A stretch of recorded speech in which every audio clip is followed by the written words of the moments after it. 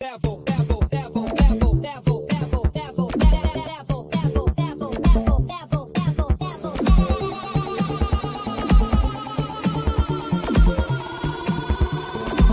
it to the next level.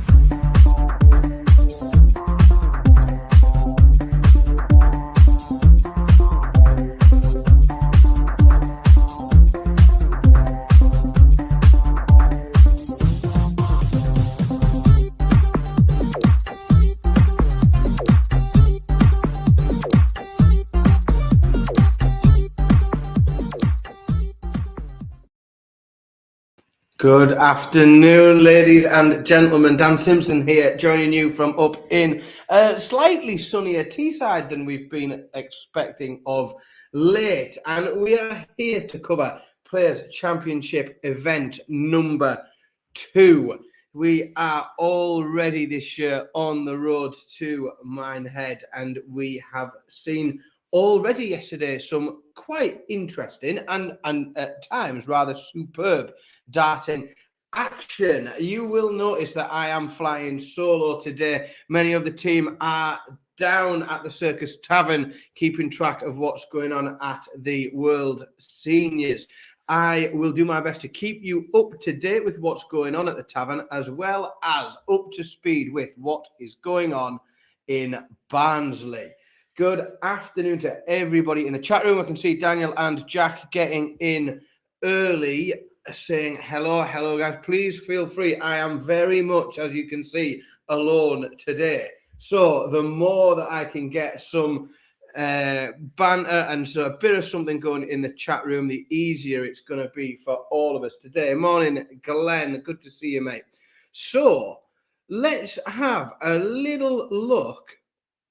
We'll get in nice early at the draw, because I think we're going to be underway fairly soon in Barnsley. Now, those of you that know the people that are the darts players that I like to keep an eye on the most will see that I am very excited about a game that's warming up on board number 8. Chris Dobie, who currently sits atop the Premier League, depending on how tight you want to go into averages, against Raymond van Barneveld. An absolutely massive game on board number 8. That surely should be something we would see later in the day. But no, on board number 8, we will be losing one of Chris Dobie or Raymond van Barneveld. Jamie Hughes had a fantastic day yesterday. Has got a tough opener on board 15 against Adrian Lewis.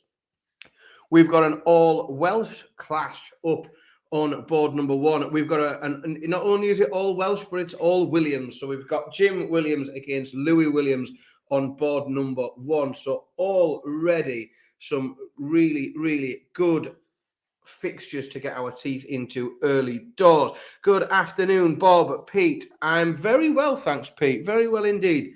It's not. Everybody knows I love Q School and I love the Q School stream, but I am all about these Players' Championships. I just think they are fascinating. We really get to see, we see some great dart in action. We get to see all the tour card holders and I suppose more than ever before, we are in a situation where we just can't pick a winner. We will have to. I will make a pick very shortly. I will ask you all for your picks as well. But I do think now, certainly this year, more than any year on these Players' Championships events, it is absolutely wide open. So let's have a quick look through the draw. Now, just looking at that comment there, Martin, where is Gerwin Price? And I'm going to guess, because I have not had a chance yet. I am seeing the draw just as I've gone live here today. So I've not really had a chance yet to get all the way through and see who is and isn't playing. But I'm going to take from your question that Gerwin Price isn't playing. I've just had a little bit of a word there from Phil that he's having a weekend off. And he has had a pretty busy week, to be honest, hasn't he? He had a big night on Thursday. The crowd was unbelievable. That was very much seeing the Premier League as I think all of us enjoy it, where we've got a full arena of people who are very much engaged with what's going on the stage. Again, just looking down, some absolutely cracking games as we go through there. Brendan Dolan against Gary Anderson. Great to see Gary Anderson at Players Championship events. There was quite a few last year where we didn't get to see Gary there, but absolutely amazing to see him. And certainly from the interviews he's been doing of late and the information we've been getting from him, looks like he is looking to dig in and really pull some results out this year in these events. So we're underway in our first, in fact, we're now underway in our first batch of games. Let's have a quick look and see what's here. Callan Ridds, who I met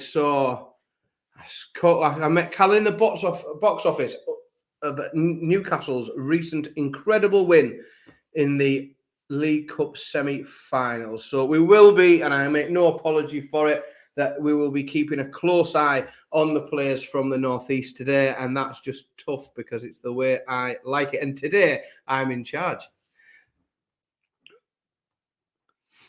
Let's have a see. Let me get some of these games up so I can have a look. So we've got a feature game up on the board, and it will surprise none of you to know what that feature game is. It is Chris Dobey against Raymond van Barneveld.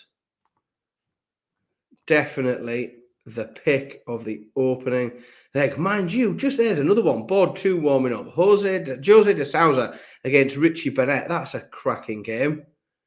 Some belters here in the first round, but what that does mean is that this draw could open up massive if we get some big hitters out early doors. We still are yet. Oh, there we go. Mike Carvenhoven has the first leg on the board of the day.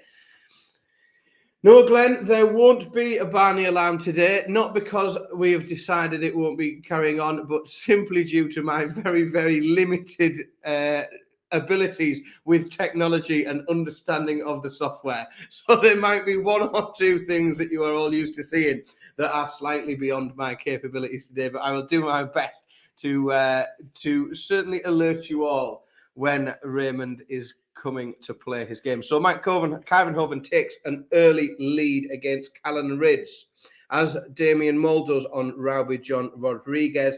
And as you will see on the stream board, Raymond van Barneveld takes the opening leg against Chris Dobey. He has done that. He's hit a 171 to get all the way down for that one. Excellent work from the Dutchman. Teresa is in and has picked Dobey for the win today. I think that is a tremendous pick. Because really, he is, without a shadow of a doubt, one of the most informed players on the whole of the darting circuit at the moment. And you have preempted me because I feel like I would have probably gone for Chris Dobey today, but without wanting to look like a copycat, I'm going to go for... Who will we go for today? Oh, I tell you what, go on then.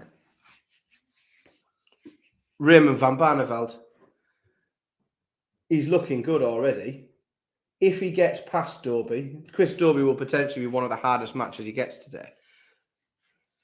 So if you're right, Teresa, I'm going out embarrassingly early. For those of you in the chat room who haven't yet put a pick in, feel free to drop the name of who you think will win today's event into the chat room. Good evening, Juanita. I hope all is well over there. Glenn is going for Nathan Aspinall, again, a player who's playing incredibly well and has had moments of brilliance recently. I'm still not convinced his game is exactly where he wants it to be, but we've seen some exceptional stuff. He seems to be finding that treble 20 relentlessly. The regrips that we've seen from him, we've seen nowhere near as many, certainly in the last couple of weeks. Raymond van Barneveld off to a stormer, averaging 107, has took the early break and gone 2-0 up over Chris Dobey. Adrian Lewis, goodness me, 3.6 average. Must be a 10 data over Jamie Hughes, who can't get a look in. Robin has gone for Luke Humphreys, as has Pete. Yeah, Luke Humphreys had an unbelievable win yesterday, averaging 119, I believe, with a 6-1 win. Luke Humphreys, as we know, still with a lot to prove, still wanting to make the point that he was overlooked for that Premier League spot. There are still some people on Planet Darts very, very cross about that choice. Juanita is going for Chizzy. Bob has gone for Dylan Slevin. Yeah, another player new to the Players' Championship circuit, certainly with a tour card in hand, and looking like he's got off to a great start yesterday. I only saw bits and pieces. I was a busy lad yesterday, but certainly looks like Dylan Slevin is a player to watch in these floor tournaments. MODUS Rasma with an early break on board 3, goes 2-0 up on Florian Hempel. And Callan Ridge with a break back. He started off 1-0 down over Mike Kivenhoven, has got into the lead now, 2-1 to Callan Ridge. Another one of our newly appointed tour card holders, Richard Veenstra, who came through Q School just a few weeks ago. He goes 2-1 up on Kim Hybrids. We've got a lot of the new tour card holders in these opening set of games. Another one, Adam Smith-Neal, goes 2-1 down against Krzysztof Ratajski.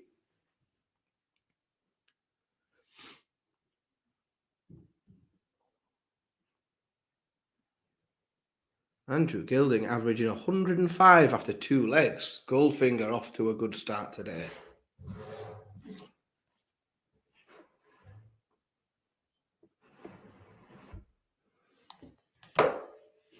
Apologies, I'm just moving my cup of tea a little closer. I will get into trouble if I end up leaving rings on this table. 3-0 up now, MODUS Rasma. Florian Hempel, not a huge difference in the averages, but MODUS Rasma just keeping Hempel at bay at the minute. This is becoming a little bit more of a game over on our featured game. Remember Van Barneveld, 2-2, but Chris Dovey, what a shot that is. After 2 incredible visits of 134 and 140, comes back and takes out 134 to break back and pull the tie back to 2-all. Dovey can't, however, find a treble in his opening visit. So this one very, very much back and forth.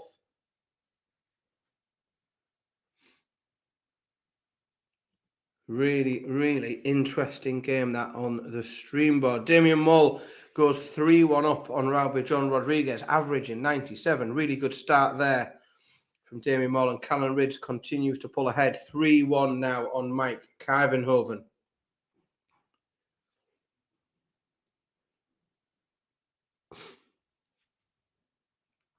Andrew Gilding has managed, still averaging up around 100, but has slipped 2-1 back to Jeff Smith, the Canadian.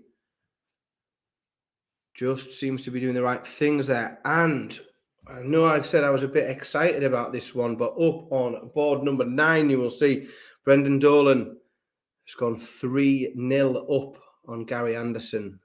Anderson only managing at this stage an 80 average, but has come to the Yoki first in this leg, opened with a 1-2-1. But it is in this short, and he follows that 1-2-1 with a 140. So Anderson definitely having a much better leg here. But in this short form, 1st to 6, 3-0 down is a mountain to climb indeed for the Scotsman.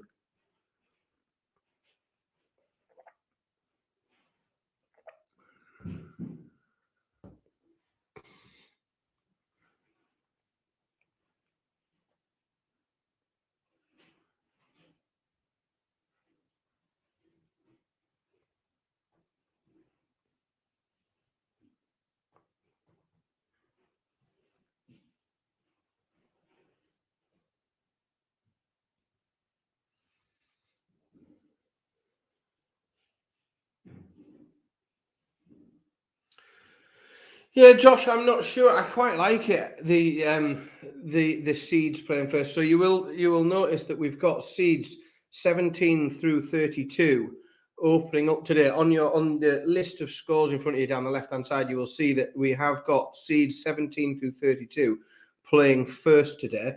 I don't know if that format is here to stay, but I kind of hope it is, because I am a fan of it. I think it's good. Certainly, when we want to get into the action nice and early, we get lots and lots and lots of big names on the board quickly, so that when we start here at 1 o'clock, we've got all of these, let's say, players up the top end of the rankings to talk about quickly. Mike Carbenhoven pulls a leg back on Callan Rids as Damian Mull extends his lead now over John Rodriguez to 4-1.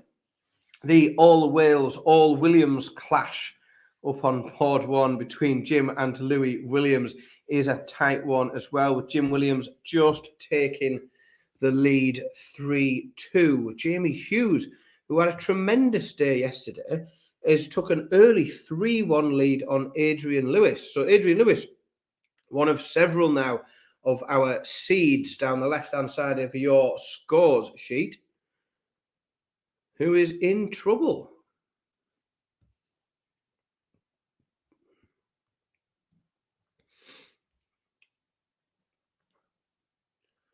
Kim Hybrex, I was about to say, has managed to level that game up 3-all. And as the words were about to come out of my mouth, Richard Veenstra pulls ahead again. That's a really interesting game. Hybrex just around 7-8 points ahead in the averages, but Veenstra clearly taking out the finishes he needs to take those legs.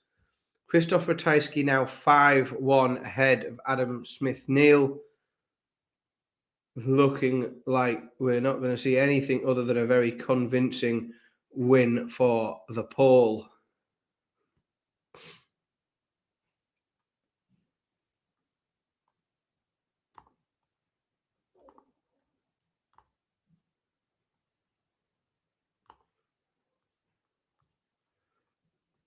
Yeah, I tell you what, it's a lot to keep track of on your own, all these games at once. But I think I'm just about over it. If anybody sees anything interesting that I'm missing, please, for goodness sake, put it in the chat.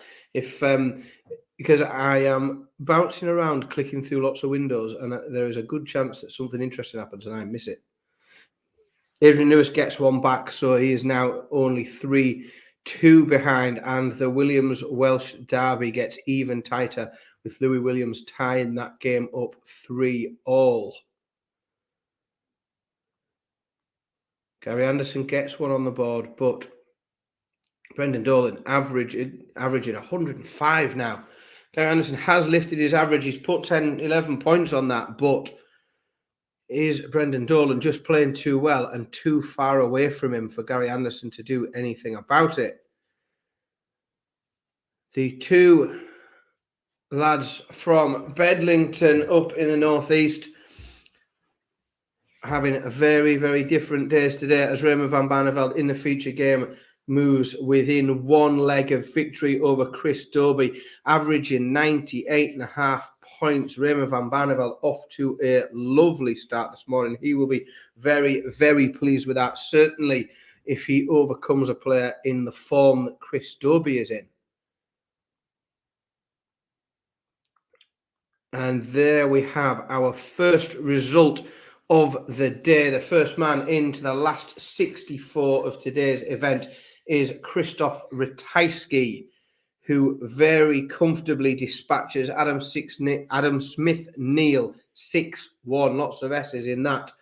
And Ratajski moves on to the next stage of today's tournament.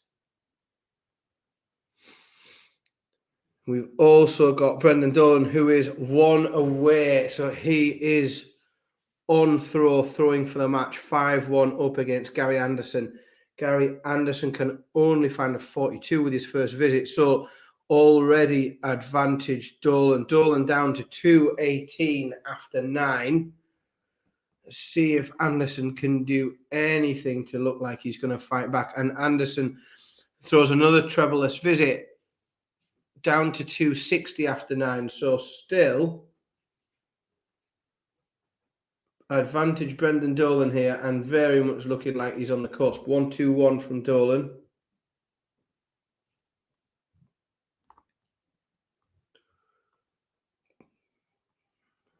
Let's have a quick look.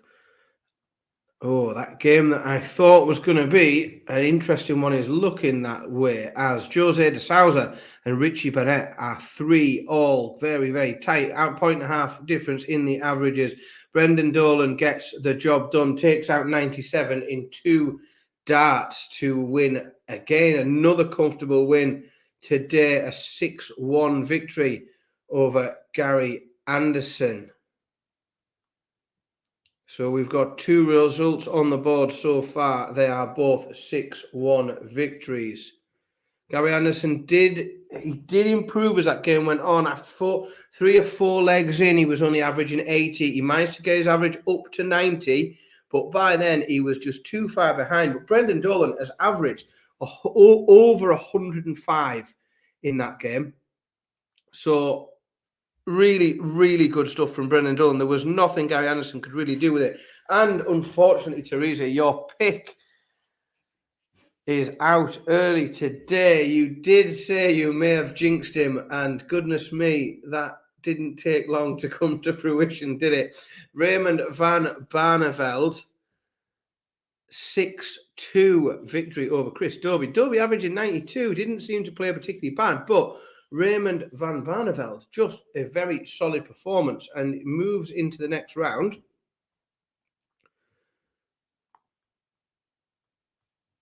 Very comfortably. Roby John Rodriguez fighting back. He was 4-1 down to Damian Mull. It's now 4-all in that game. Averages are virtually identical, but Roby John Rodriguez looked like he was on the verge of going home, and he's fought his way back incredibly well there. James Wade through 6-2 against Jurgen van der Velde. Solid performance there. James Wade 6-2 up with a 92 average. Very, very James Wade-like. And we do have over on board number 5, our first noble leg of the day, as this has been a great game to follow so far. Kim Huybrechts and Richard Veenstra are 5 apiece. Huybrechts has opened 140-100. Veenstra not putting the pressure on. There's 10 points ahead, but Kim Huybrechts could just nick the darts here. Huybrechts down to 161 after 9 in this noble leg. So Richard Veenstra really going to have to fight at least 2 trebles here. Only finds 1, not down to a finish. So Kim Huybrechts will get 6 darts from 161 in this noble leg to dispatch another one of our new tour card holders in Richard Veenstra. While that's going on, another couple of results. The results are coming thick and fast now. Jamie Hughes, a 6-2 victory over Adrian Lewis. Callan Ridge, a 6-3 victory over Mike Kuyvenhoven. And Gabriel Clemens, the German giant, with another 6-3 victory against Jan van Veen. So only in this new format of seeds 17 through 32, so far we have only lost 2 of those seeds, and that is Chris Dobie and Adrian Lewis. Richard Veenstra comes from absolutely nowhere to get in that leg. He looked like he was done and dusted. Kim Huybrechts couldn't get rid of 161 in 6 darts. And Richard Veenstra dispatches another one of our seeds today with a 6-5 win. Good performance. You'll notice on the streaming board, on the feature board, we've now got Darryl Gurney and Graham Usher. Graham Usher with the advantage at the moment. For another tight game. And speaking of tight games, I've come back in and checked on this one quite a few times. The Welsh Williams Derby. Louis and Jim Williams, they move into our second noble leg of the day.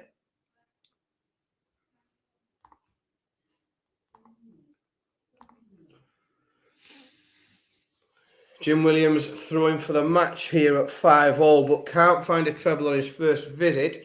Does manage to pluck a 140 out in his second visit. So still advantage Jim Williams here in this very tight Welsh Williams affair. Stephen Bunting, 6-3 winner. I am trying to keep track of all these results because they come in very thick and fast while there's some interesting things going on. Stephen Bunting, a 6-3 winner over Martijn Kleermaker. Averaging 100 there, a good start to the day for the Bullet.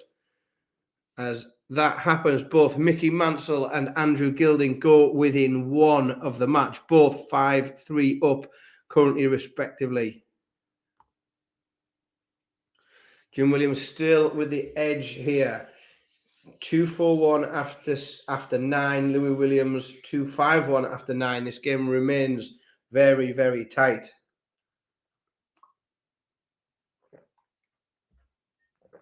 Big 140 from Louis Williams. So that little bit of pressure on this 160 from Jim Williams. Graham Usher on the feature game goes within 1. And Darrell Gurney with this 142.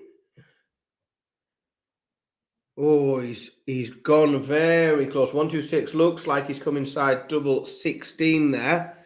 Graham Usher will get a chance to throw for the match. Can't take it out, that 141. So Darrell Gurney, 3 darts to get rid of 16 to stay in this match. Jim Williams, 3 darts at tops for the match. 120 at the exact right time. Leaves him 40.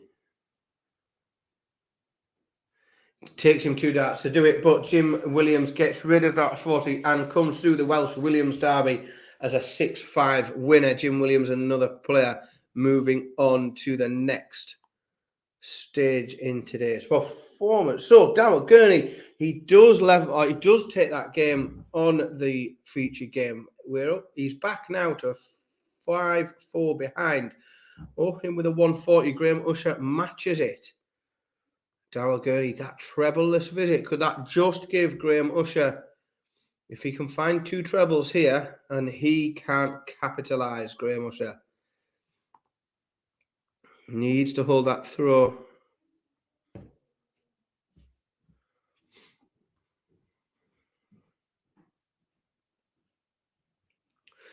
Another result there, Mickey Mansell, a 6-3 winner over Martin Lukeman. Averaging 100 there, a good start to the day for Mickey Mansell.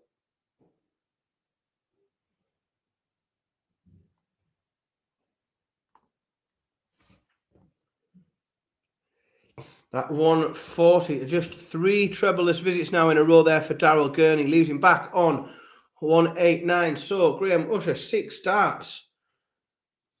105 is a good visit because Darrell Gurney, not on a finish, can only put pressure on the 57 of Graham Usher. That is not a huge amount of pressure. A 4th treble-less visit in a row for Darrell Gurney on this featured game. Graham Usher will get 3 darts at 57 for the match. He's missed tops, but Darrell Gurney is going to need a big check out here. He's going to need to take that 130. Because you would fancy Graham Usher with 3 darts at double 10. Gurney nowhere near. Another treble-less visit there. 3 match darts for Graham Usher.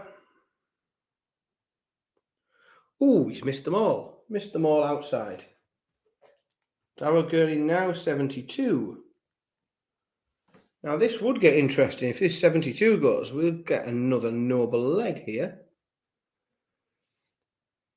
Having Graham Usher missed. Oh, and the 72 goals for Darrell Gurney. So after Graham Usher misses multiple match darts and was home and dry, you would have thought, in this game, Graham Usher will have the darts in this leg. Another noble leg ongoing at the same time that I will talk you through, because You can see Gurney against Usher on the feature game there on the screen. But Jose de Souza and Richie Burnett are also battling away in a 5-all noble leg.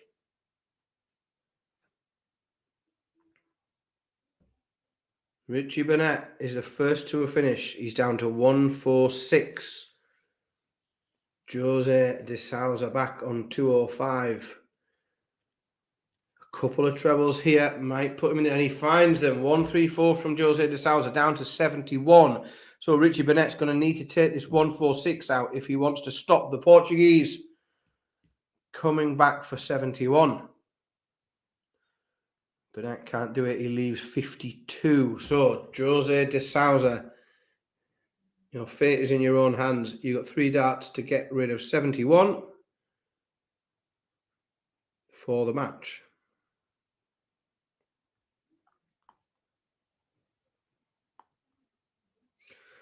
Oh, Jose de Souza can't do it. He's down. He leaves 40, but Richie Burnett, 3 darts at 52 for the match here. It's just slightly ahead, we think.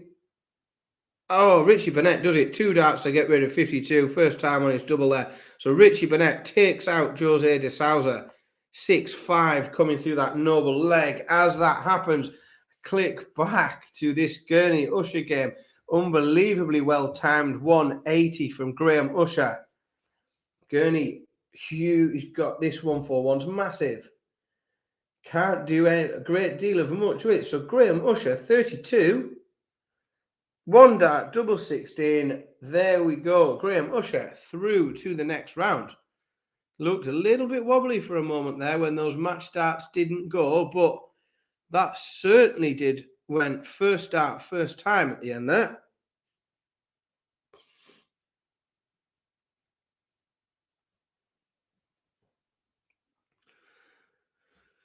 Right, let's have a look at what's been going on while those 2 noble legs were exciting us. The Joker is on show. John O'Shea on board number 12 against Ross Montgomery. Kevin Dutz with a 3-0 lead, running away early against Nick Fulwell. Jules Van Dongen 2-0 up on Ronnie Huybrechts. Good afternoon, Rob.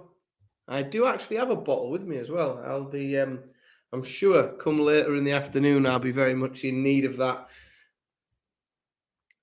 Pellegrino. Ricardo Petresco, 3-1 up on Darius Labanauskas.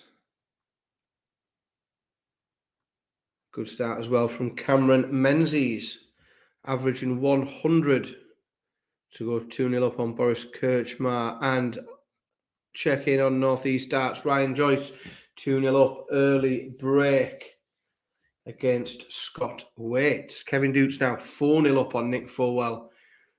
Doesn't look the greatest game in the world. 85 average and 81 average, but Kevin Dutz getting off to a good start. The Aaron Monk, another good solid early performance from one of our new tour card holders as Aaron Monk goes 3-1 up on Radek Sadansky. Averaging 91. Aaron Monk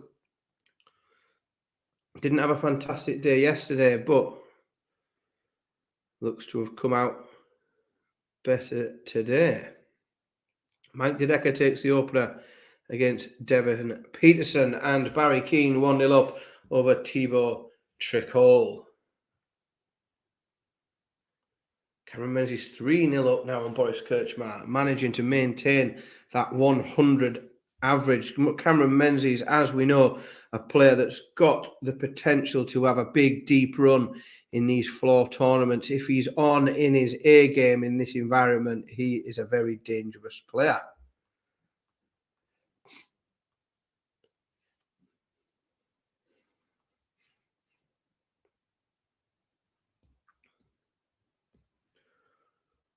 Ross Montgomery there on your feature game, 2-1 up.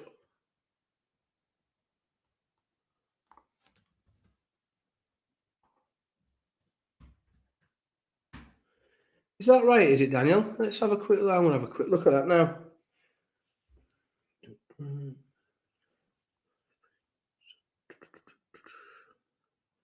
Hey, you are right.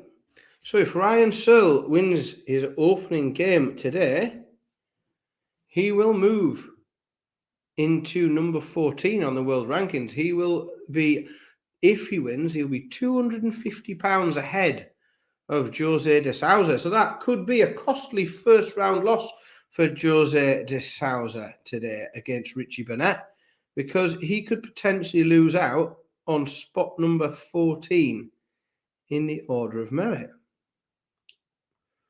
Well spotted that. Very well spotted.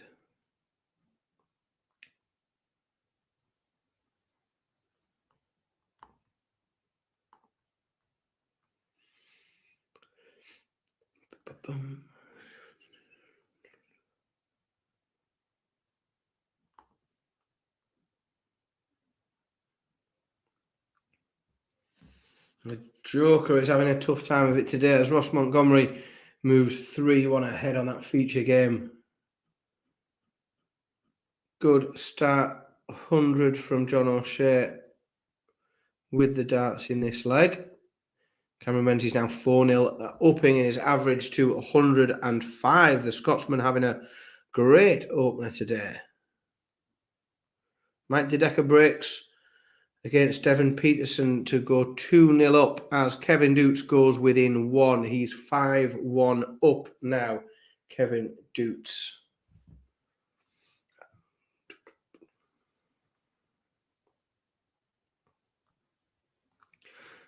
And that, as goodness me, that he's getting through this game quickly as Cameron Menzies gets up to a 5-0 lead now on Boris Kirchmark, still managing to maintain that 105 average.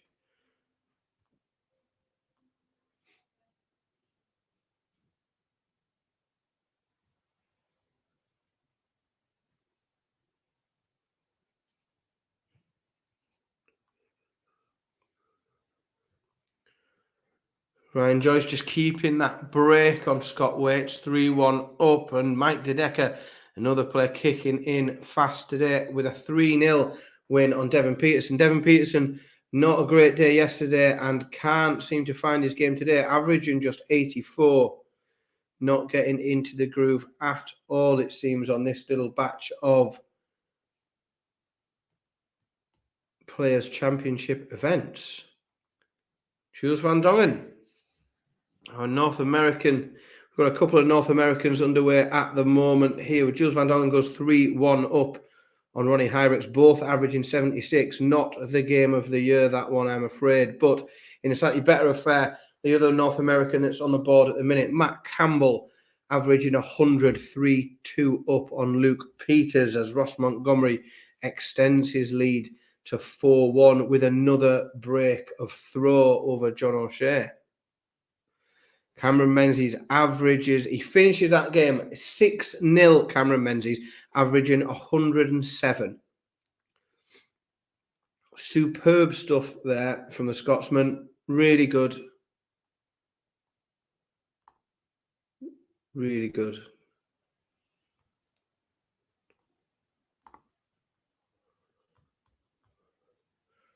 Kevin Doots, I think, the inevitable 6-1 winner against Nick Fulwell, was flying, was always well ahead in that game, gets the job done, averaging 90.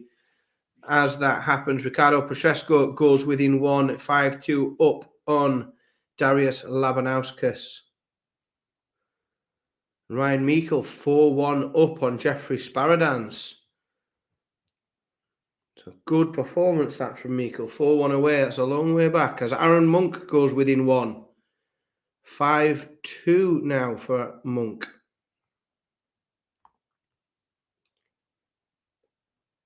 Monk now through for the match as well. Darts in hand at 5-2 up.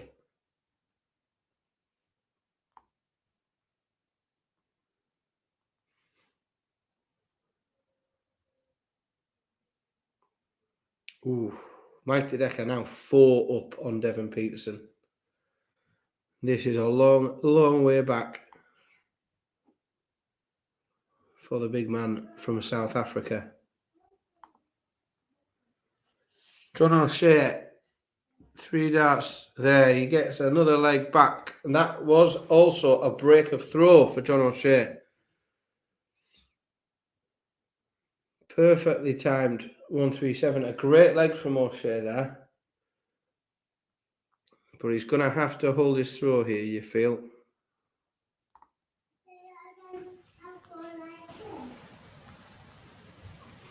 Thibaut Tricot fighting his way back against Barry Keane. 2-2 they are now in that game. Neither playing particularly fantastic. But goodness me, on board 11, Josh Payne and Ricky Evans. Josh Payne is 2-0 up, averaging 111 against Ricky Evans' 113. An absolute flyer. Yeah, Tommy, that was another interesting game. It doesn't look like Adrian Lewis has done a lot wrong in that game. He certainly played well with a ton average, but Jamie Hughes doing the right things at the right time, so it seems. Aaron Monk gets the victory, 6-2. Very solid performance there. The 92 average up on board 4, moving through. So after a bit of a rough day yesterday, Aaron Monk looking to get moving in the Players' Championship, taking advantage of that tour card he picked up back at Q School. John O'Shea finding a 180 in this leg. Still very much in the driving seat here. He's got a lot of work to do in this game, but certainly looking like making a game of it.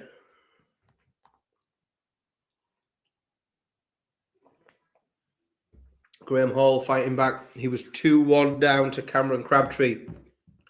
Now 3-2 ahead. Ryan Joyce still with a break in hand, 4-2 up on Scott Waits, as Devon Peterson gets a leg on the board. Now just 4-1 behind Mike DeDecker.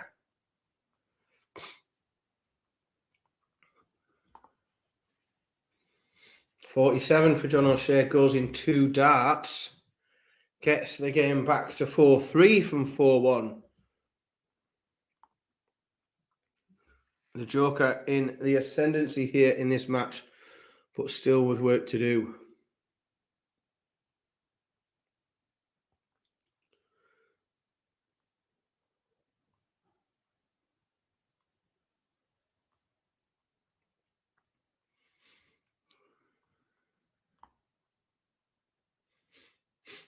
So a big opening visit from Russell Montgomery. Daniel, is Ryan Searle playing now? Ryan Searle is warming.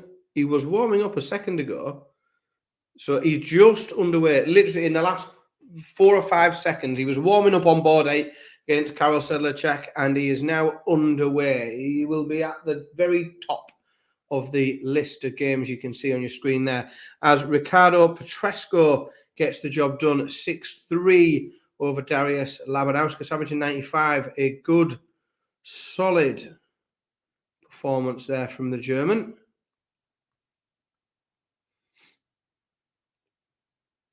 As Jules Van Dongen goes within 1, 5-1 up.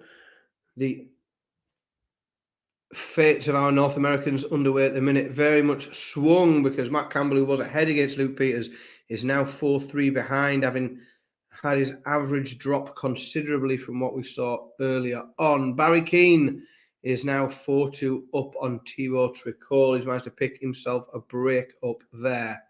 Josh Payne still averaging 100, 3-2 up on Ricky Evans. O'Shea really struggling there in that leg for a treble. And then with the darts in hand, struggling for a treble as well. So Ross Montgomery with an opportunity here, 5-3 up.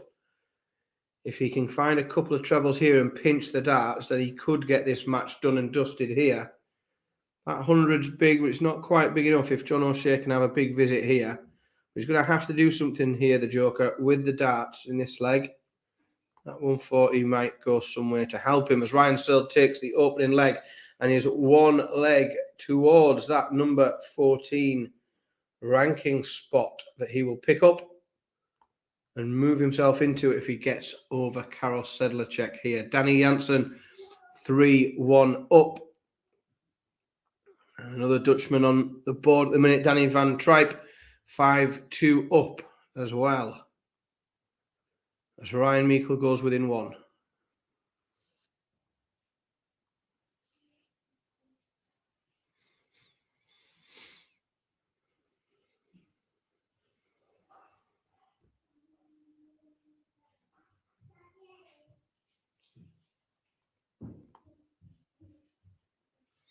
And that's a couple of very big, impressive visits from both players in this leg. Ross Montgomery down to 81 after 9, but not in the driving seat after that. 177 from John O'Shea means he will have 3 darts to break. He only needs 2 to do it. Ross Montgomery now throwing for the match.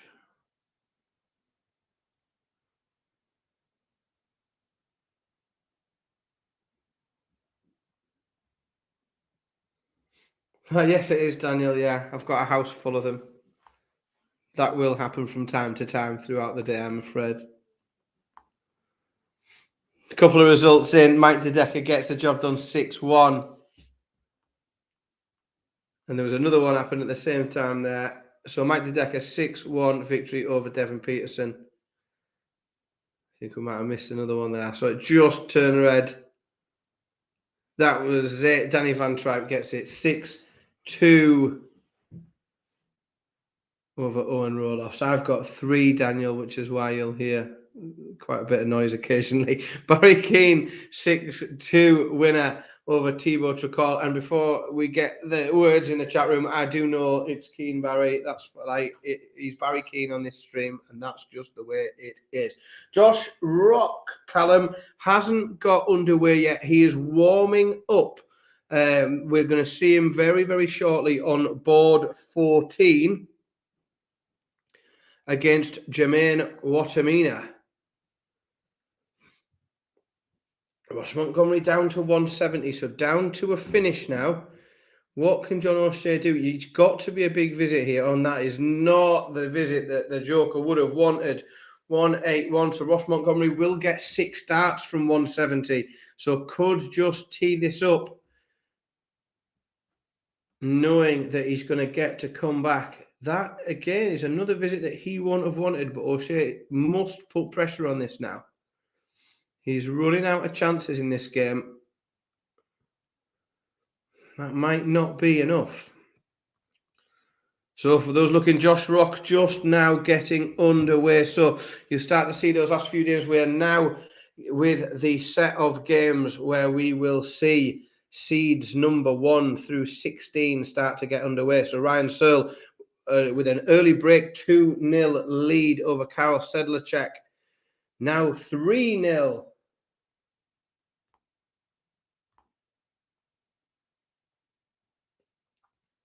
I don't know why I've gone full screen. Somebody must have done something in the background. I'm going to guess it was Mr. Bars. He might be tinkering with something. I'll try and keep you in the loop on all the scores. Let me see why that's happened.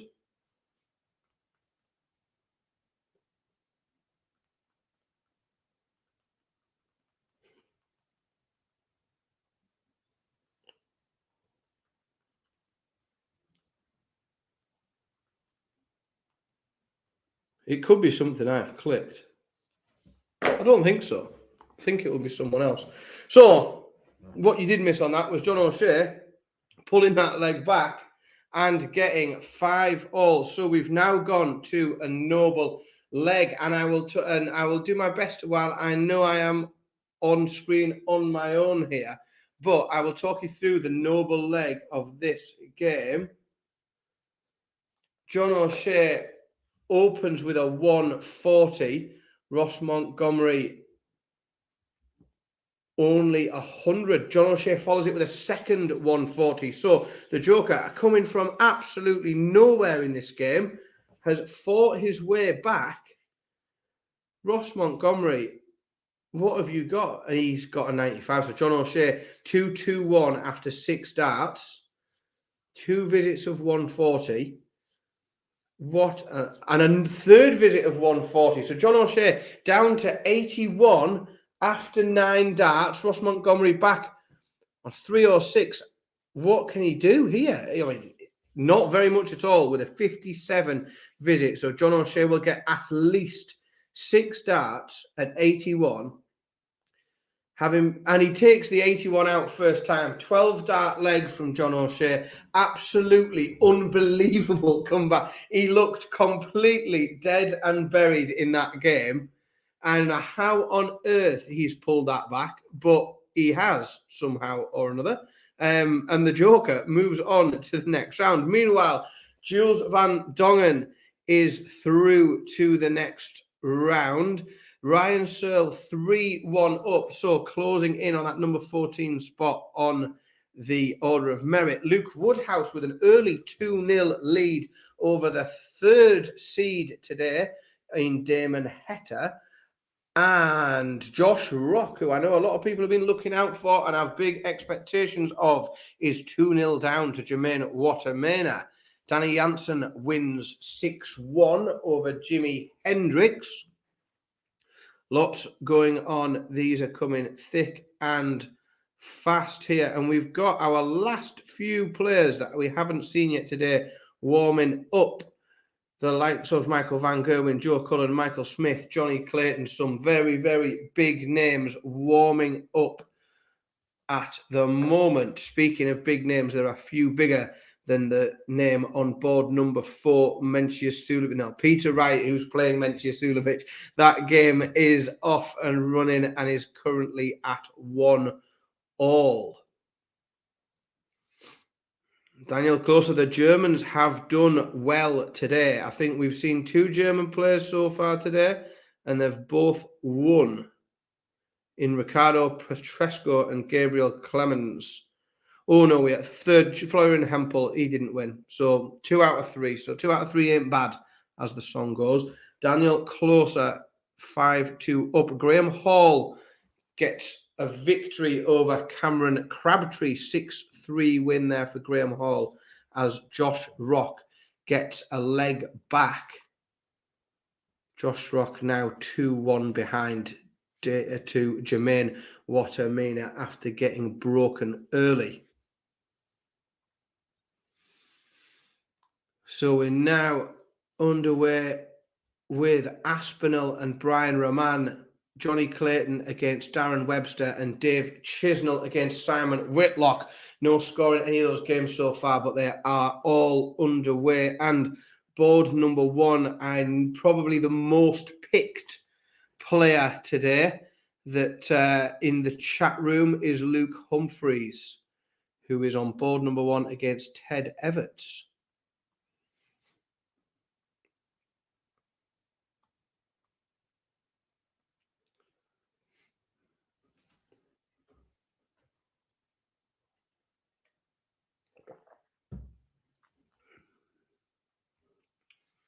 Well, Mencius Sulovic goes ahead of Peter Wright, averaging 103. Good start there for the Austrian, as Luke Woodhouse keeps his breaker throw ahead of Damon Heta. 3-1 up, Luke Woodhouse is now.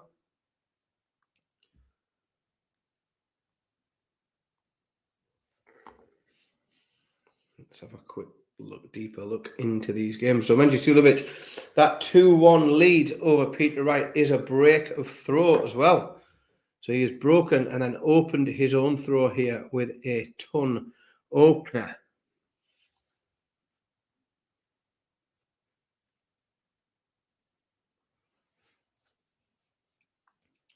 Vladimir Anderson just fighting his way back against Daniel Klose. Daniel Klose within one of the match, 5-3 up now, but he was 5-2 up.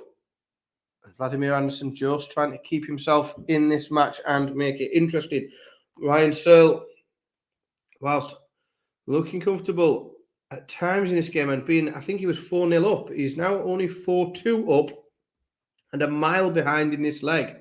So Karel Sedlacek with the advantage in this one and clawing his way back from 4-0 down and looking to make this one a little bit competitive. Josh Rock has got 170 left. And he looks like he's gone close. He scored 130, 40 left. Jermaine Watermena with 130 remaining, but can't do it. 3-1 up Watermena is against Rock here.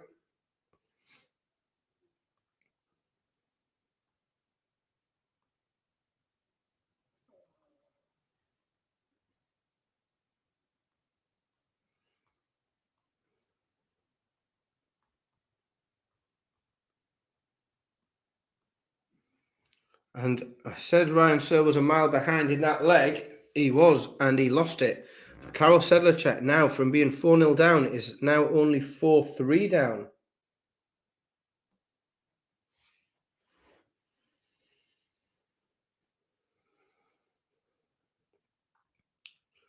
World champion Michael Smith takes the opening leg against Jose Justicia, averaging a mere 125.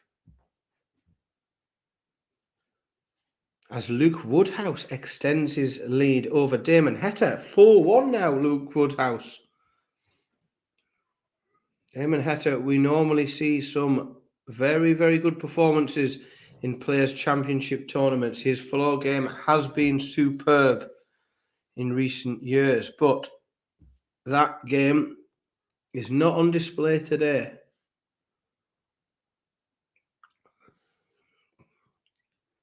Karol Sedlacek in this leg has hit a 180, a 134 and a ton. He's down to 49 while Searle is on 130.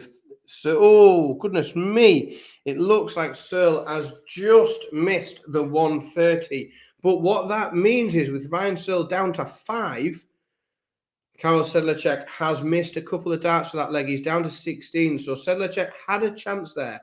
He had at least 2 darts at double to level this game up. Ryan Searle takes out the 5 in 3 darts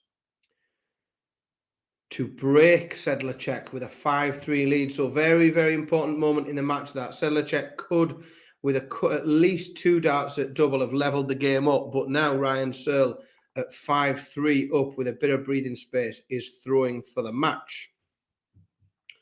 Josh Rock seems to have found his groove a little bit, because Josh Rock is now 3-all with Jermaine Watermena.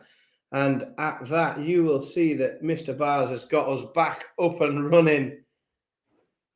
And I think we've now got some scores and a feature game again on the screen, which is marvellous. Feature game we've got is, and I'm sure you will not be surprised to see, Brian Rahman beating Nathan Aspinall. What? Yep. That's what we've got. We've got Brian Rahman 2-1 up on the Nathan Aspinall. Daniel Corsa, having been 5-1 up, is now only 5-4 up. So doing his very best to try and snatch defeat from the jaws of victory here. As Josh Rock he got off to a really slow start, Josh Rock, but has had 3 or 4 incredible legs on the bounce. And from 3-1 down is now 4-3 up on Jermaine Watermena. Peter Wright wins 3 on the spin. And is now 3-2 up on Mencia Sulovic.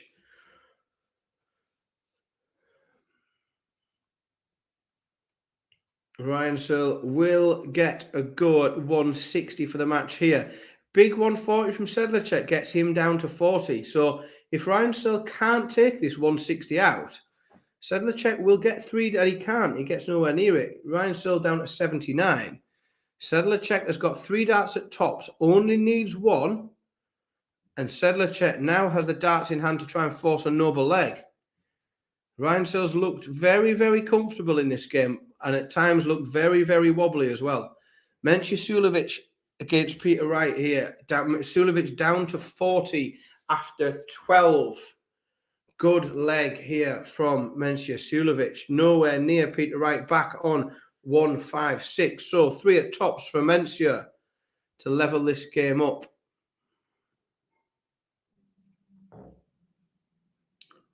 Taking some time to update.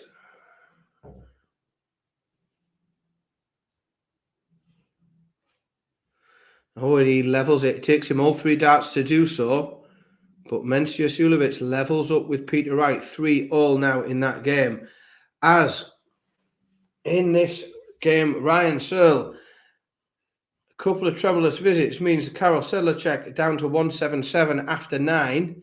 It's not a finish, but he will without doubt be the first to have finished in this leg. Sedlacek goes 140, 140, 137 after a poor opening first visit. But the important thing is Karol Sedlacek has got 3 darts at tops with Ryan Searle back on 203. So he's actually got 6 darts at tops if he needs them to force a noble leg in this game. Sedlacek will need them because it is 3 darts he had at tops. He's not managed to hit it. Searle, though, back on 103, only throws a 63.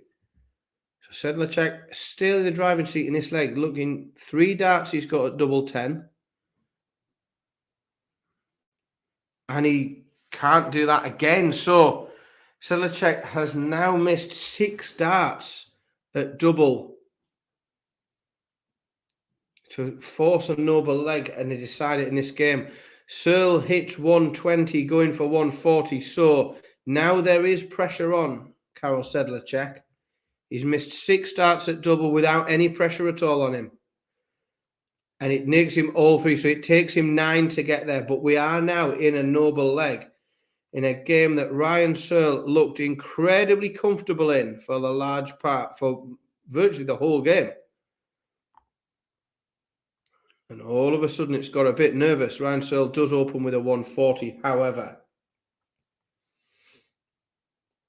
Jermaine Watermena fighting back in this game. This is an absolute cracker of a game, both averaging 100, Josh Rock and Jermaine Watermena.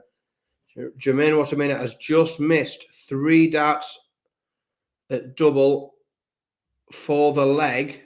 4-all here. So if Josh Rock can get rid of this 86, he will go within 1. Searle leaves 1-2-1 after 9. So does Karol Sedlacek. So both players here in this noble leg, leaving 1-2-1 after 9. Probably saved the best leg of the match to last. Oh, Ryan Searle looks like he's missed the bull. 96 there, leaving 25. So Ryan Searle looks like he's missed a match dart at the bull. Sedlacek takes out 1-2-1. What a leg. Karol Sedlacek, ton 140, 140, 1-2-1. Ryan Searle will not today be moving into the number 14 spot in the world because Karol Sedlacek has beaten him in the first round. Wow. He came from absolutely nowhere, and that was the best leg I've watched today that he managed to find in the very, very last throw. Wow, incredible. Brilliant. Right, what's going on elsewhere? Because that was a bit distracting, that game. Right, so Josh Rock is now within 1. He's got 3 darts to get rid of 150. 3 bulls. Josh, that's the way I would go. He hasn't gone that way. He's still got 92 left.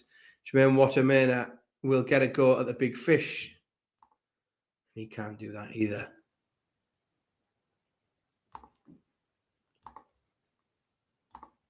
Josh Rock takes out 92 to win the match 6-4. So Josh Rock, who I know there are plenty in the chat room following, gets the job done there. Martin Schindler, 3-0 lead for Pascal Ruprecht. Good start to the day for Schindler there. Upon board number 3, Dirk van Duivenbode and Mervyn King. 1-all. Very even that. Luke Humphreys, a lot of people's pick. I would say 50% of the chat room's pick today. Luke Humphreys is 3-2 behind. And if he doesn't take out 158, Ted Everts is going to get 3 darts at 56. He doesn't. So Ted Everts, 3 darts at 56 for a 4-2 lead here against Luke Humphries, who was the pick of the vast majority of people going into today's event.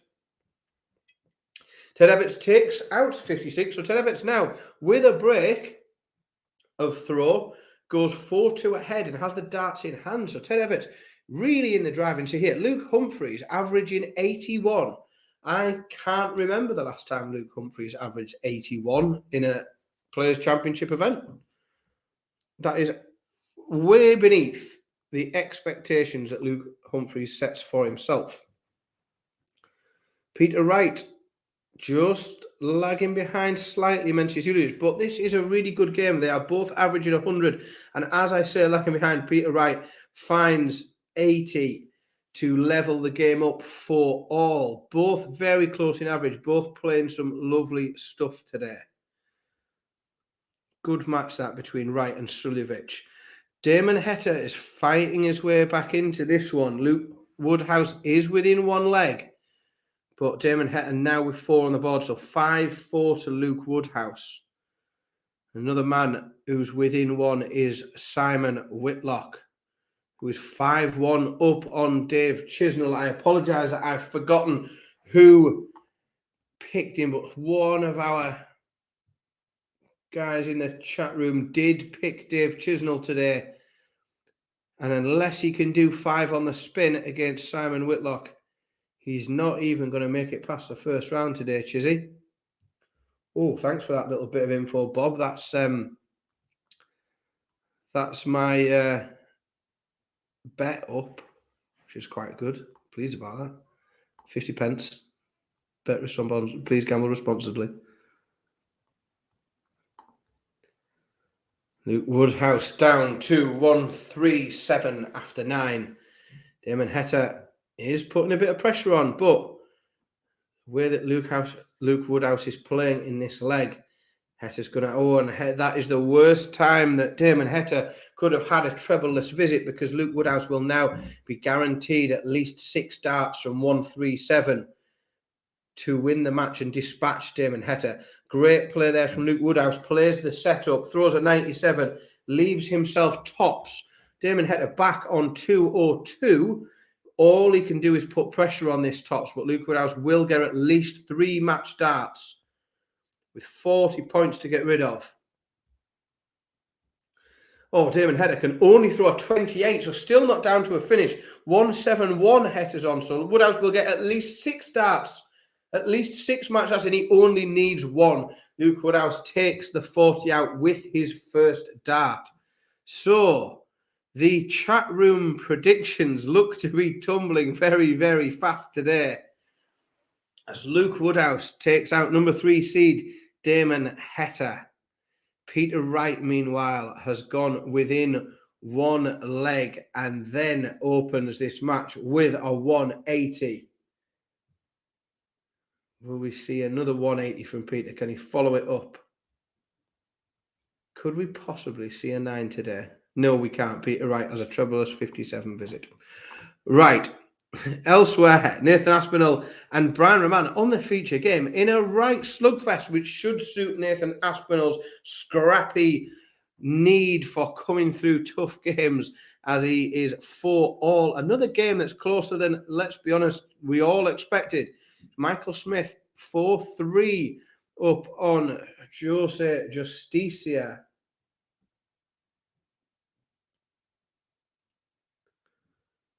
And if Michael Smith can't get rid of 158, Justicia will have 3 at 32.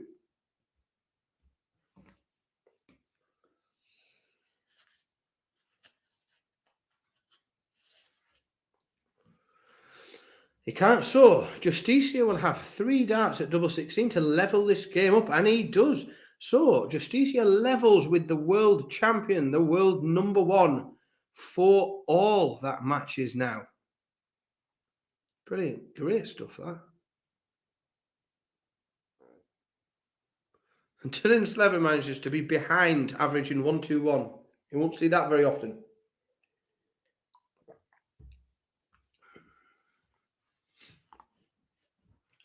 Oh, Ted Everett 5-3 up now on Luke Humphries, and that was another break of throw for Super Ted. So Ted Everett now has the darts in hand and throwing for the match, not under a huge amount of pressure, with a break in hand at 5-3 up Ted Everett, as Peter Wright, who seemed to find his A game towards the back end of that. It was very back and forth. It was a really good game, quite level. And then just those last 3 legs or so, Peter Wright really picking it up. That's a cracking game, that, Glenn. Well spotted. Callan Ridge against Cameron Menzies is an absolute belter of a game. I am here for that all day long. Dave Chisnell just mounting a bit of a comeback against Simon Whitlock. Simon Whitlock was within 1 and has been for a few legs. He was 5-1 up. Chisnell wins a couple on the spin. Now 5-3 to the Wizard. Still very much looking good. Ted Everett under a bit of pressure as Luke Humphries down to 1-2-1 after 9. What can Everett do? Can he set up? He gets himself down to 76. So if Humphries can't take out this 1-2-1, Everett will, and he can't. He looks like he's missed a bull for it. 25 left for Humphries. Everett's 76 for the match. He's been playing really good in this game, Everett. His finishing's been great. He leaves tops. Luke Humphries, 25 for a break. And he takes 25 out. So Humphries breaks. He's still behind 5-4 Everts in that one.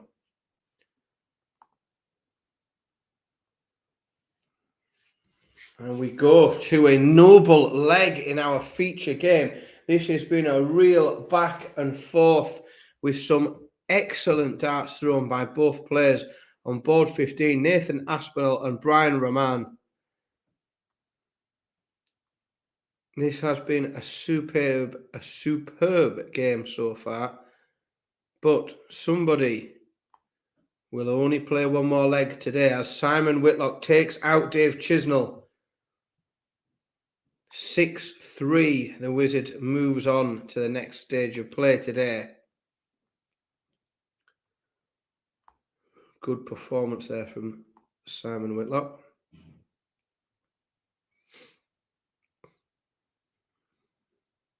And we've got a noble leg on board number 9, Michael Van Gerwen. As William O'Connor pulls that match level, 5-all between Michael Van Gerwen and Willie O'Connor. Steve Lennon with an early break goes 2-0 up on Jeffrey Deswan, as Dimitri Vandenberg also with an early break. And Brian Rahman gets the job done. 6-5. Brian Rahman beats Nathan Aspinall. That early visit there, Aspinall only finding a 26 as Rahman hits a max. Hugely swung the balance in that leg into the favour of the Belgian. And Brian Rahman dispatches another one of our big picks for the day. Certainly in the chat room. Now, the big pick that everyone was behind, Luke Humphries now 5-all against Ted Everett. Ted Everett throwing first, opens with a 140. So definitely now advantage Ted Everett, as Luke Humphries can only find a 51. So Everett's already with 100 points advantage.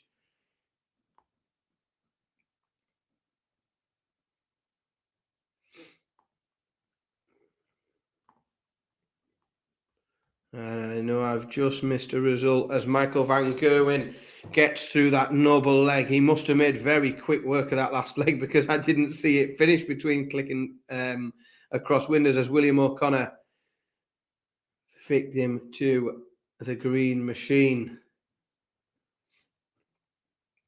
Everett's down to 224 after 9. Humphries back on 267 after 9, so still advantage Ted Everett's here. You would expect he'd be the first to a finish here from 224. If he can find a treble, he will at least give himself a chance to throw for the match here. He does. He finds a 140, so Everett's down to 84. Let's see how much pressure will come from Humphries, but you've got it needs a big visit from Humphries now. Humphries down to 127. Ted Everett's 3 darts for the match to get rid of 84. This is the sort of checkout that he's picked up today. Oh, he's gone very close. Very close. He looks like he's come inside double 12. So, but Everett's down to 12. So he will come back for double 6. Humphries can't take out the 137. So 3 match darts for Ted Everett's on double 6. Humphries is poised, looking for tops. Looking for 40 if Everett's can't take this double 6 out. And he can't. Everett scores 6. So Luke Humphries, having survived match darts against Ted Everett, and Luke Humphries takes it out with his first dart, pins double 20. And having survived multiple match darts from Ted Everett, Luke Humphries is the player that moves through to the next round. Dimitri Vandenberg, 5-1 up at the minute on Jamie Clark, looking very comfortable. Very comfortable indeed. And Dirk van Duijvenbode against the man whose shirt I am modelling today, Mervyn King, 4-all. Very tight affair. Steve Lennon off to a great start as he takes the his fourth leg anyway. 4-1 on Jeffrey Deswan. Steve Beaton gets up on George Killington. Feature game is looking good as well. Danny Noppert and Dylan Slevin both averaging over 100, 2-all at the moment, but Dylan Slevin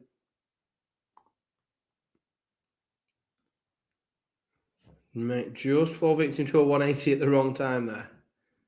Looked really good them first couple of visits in that leg, and then that 180 from Danny Noppert might have just spun this leg on its head.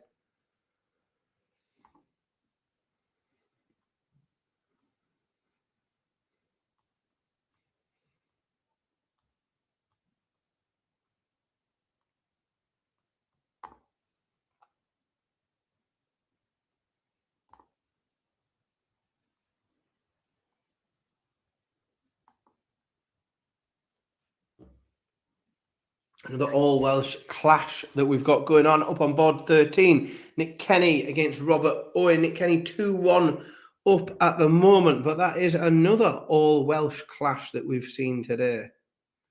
Jim Williams victorious in the first one that we saw, our first batch of games against Louis Williams in the Welsh Williams Derby.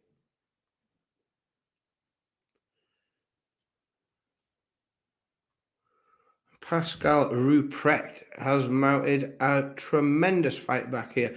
Martin Schindler has been within one, repeatedly looked like winning this match and getting it done. But Ruprecht has fought his way back in, is now just 5-4 behind in that match against Martin Schindler. And that was a breaker throw as well. So Ruprecht now with the darts in hand to try and force a noble leg as Stephen Burton goes 3-1 up on Joe Mernon. Dirk van Duijvenbode goes within one, 5-4 ahead against Mervyn King.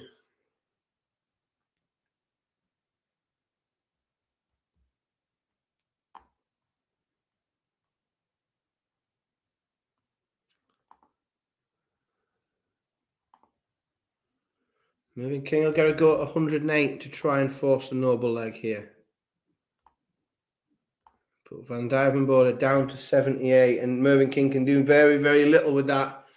So Van Duijvenbode looking like getting the job done here. He's got 3 darts to get rid of 78 for the match and to move through to the next round. And he takes the 78 out. So Dirk van Duijvenbode, the Ober Genius, dispatches Mervyn King and moves through to the round of 64.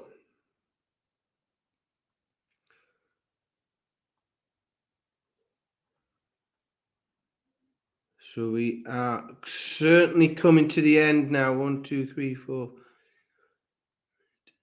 We've probably only got 3 or 4 more games to get underway in this first round of 128. So we are coming towards the end of this part of the tournament, and it is starting to, or the next round of games is just starting to take shape.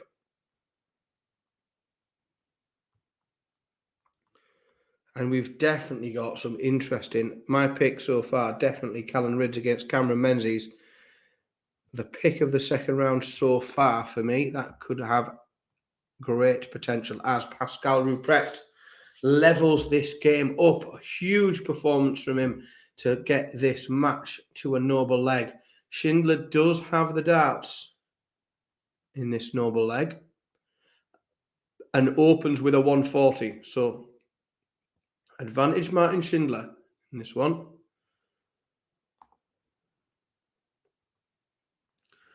An early break from Christoph Kachuk as he goes 2-0 up over Vincent van der Voort.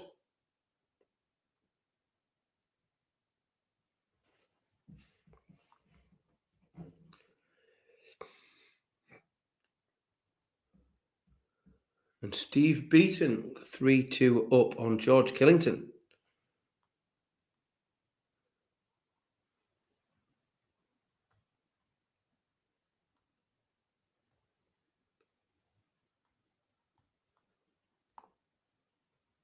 This is very tight. Schindler down to 210 after 9 darts.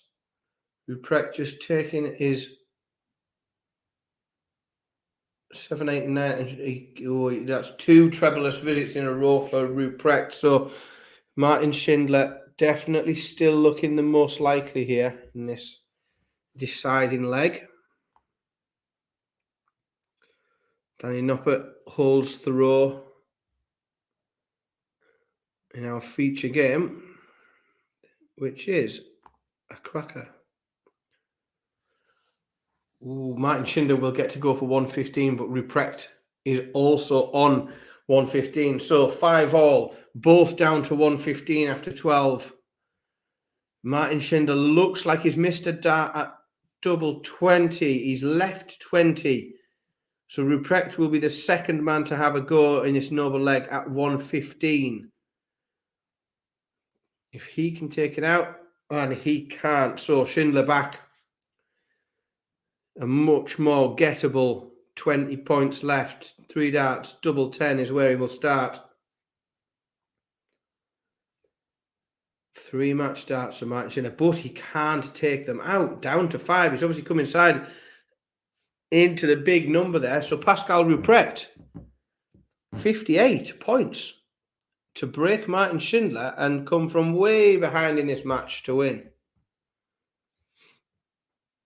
Can Ruprecht get rid of this 58? And he does. It takes him 3 darts to do it. Pascal Ruprecht comes from way behind, fights his way back into the match, and then breaks in the noble leg to dispatch Martin Schindler and move through to the next round.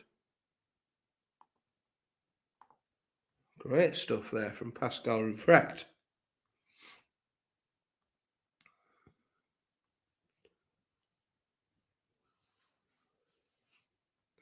Right, what's going on? So, Jeffrey Deswan has fought his way back into the game. Lots of people coming from behind today. Is it people coming from behind, or are people throwing away big leads? One or the other, probably a combination of both. Stephen Burton now goes within 1. He's 5-2 up on Joe Mernon. Jeffrey Deswan has fought his way back to 4 all with Steve Lennon. The all-Welsh clash between Nick Kenny and Robert Owen is tied up at 3 apiece. Steve Beaton remains a break ahead of George Killington, 4-2. Adam Gavlas, 3-0 up on Keegan Brown at the moment. Christoph Kachuk, 3-0 now over Vincent van der Voort. Yeah, I completely agree, Bob. Dylan Slevin looks like a great great addition to the tour. He just looks to be able to be competitive at any level. No matter who he draws in the draw. As I say, he's drawn Danny Noppert today, which not many people would fancy. And he's certainly making a game of it. But he's come in today. He's playing the number 8 in the world. And whilst we are seeing a big leg here from Noppert as he goes ton 140.95, so 166 after 9. Dylan Slevin is definitely a great addition to the tour this year.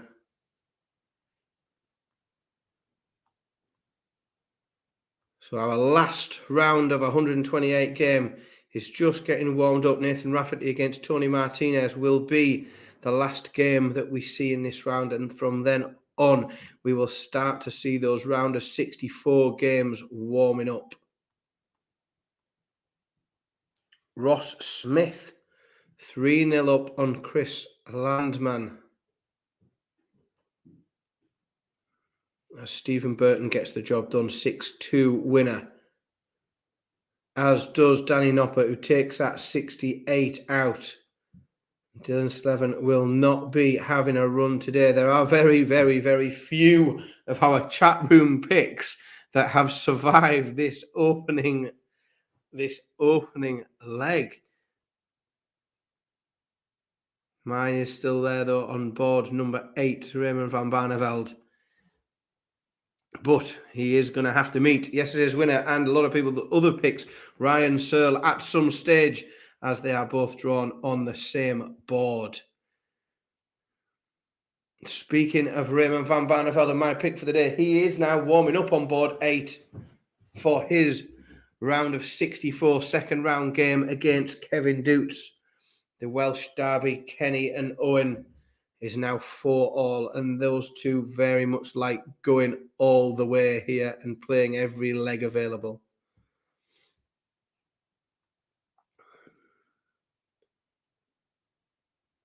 Steve Lennon and Jeffrey Deswan go to a noble leg as Jeffrey Deswan levels up that match 5-all, and we will now see a decider.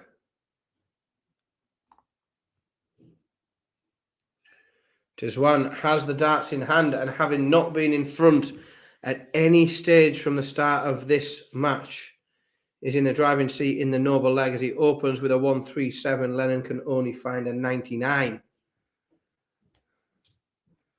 So Jeffrey Deswan making a very late move in this match.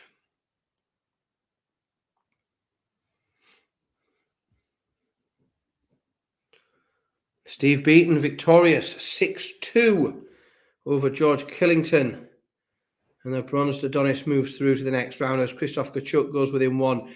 5-0. He's beating Vincent van der Voort. And Big Vincent has not had a particularly good game there today.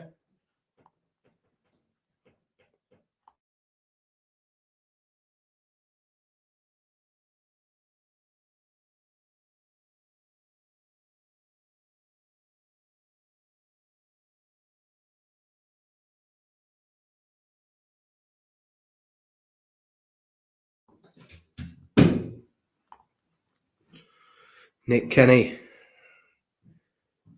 goes 5-4 up Robert Owen, first man to blink in that one, as Jeffrey Deswan comes to the Oki for 86. But there is pressure on that 86. He's missed. And Steve Lennon now with 68, the reverse of that number for the match. Very much exchanging opportunities. I think Jeffrey Deswan's missed a match start at the bull there. But 68. Steve Lennon can't get rid of it. So Deswan will get another go. He's got 3 darts to get rid of 25 for the match. We've seen some very, very nervy, very back and forth noble legs today. Some really, really tense affairs of tight games. Deswan can't get rid of 25. He is also down to 16. So Steve Lennon will go first at his 16. He'll have 3 darts. He'll start with double 8. See if he can get this job done. Both mismatched darts now. And the first one goes for Steve Lennon. So Steve Lennon, having been in front of the entire game and then surviving match darts, probably at least 4 match darts that Jeffrey Deswan had there, Steve Lennon is the man that's moving through to the next round. Jack Labra, who was 2-1 behind against Mario van Bodengaard, is now 4-2 up. Another man who we were highly entertained by through the Q School coverage is making moves today as he takes a break from Super Mario and goes 4-2 ahead. Krzysztof Kachuk, what a tremendous performance as he serves the bagel to big Vincent van der Voort. Watch out, Barnsley. Only the second bagel that has been served so far today. Cameron Menzies earlier on with a 6-0 win, averaging 107 over Boris Kirchmar. Only the second one that we've seen. Robert Owen forces a noble leg, and we said a few times that this all Welsh clash looked like it was going to go all the way, and they were going to need every leg to get this one decided. They are both averaging 101, matching each other perfectly here. 5 all in legs. Average is identical. Nick Kenny finds a 180 with his second visit. Robert Owen haven't opened with a 140. What can he do? Finds 100. So very tight again here.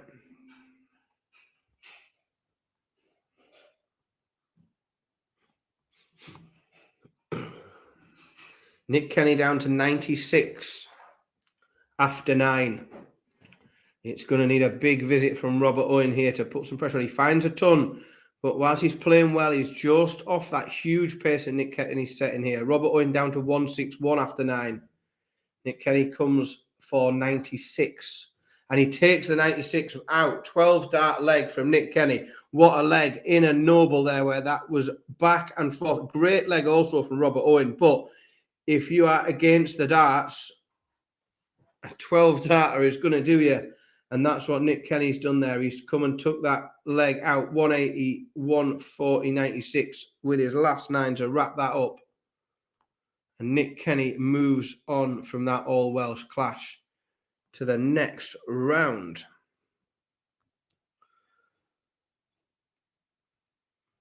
So we are now underway in our first round of 64 matches. Raymond van Barneveld takes on Kevin Dutz. Kevin Dutz takes the opener. And we've got a couple of other round of 64 games warming up there as Gabriel Clemens and John O'Shea and Christoph Ratajski and Ricardo Petresco are warming up to meet each other. Meanwhile, in our final few opening round games, Ross Smith is 4-2 up on Chris Landman. Ian White is also 4-2 up against Sean Wilkinson. Robbie Knopps 4-1 up on Adam Warner. And Scott Williams with a break in hand against Niels Zonneveld.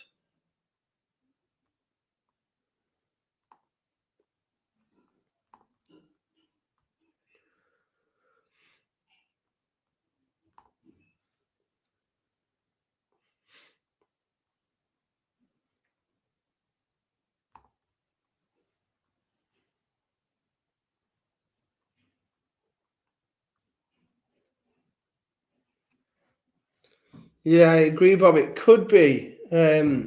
We saw in the first round, we saw some brilliant stuff from both Gabriel Clemens and John O'Shea, but we also saw some questionable stuff from both players as well.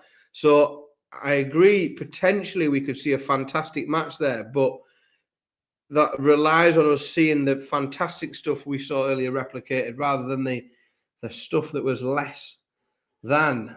Speaking of less than, Raymond van Barneveld and Kevin Dutz in this leg have thrown a 57, a 46, a 56, and Raymond finally finds a treble, the first treble in this leg with 100.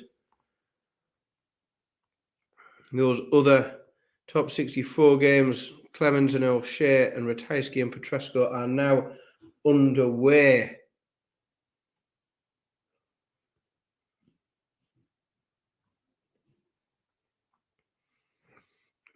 Mario van Bodegaard wins 2 on the bounce to level up against Jacques Labre. The Frenchman was looking quite comfortable in this match, but a break and a hold from Mario van Bodegaard has levelled this game up. Robbie Knops takes another leg to go within 1, 5-1 up on Adam Warner. Another player going within 1 is Ross Smith, who's now 5-3 ahead.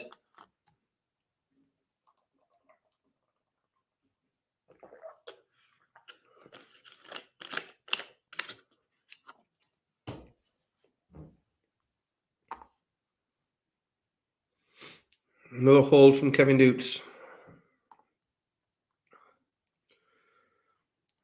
Rusty Jake Rodriguez levels up with James Wilson, comes in from behind there.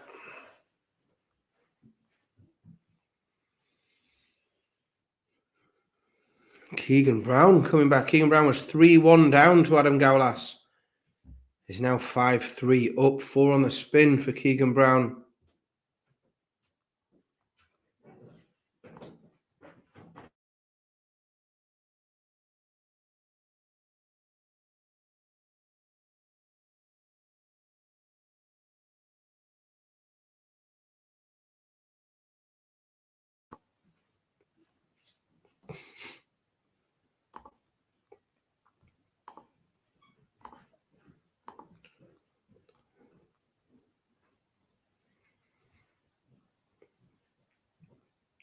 Scott Williams just being caught. We mentioned a moment ago he was a break up on Neil Zonneveld. Zonneveld break and hold from him to level that game up 4-all.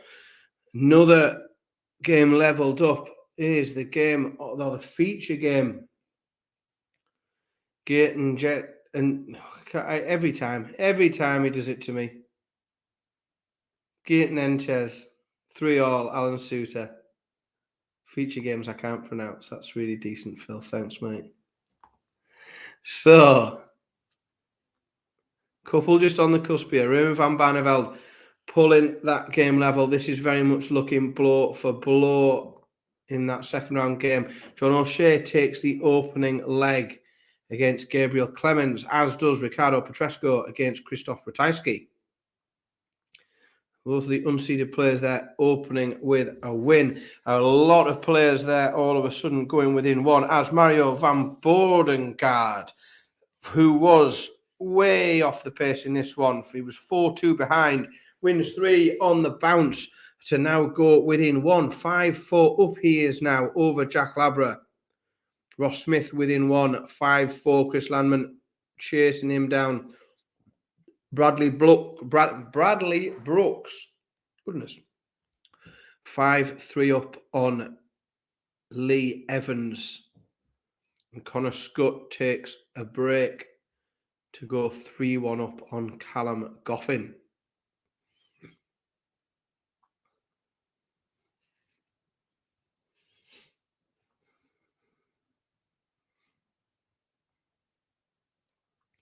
Ian White, who had a good day yesterday, we have not seen in probably the last 18 to 24 months, really. A great deal of big performances from Ian White, a man who has found himself slowly sliding down the order of merit, but looked good yesterday and is looking good today as he opens throwing for the game here with a 1-3-5. Ian White looking in a good position as Kevin Dutz takes another hold of throw. 5 legs, 5 holds so far in this old Dutch match between Barney and Dutz. Ross Smith gets the victory on board 9, 6-4 winner over Chris Landman. As Jack Labre forces a noble leg. James Wilson gets the victory over Rusty Jake Rodriguez. I had to flick back there and make sure I'd got the right Rodriguez. Jack Labra throwing for the match, has the darts in this noble leg. He finds a ton, but Mario van Boerengaard finds a 180. So Jack Labra's throw already under pressure here. He finds a ton in his second visit. Labra goes ton, but Van Boerengaard very much still in the driving seat against the darts, but that 180 opener really spun things on its head. He follows it with an 83, so still probably advantage Super Mario. Ian White gets over the line, 6-3 result against Sean Wilkinson, as John O'Shea holds again to go 2-1 up over the German giant Gabriel Clemens. Raymond van Barneveld gives us our 6th hold in that game. 3-3 now in that second round match. Little stutter from Mario van Boerengaard, who he doesn't find a treble, but Jack Labra goes 2 visits without a treble, only gets himself to 181. So Van Boerengaard will get 6 darts from 178.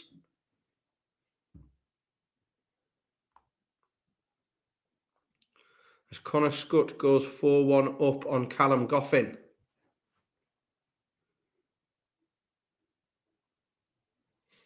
Labra down to a ton, but he won't get to have a go at it unless Van Boerengaard can't get rid of 97.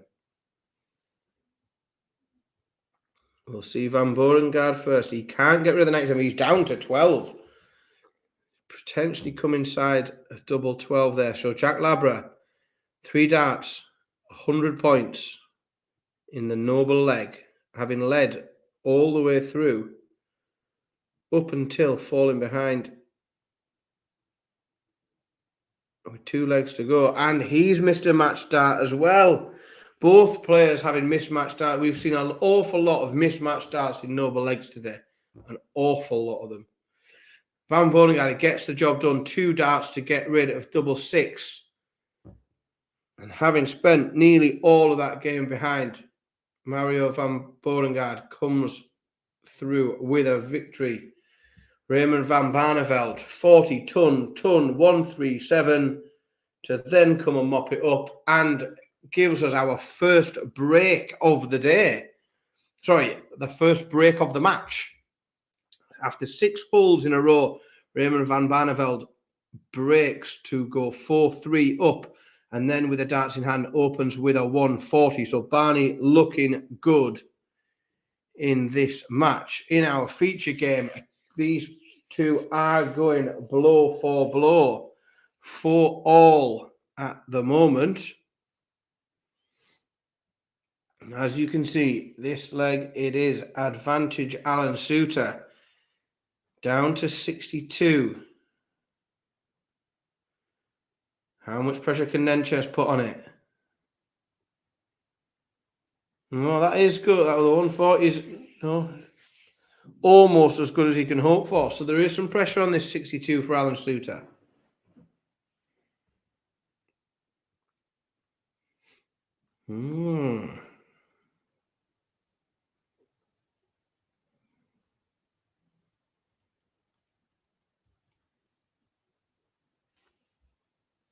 Barney got to 140 after 9. Now 80 after 12. Kevin Doots, 105 after 9. He will get a go at this 105 with Barney sat on 80. 105 doesn't go. So Raymond, can you take out 80 with Kevin Doots on 56 to go within 1? And Barney does. He takes the 80 out. It takes him 3 darts to do it. So Raymond van Barneveld goes within 1, keeps that break up, and he is 5-3 ahead. As getting every single time, Gate Nenches breaks Alan Suter and goes within 1, throwing for the match now. But is that a perfectly timed 180 from Alan Suter? I would suggest They're all good times, really.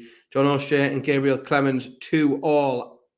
As I say that, John O'Shea goes 3-2 ahead.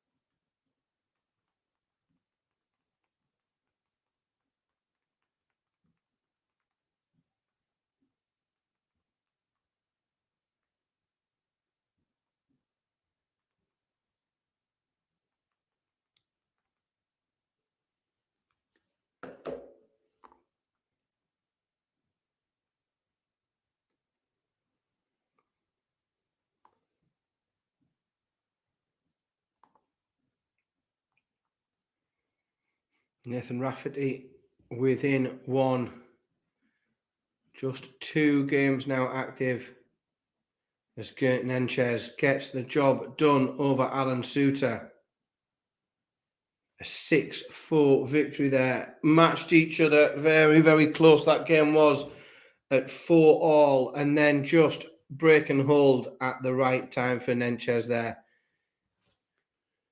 Gets the job done over the Scotsman. As speaking of getting the job done, my pick for today, Raymond van Barneveld, gets the job done as well. And in fast or quick fashion, 6-3 win over Kevin Dutz and becomes the first man through to the last 38 today. As the German giant levels up with John O'Shea. 3-all now that game. We are waiting to see who will be the first man to blink in that match. As Nathan Rafferty becomes the final man through to the next round. The last round of 128 game today. Nathan Rafferty victorious over Tony Martinez. So we will see Gabriel Clemens and John O'Shea. Can any man break? Because we have had 6 legs so far and we have had 6 holes of throw.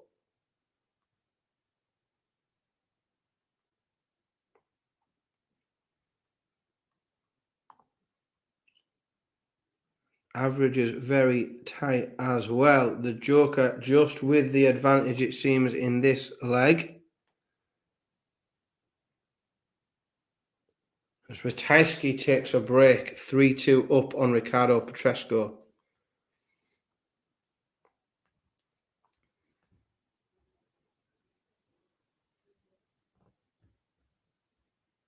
Yeah, I know that the page on the left is frozen, Owen. I am not controlling it. That one is being controlled elsewhere in the country. I am trying to get someone to hit F5 on that for me.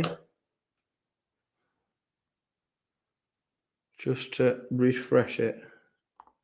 We will try and get that scores page refreshed as soon as.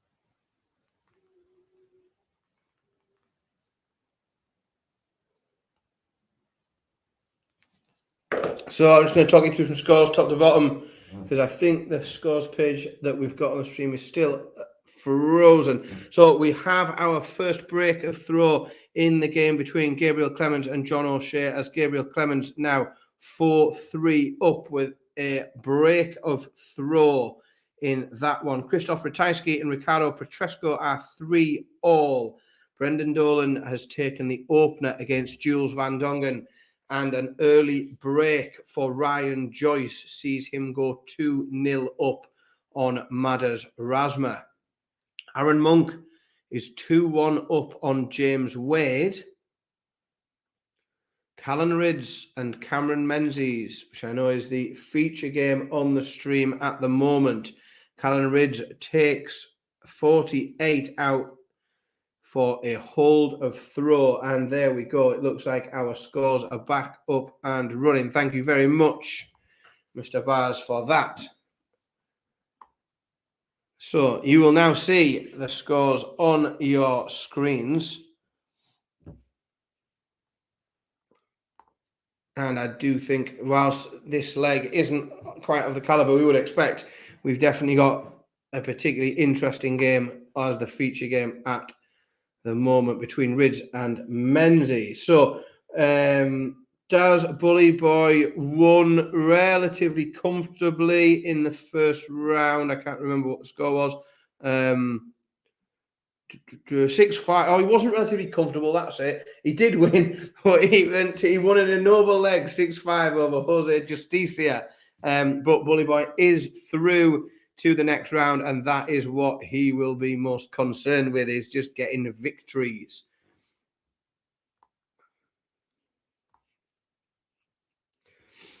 Gabe Clemens misses darts to hold. John O'Shea back on 128 might be a little bit too far away to properly capitalise on that. But if he can take 128 and break back, this game will get very interesting. John O'Shea unfortunately can't do that. So Gabe Clemens comes back for 16.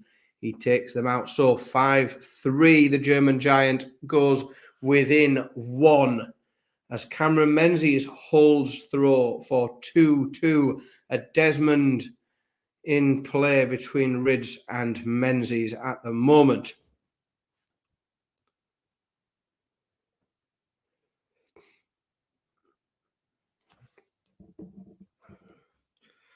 I do apologise. I've managed to tie cables around my cup of tea. I'm not sure how I've done that.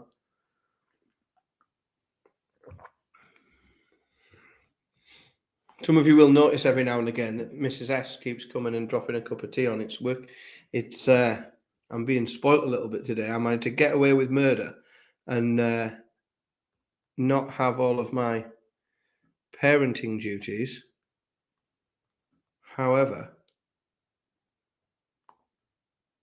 I am getting cups of tea made as well. How does the Players' Championship work first year following it? So, throughout the year, we have Players' Championships events where you will see we have a straight knockout with 128 of the tour card holders. Where we haven't got all 128, there'll be a couple of substitutes that come in to make up the numbers. And it is a straight knockout. So these guys are playing for they're playing for straight cash in the order of merit. Every time they win a match today, they earn a little bit of extra money. But on top of that, this all contributes to the Players' Championship Finals race. So there is a Players' Championship order of merit specifically. And those who make it to the top 64, I believe, somebody can correct me if that's wrong, will automatically get a spot to go to the Players' Championship Finals in Minehead, which is the best weekend away watching darts of the year by quite some distance. It's an incredibly fun weekend to go down and watch a lot of darts. Great venue. And that is it in a nutshell, as Gabriel Clemens gets the job done 6-3 over John O'Shea. Really level that game up until 3-all, and then the German giant just seemed to get his foot down and pull away. Another holder throw. Callan Ridge and Cameron Menzies matching each other very close in the feature game. Good standard of darts, but neither man able to make much of an impression on the other's throw at the minute.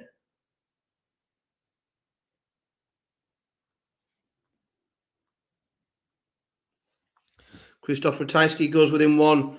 5-3 up now on Ricardo Pacheco, just pulling away towards the end of this one.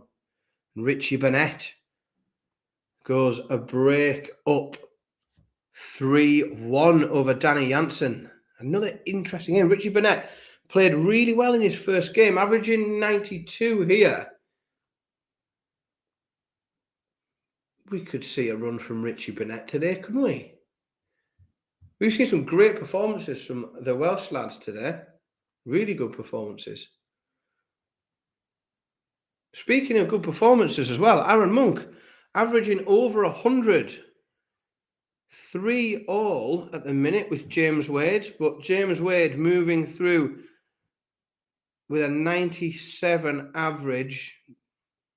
Could just be James Wade doing James Wade things today, as we saw in his first match. But Aaron Monk opening with a 140 on throw here. So we are having a bit of a hold fest in this one as well, as MODUS Razma takes 3 legs on the spin. Ryan Joyce was 2-0 up, but MODUS Razma,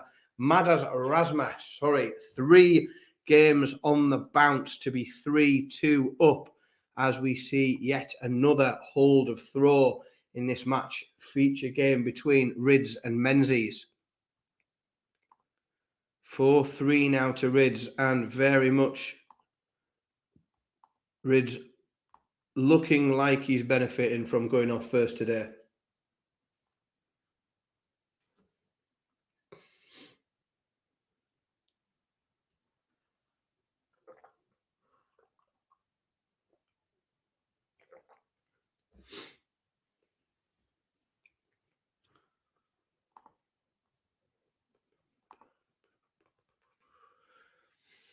James Wade down to 161 after 9. Oh, and then gets himself down to 42 after 12.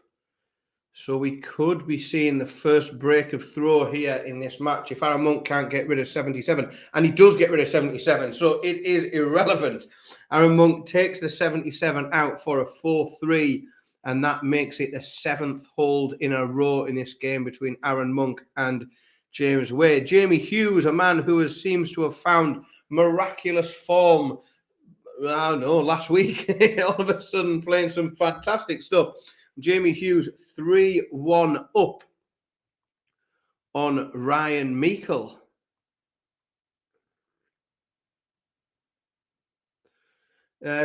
Peter Wright plays, I believe, Keegan Brown next, if my maths is right. I'm pretty sure it's Keegan Brown. So Peter Wright is on board number 4 with James Wade and Aaron Monk. So Peter Wright against Keegan Brown, and the winner would play, I think, the winner of the match that's currently on board for James Wade and Aaron Monk. Brendan Dolan, who we saw a superb performance from in his opening game, breaks to go ahead of Jules Van Dongen. He's 3-1 up. As Richard Veenstra, a man who we watched come through the Q School events in January, is now 5-0 up on Graham Hall. So some superb stuff from Veenstra, as we see pressure from Cameron Menzies on the Callan Ridge throw, but Callan Ridge says, what pressure, as the man from Bedlington takes out 120 for a 5-4 lead and to go within 1. So we have now seen 9 holds of throw in a row, I think, in this game. But Callan Ridge is within 1 leg of getting the job done. James Wade levels up with Aaron Monk. Another game full of holds. Very, very little opportunities either player is even getting in that one to have a dart at a break, as Danny Janssen gets one on the board but remains 4-2 back. Other highlight results across the way, having a scroll up and down. We've got Richard Veenstra, as I mentioned, 5-0 up within 1. Karol Sedlacek, who took out in spectacular fashion Ryan Searle, brain fog, took out Ryan Searle and stopped Ryan Searle from moving into that number 14 in the world slot earlier today. He's 3-0 up over Stephen Burton as Barry Keane levels up with Goldfinger, Andrew Gilding, 2-2 they are now in that match. And I think we have expected this all along. James Wade, 180. We might see a 9-darter here live on the stream as James Wade needs 141 after 6 darts. Wade goes 180. Oh, 57. Got me all excited there, James Wade. I thought we were going to see it, and I thought it was going to happen while I'm here on my own as well. That could have been a story to tell. They wouldn't have believed me. They'd have had to watch it back, I think, if I'd have said I got a 9 when I was on my own. Brendan Dolan up to 4-2 now as Graham Hall gets 1 back against Richard Veenstra, but he is still 5-1 down, so a long way back. And James Wade, whilst he didn't manage to pin the 9, did get through that leg. That was a huge leg because that was the first breaker throw in the game. And James Wade now throwing for the match, 5-4 up against Aaron Monk. And what a match, or what a leg to lose your trebles, because Cameron Menzies couldn't put any pressure on after Callum Ridge opened with that 180. Oh, Callum Ridge missed 3 match darts, but Menzies way back on 186, as you can see on that feature game. Big visit, though, from Menzies. So now there is pressure on this double 16 for Ridge. There was no pressure at all on it before, and he missed all 3 darts. Now there's a lot of pressure on it. Come on, Carl. Oh, dear me. Doesn't go. So Cameron Menzies now with at least 2 match darts. You would hope. Oh, wow. 6 scored for Cameron Menzies. So he looks like he's gone outside of the double 20 twice. 2 darts above the double 20. Callum Ridge will have more after 6 match darts. He'll get 3 more.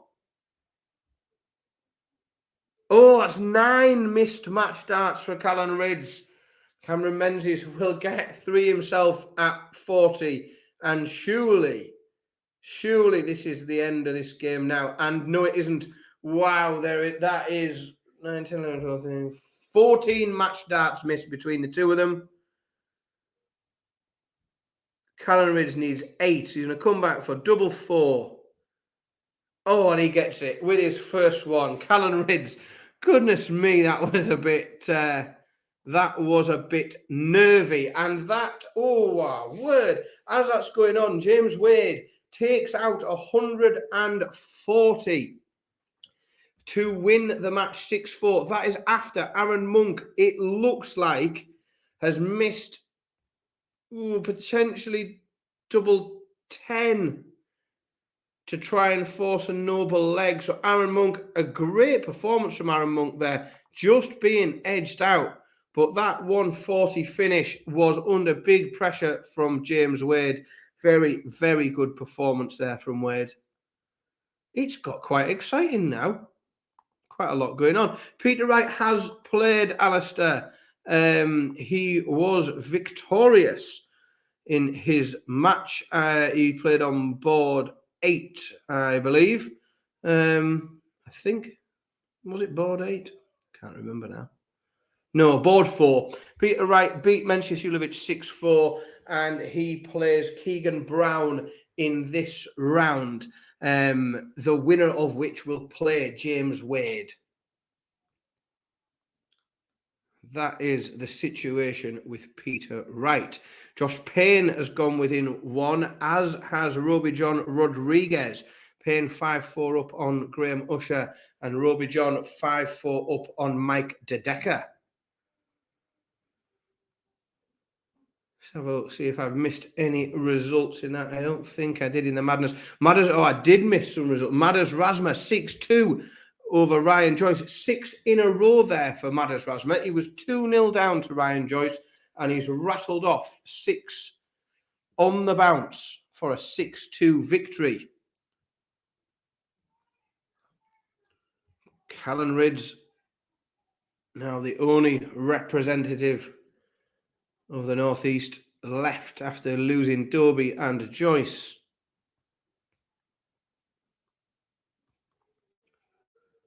Brendan Dolan, who has been superb early in the day today, goes within 1.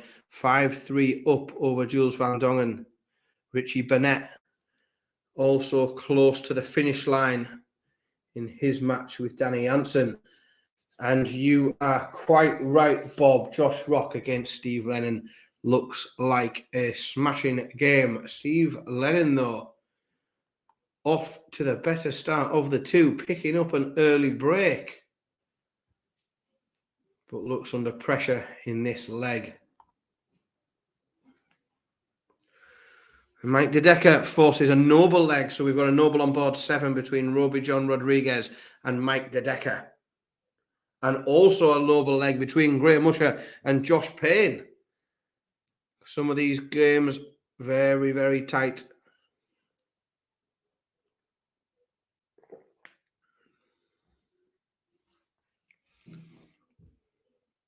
One game that isn't as tight is Jim Williams, who is 4-2 up on Danny Van Tripe, averaging 18 points more. Jim Williams looked very good in his early game with Louis Williams. That was back and forth in his opener, but Jim Williams looking like he might do some bits today. 1-7-1 opener for Josh Rock. Following, what can he follow that with? Ooh, not a great deal, 57.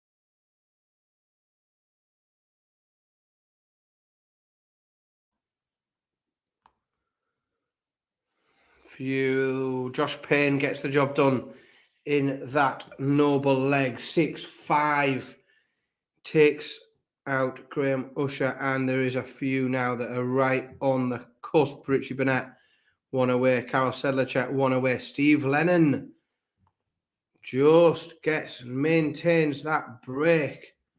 3-1 up on Josh Rock, who I know there was a couple of people had their pick for today. Jim Williams within 1 now, 5-2 up on Danny Van Tripe. We're just seeing a few games right towards the end where we're looking at getting a few more results. Some very, very interesting last 32 games starting to develop as well. We know we'll see Maris Rasma against James Wade. We'll see Roby John Rodriguez against my pick for the day, Raymond van Barneveld. Josh Payne against Gabriel Clemens as well. Some very interesting fixtures. Jamie Hughes goes within 1. He's now 5-4 up on Ryan Meikle.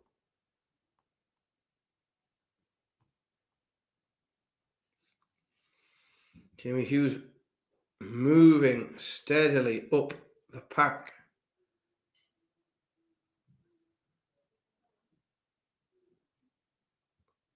With a little run today, he could move himself into the top 50, Jamie Hughes. With another couple of wins. And we've got a noble leg in that game between Richie Burnett and Danny Jansen. Burnett looked comfortable. He had a break.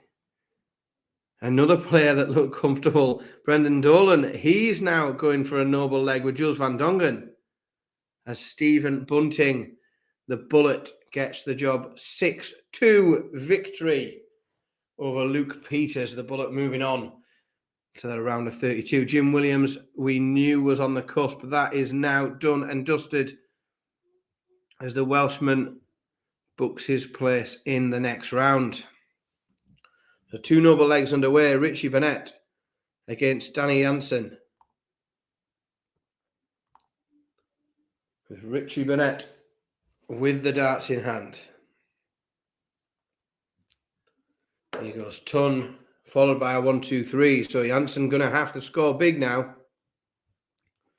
in order to put some pressure on it. At the same time, the very comfortable looking Brendan Dolan, who looked a mile ahead in this game, is now embroiled in a noble leg with Jules Van Dongen. Can't find a treble in his opening visit.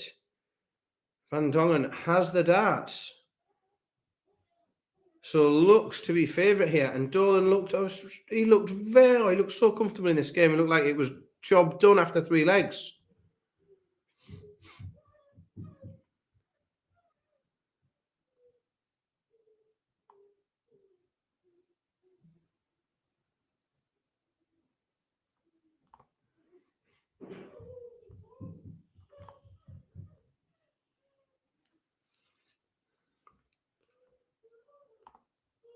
Jamie Hughes gets the victory. No, we have noble legs all over the place now. Richie Burnett and Danny Jansen 5-all. Danny Jansen 58 needed for the match in that one. Burnett is sat on 20. Danny Jansen can't take, so 3 match darts for Richie Burnett. He's going to come to the hockey for double 10.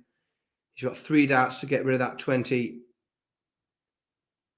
And he only needs 1 dart to do it. So Richie Burnett moves on to the next round. We flick back quickly to the other noble leg that's ongoing. Brendan Dolan at the hockey wanting 1-4-2, can only get the 4-2, so leaves himself on 100. Jules Van Dongen, 59 points. 3 darts to get rid of 59 for the match, having not led at any point in this game. And he's missed a match start, Jules Van Dongen. Dolan's coming back for a ton. He's got 100 to get rid of. He's looked very, very, very comfortable all the way through, and it just seems to be slipping out of his grasp at the very end when he needs to just hold it together. He takes the ton out. Brendan Dolan having a superb performance earlier in the day. That was very, very well. It showed a lot of bottle, if nothing else. Took the ton out with Jules Van Dongen waiting for 10 and having had a little wobble there, gets over the line. And with that, you will all have to bear with me for a moment while I run for a very quick comfort break, because I've drank far too many cups of tea now. I shall be back any moment.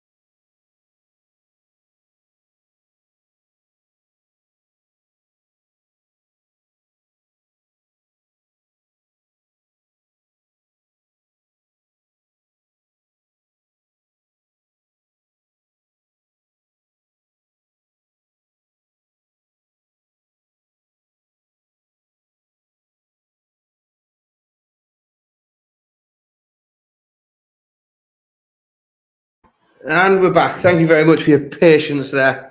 But when I'm flying solo, I have little option other than to just run to the gents as and when. So just quickly scanning my screen as to what's going on. Joe Cullen averaging 78, 5-1 down to Krzysztof Kachuk.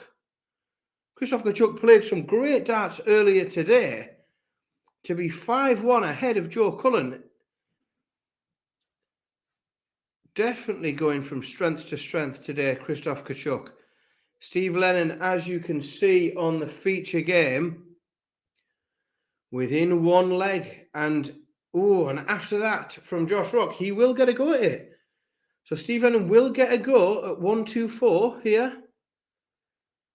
If the 1-2-4 goes, it is done and dusted for Josh Rock today. He's gone close, Steve Lennon. He looks like he's missed a dart for that. Josh Rock takes it out, but now Steve Lennon, as you can see, throwing for the match.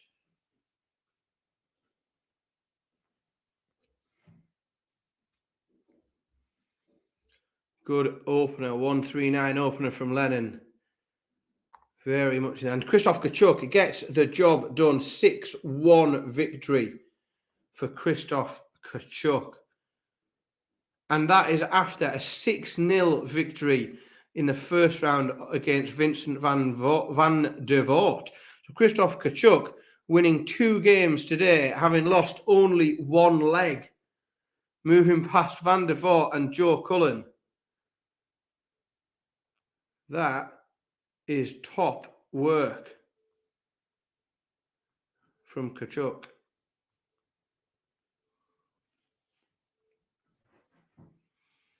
Peter Wright really hitting his stride now, averaging 105.5. He's 4-0 up over Keegan Brown. Keegan Brown averaging 102 and can't get a leg on the board against Peter Wright.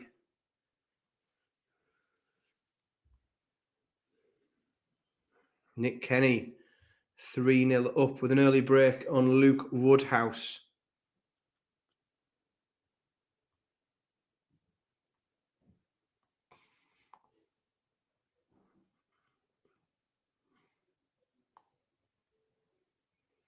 Oh my word, Steve Lennon takes out 103 for the match against Josh Rock.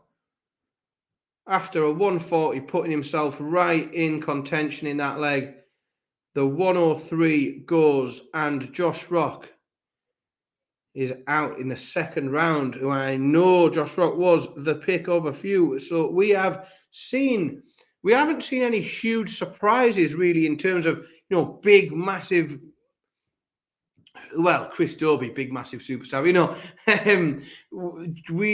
What we have seen, though, is a lot of the picks that people thought would go deep and do well in this tournament have been falling by the wayside. However, warming up on board number 8 is my pick of the day, who is Raymond van Barneveld, who is still standing and is warming up for a match against Karel Sedlacek in the round of 32. So we are making good progress. We are getting through these games relatively quickly today. 3:15, maybe not. Maybe I'm just having fun. It feels like it's going fast. Keegan Brown gets one on the board. He is now only 4-1 behind Peter Wright. Vladimir Anderson gets rid of Mickey Mansell. 6-3 winner there, Vladimir. Dirk van Duivenbode 4-1 ahead of Robbie Knops.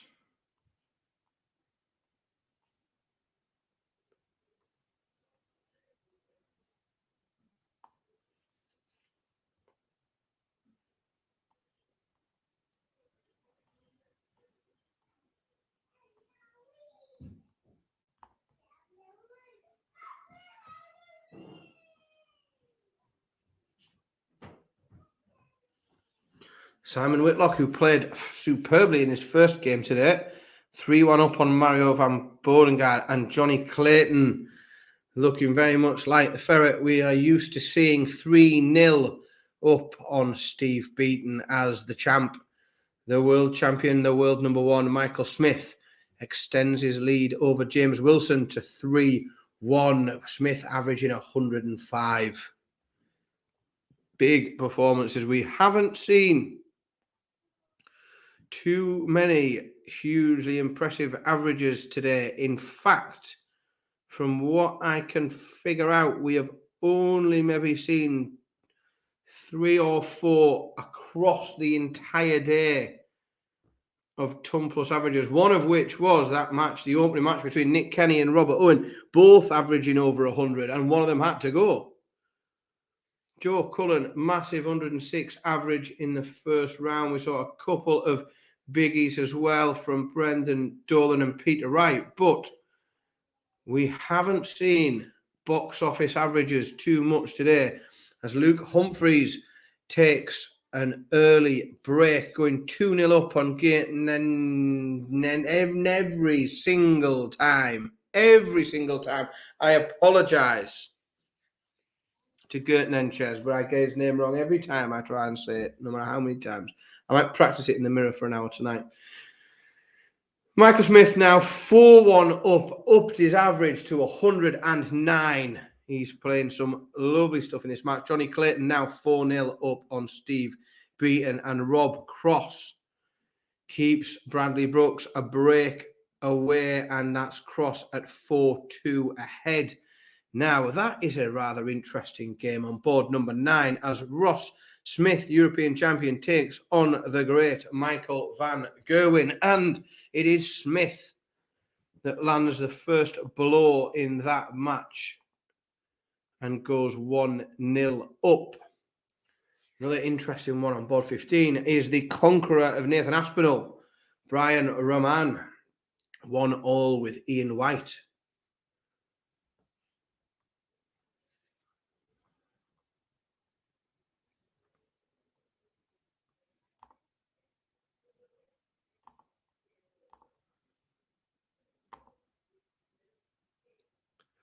And Dirk van Dijvenbode has dispatched of Robbie Knops. His average slowly grew as that game went on. He's a 6-1 victor.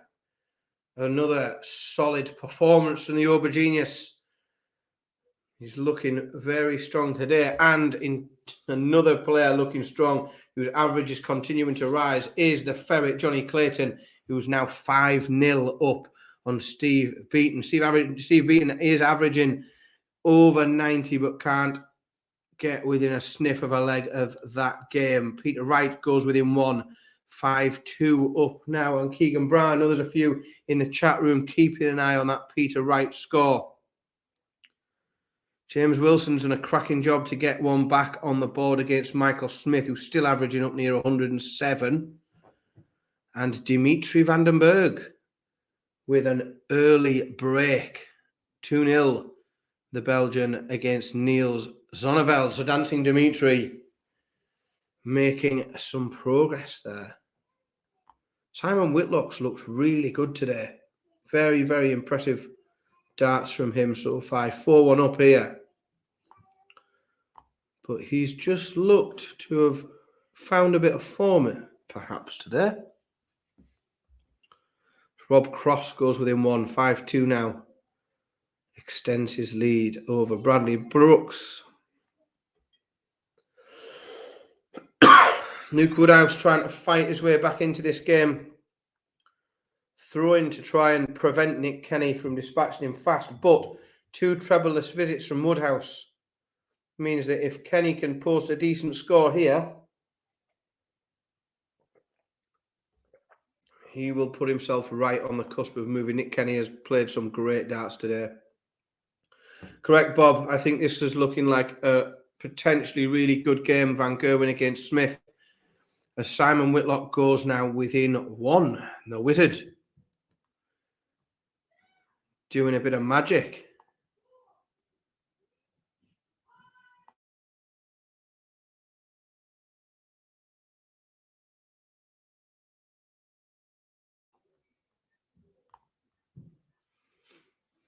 Oh, Nick Kenny, big pressure. 3 trebleless visits in a row from Luke Woodhouse.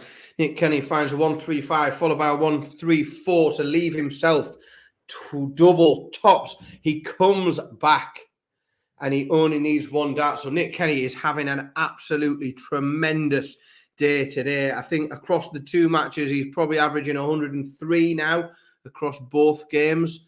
Really, really solid performance today from Nick Kenny. Probably the player of the day at the minute across both matches he's played.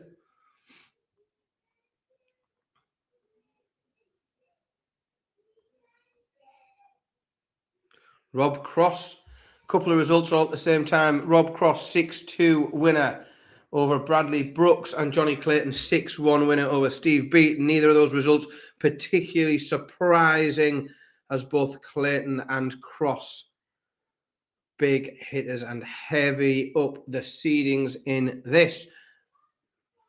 Gert Nenchez gets 1 back on the board, so he's now 3-2 behind as the job gets done by Simon Whitlock. 6-1 victory. Another player who is really looking strong today, Simon Whitlock.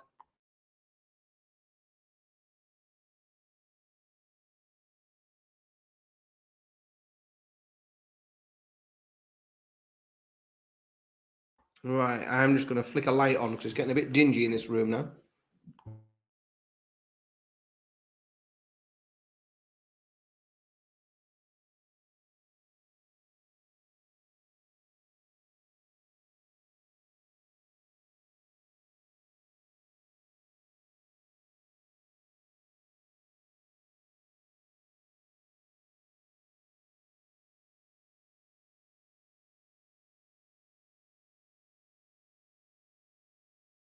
Oh, there we go. I think a little bit brighter in this room now.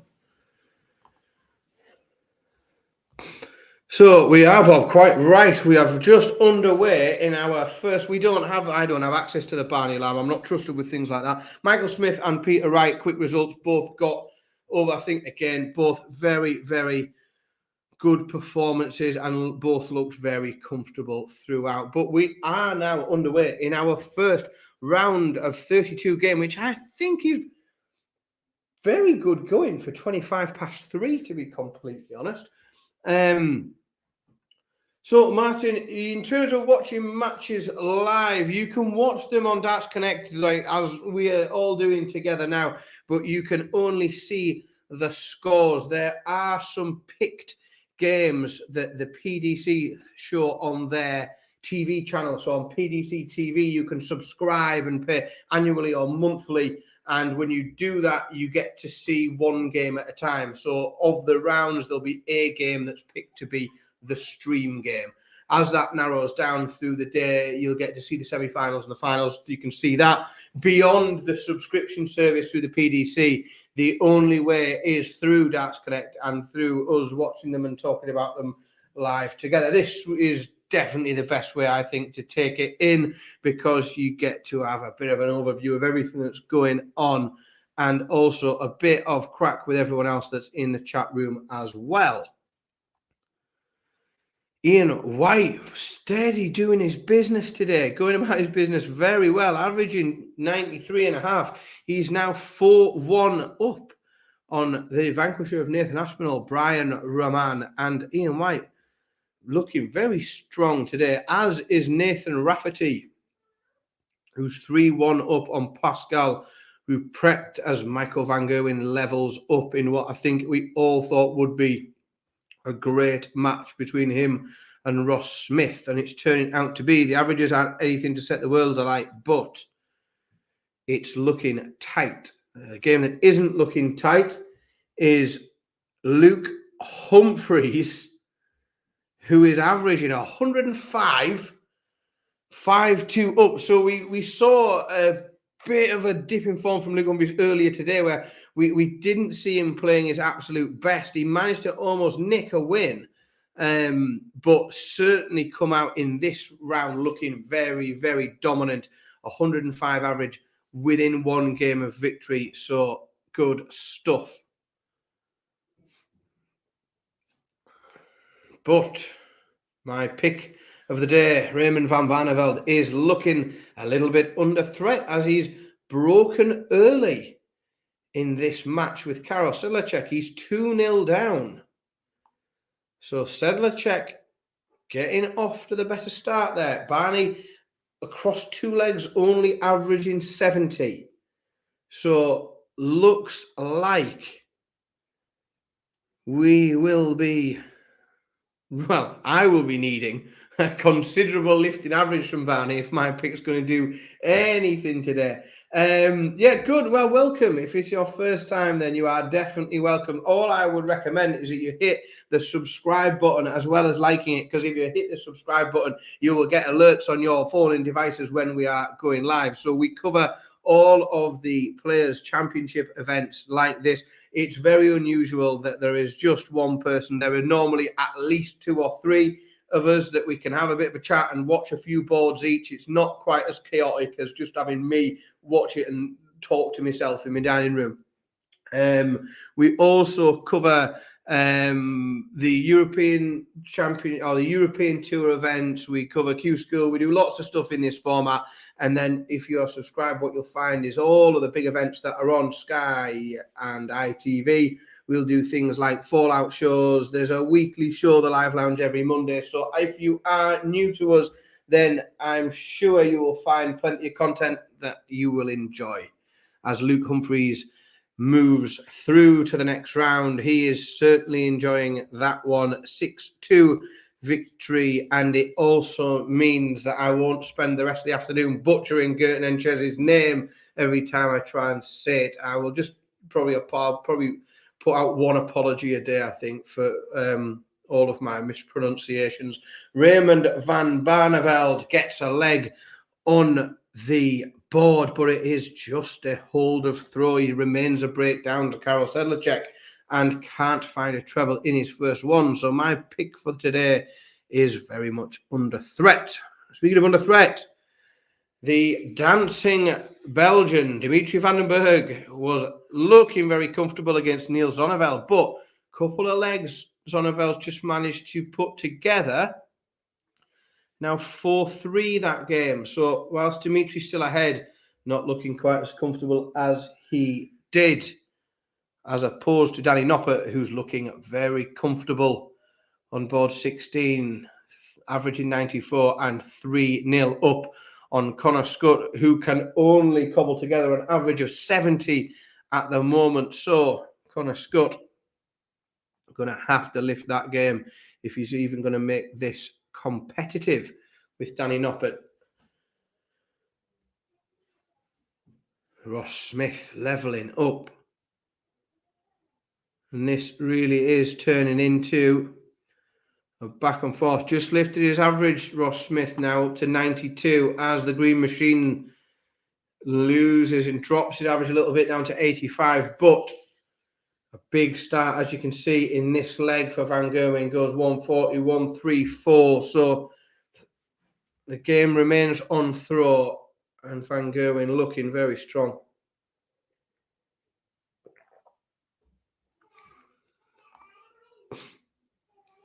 Sedlacek 3-1 up on Barney now.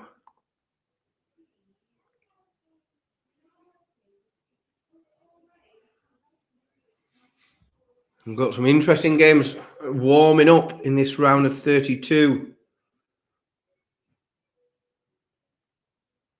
We've got Gabriel Clemens against Christoph Kachuk, Roby John Rodriguez against Simon Whitlock, and Madars Razma against Dirk van Dijvenbode, all warming up in the round of 32. Daz, my pick for this week's Premier League will be exactly the same as my pick for the 14 weeks that will come after it, and my pick will be Chris Dobey.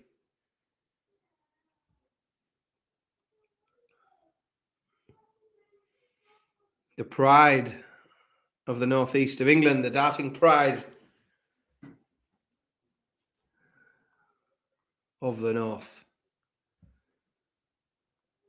Ian White moves within one match, or one leg of victory. 5-2 on Brian Roman, and Danny Noppert extending that lead over Connor Scott to 4-0. Raymond van Barneveld holds his throw. And Karel Sedlacek throwing can not find a treble on his visit. Could this be the leg? Barney's going to have to break back. And Barney can't find a treble. It only opens with a 44. So remains off the pace in this one. This is a bit of an underwhelming game, if I'm completely honest. Van Barneveld and Sedlacek, the way they've both played earlier, I thought this was going to be an absolute barnstorming slobber knocker, averaging 105 each. And it's a bit lackluster at the moment. See, what's not lackluster is an opening 180 from Michael Van Gerwen. Oh, there we go. He's done me there. As it wasn't lackluster that one until he mid-sentence he chucks a 41. Thanks, Michael. Thanks for that.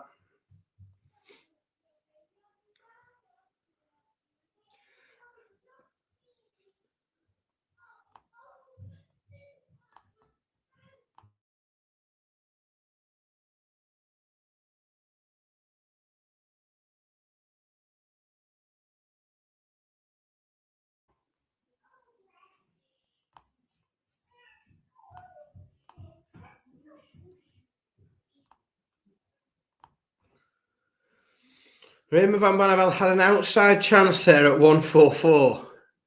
So he gets down to 50 and Sedlacek's on 52. So Sedlacek needs this 52 to hold. And he doesn't get it. So this is the best chance Van Barneveld's had in this match for a breaker throw. He's got 3 darts to take 50 out. And if he gets rid of the 50, he will get this game. And he does. So he levels the game up 3-all. And then gets the game back on throw. So Van Barneveld throwing in this leg at 3-all. Manages to find the break back from Sedlacek. Danny Noppert now 5-0 up against Connor Scott. As Michael Van Gerwen, as you will see in the feature game, also finds a break of throw. That 180 from Ross Smith didn't help enough because he couldn't get rid of the doubles, and Van Gerwen now within 1 leg and throwing for the match.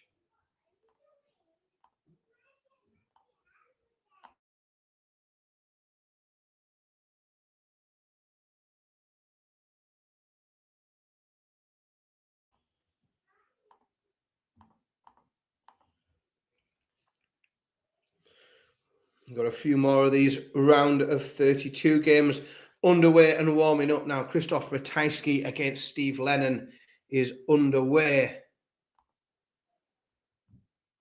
And we've got some great... Oh, I tell you what's a good game warming up at the minute, based on how they've both played today, is... Oh, there's a couple, actually. Some belters. So Richard Veenstra and Rob Cross was the first one that I saw. And that is looking solid. That looks a real good game based on how they've both played today. Callan Ridge against Nick Kenny. Nick Kenny is my player of the day so far. He's played superb today. So I think Callan Ridge is going to have to really come out swinging if he's going to do anything today with Nick Kenny, because Nick Kenny has been great. Bob, Ian White. Let's have a look at Ian White. Does he move up in the rankings? He would have to reach a semi-final. So if Ian White reaches a semi-final now, he will move above Keane Barry. At the start of the day, he could have potentially done it with a quarterfinal, but Keane Barry got to the second round today. So Ian White can move up, but he can only move up. Well, I mean, to be honest, he can, if he gets to a semi-final, he can move up 1 position up to 42. If he wins and Andrew Gilding doesn't make the final, he can move up 2 positions. So not huge strides to be taken for Ian White today, but he could go up 1, potentially 2 positions. Nathan Rafferty victorious in what I'm pretty sure is our last round of 64 games. Rafferty a 6-3 winner over Pascal Ruprecht. And my pick, Mr. Van Barneveld, he is now making strides in this game. 4-3 ahead. He is the first down to a finish in this leg, and Barney now looking to have just lifted his game at the right time. Johnny Clayton against Stephen Bunting is underway, and that looks like an absolute banger. Johnny Clayton taking the opening leg and going 1-0 up. We will see our featured game, which will be Callan Ridge against Nick Kenny. Again, Nick Kenny probably player of the day so far across the two games that he's played. Callan Ridge going to need a big performance, I think, to get rid of him today. Krzysztof Kachuk has only lost one leg in his first two matches. He won 6-0 and 6-1, dispatching Vincent van der Voort and Joe Cullen, but has lost 2 on the bounce and is averaging 71. So it doesn't seem to have carried any of that form into this round of 32 game. Who do I think will win Peter Wright against James Wade? Do you know what? They've both played really well and very much played like the way that they both play well, which is, I know it's a very strange set of words to use, but James Wade has done James Wade things. He's took ton plus checkouts out and scored quite well. Peter Wright has gone through peaks and troughs of absolute power scoring, and some quite magnificent stuff. I think based on the form they're both currently in, Peter Wright wins. I would be fairly confident in picking Peter Wright for that. But James Wade does James Wade things, and it certainly could be a very, very entertaining game.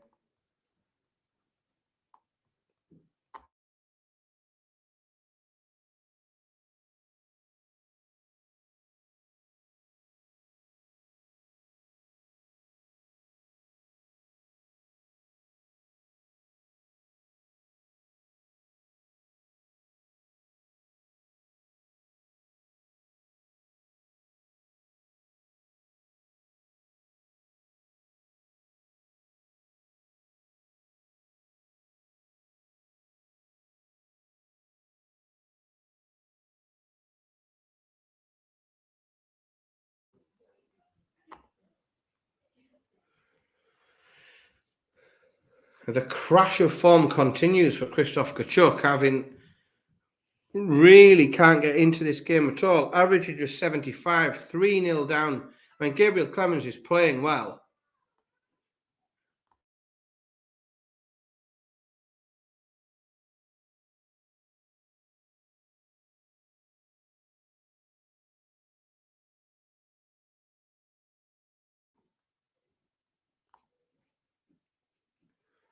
That is a hell of an opener from Raymond van Barneveld. 5-4 up, throwing for the match.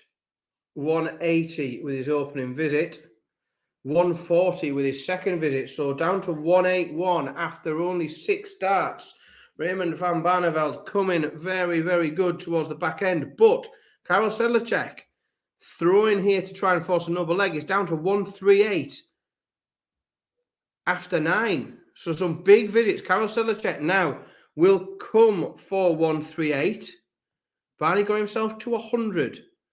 So 138 for Sedlacek. He can't take the 138 out. Scores 82, down to 56. So Barney, you think, really needs to take this ton out. He needs to take this 100. He's got 3, and he does. Raymond van Barneveld, my pick for the day, takes out 100. 6-4 victory for Raymond van Barneveld over Karel Sedlacek. And it looks like the one day we are without the Barney alarm on the stream, we will see an awful lot of Raymond van Barneveld, because he will be coming back for a 4th match today as he puts himself into the last 16. The rot continues for Krzysztof Kachuk. Unbelievable performances through the early part of the day, but averaging just 73. and against a German giant averaging 102, that will do nothing other than to lead you to being 4-0 behind, which is exactly where Krzysztof Kachuk finds himself right now. Simon Whitlock goes to an early lead, an early break he's picked up there against Roby John Rodriguez. 2-0 to the Wizard.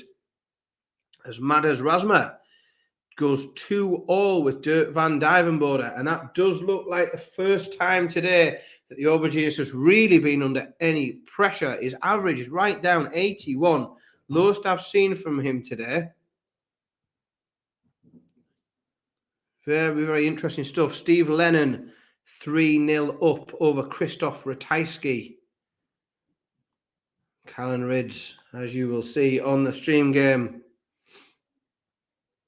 nudging his way ahead, but Nick Kenny looking like the favourite here to level this game up as things stand at the minute. Richard Veenstra 2-0 up on Rob Cross, averaging just shy of 109. Richard Veenstra, another player who has had a fantastic day today. Really, really showing what he can do. He is, don't forget, a new addition to the tour, having only picked up his tour card in Q School in January. But Richard Veenstra moving through the pack today.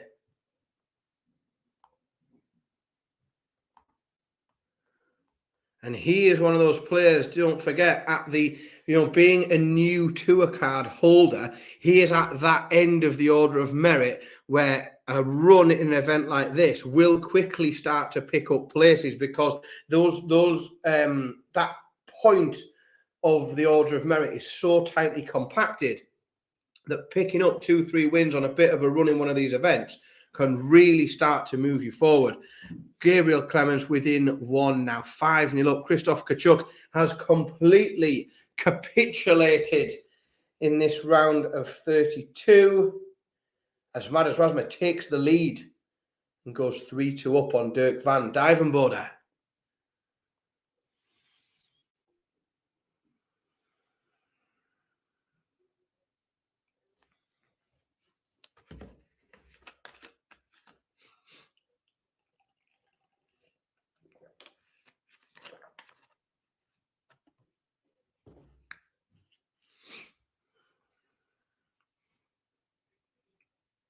Stephen Bunting edging his way ahead. Average is very tight, both around the 100 mark for Bunting against Clayton, two seeded players who have met each other in this round of 32. And that is a tight game at the minute as James Wade puts himself in front against Peter Wright. I was very confident that Peter Wright would come through that game, but he's going to have to come from behind if he does. Ridge, you'll see on that feature game down to 57. Nick Kenny. Just a matter of if he can put any pressure on that 57. That's a decent visit, but you would still fancy Callan Ridge with 3 darts at 57. But he can't take advantage of that. And Nick Kenny will get a go to nick one here. Could this be a breaker throw for Nick Kenny? It is a breaker throw for Nick Kenny. Nick Kenny takes that 86 out to go 3-2 ahead. Steve Lennon is now within 1, 5-0 up over Krzysztof Ratajski. Behind in the averages as well. I don't understand. Steve Lennon managing to average less than Krzysztof Ratajski, but be 5-0 up against him. We're still going blow for blow. Bunting and Clayton, the bullet against the Ferret. 3-all now. Another one at 3-all. Locked is MODUS Rasma and Dirk van Dijvenbode.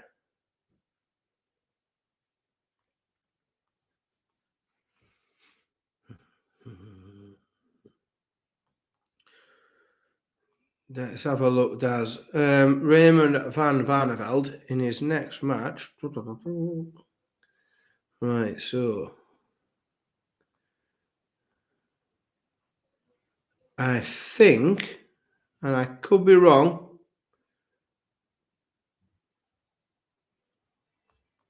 think it could be, off the top, I think it could be the winner of Brendan Dolan and Michael Van Gerwen.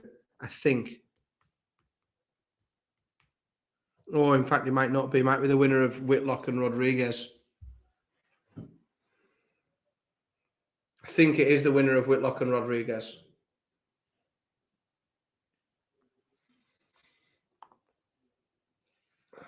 Break back from Callan Ridge. Puts this match back on throw. Averaging 102. It's a good opener as well from Callan Ridge. Ratajski gets one leg on the board, but he is a mile away from where he needs to be at the minute. He is 5-1 behind. As Luke Humphreys takes an early break against Jim Williams. 2-0 up Humphreys now against Williams. James Wade with a break of throw. 3-1 up on Peter Wright, and this is some leg. Wright opens ton, followed by 140. James Wade, ton. Right down to 170 after 9. So Peter Wright will get a go at the big fish no matter what James Wade can post here. Wright will get a chance, but that would just be a holder throw.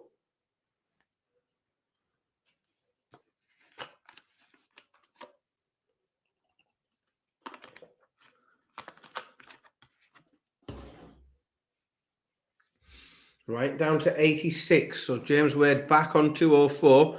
Peter Wright's definitely going to get another go at 86. Oh, James Wade hits a 180. Big pressure now on this 86 for Peter Wright as James Wade down to 24 if he gets to come back to the board. Massive 180 from James Wade there. Peter Wright can't get rid of the 86. He leaves himself 16. James Wade, one dart, double 12, bang, straight in, 4-1 ahead. That's another break of throw. James Wade now 2 breaks up. He's got the darts in hand and he is 4-1 up. James Wade looking very strong against Peter Wright.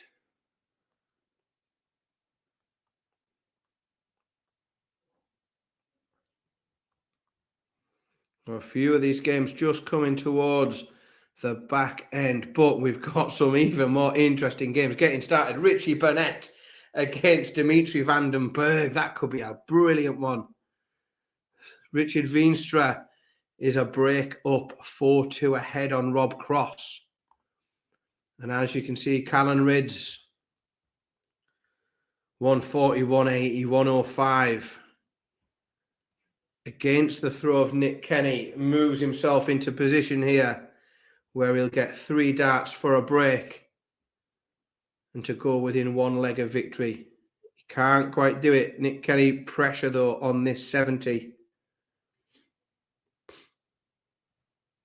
Big pressure on this 70. Because if it doesn't go, Ridge will get 3 darts at 888. The 70 does go, however. We level up at 4-all.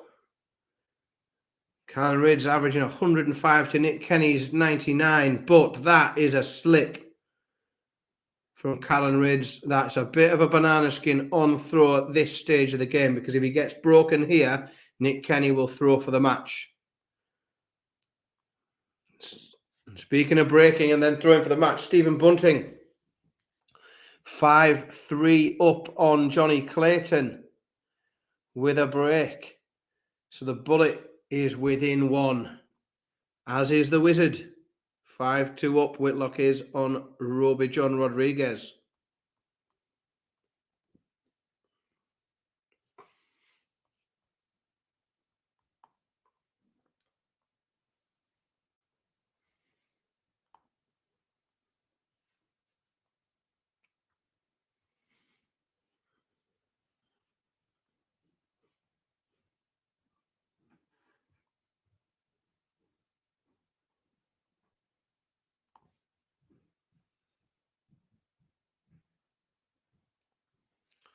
Peter Wright picks that leg up 4-2 now, but can't find a treble in his opener. Only a 60 thrown for Peter Wright, who can't seem to quite put it together on throw. Callan Ridge Another chance to go within one. Another double missed, but Nick Kenny is so far back.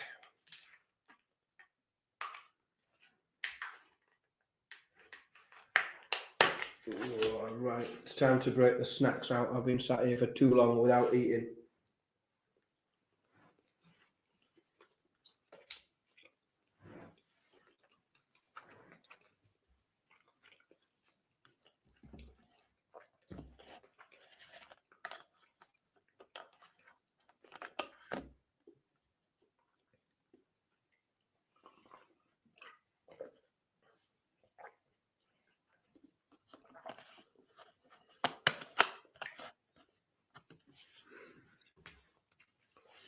So I think, Jamie, that there'll probably be a number of reasons for that.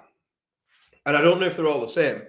I know that some players have slight differences in shirts, that have a slightly different shirt for when they're on TV and for when they're on the Pro Tour. Often not as jazzy, some of them, sort of calmer versions of the shirts. Others, it'll be part of sponsorship deals that they've got, where their shirts might have particular sponsors on them and images on them, that whatever the deal might be, that'll be to be shown on certain places and not in others. There's nothing on the quick result, Richard Veenstra, Rob Cross. Very little coverage other than PDC TV. Richard Veenstra, 6-2 win on Rob Cross there. The other one as well is, they cost different amounts of money. No one's going to see that. It's played behind closed doors. So do you need to get loads of extra shirts made and pay for the expensive ones? Or can you just wear a Winmore polo shirt? Right. Everyone's a bit different. Callan Ridge gets the job done. And the Northeast is still represented. Hell of a leg that. 100, 180, 134. Certainly after a bit of a rough start and a troublous visit to start off, just kept Nick Kenny at bay. Nick Kenny has been brilliant today. 96 average in that game, but 105 average from Callan Ridge, and Callan Ridge is looking really, really solid today.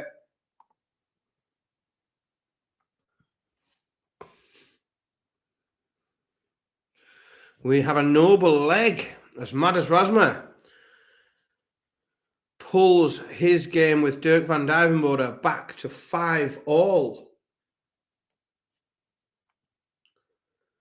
And I think that is a superb pick for a feature game. Richie Burnett against Dimitri van den Berg.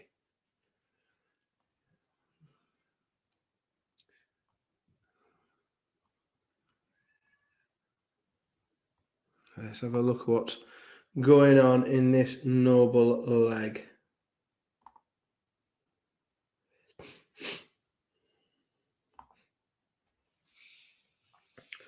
MODUS Rasma opens the 1-2-1, but he is against the darts, and Van Duijvenbode has hit a 1-3-7 as well. So the Dutchman in the driving seat here, 60 points ahead as he comes back for his third visit. And Dirk, what will he get? Dirk down to 170 after 9. So regardless of what MODUS Rasma throws here, the Aubergenius will get the first go at a finish. Oh, 140 from MODUS Rasma gets him down to 181. So Dirk will get 6 darts from 170. Only a 56. So down to 114. Won't be as big as what he would have wanted there. Won't be as big as what he wanted. Quick result. I think we missed watching other stuff. Steve Lennon beats Krzysztof Ratajski 6-4.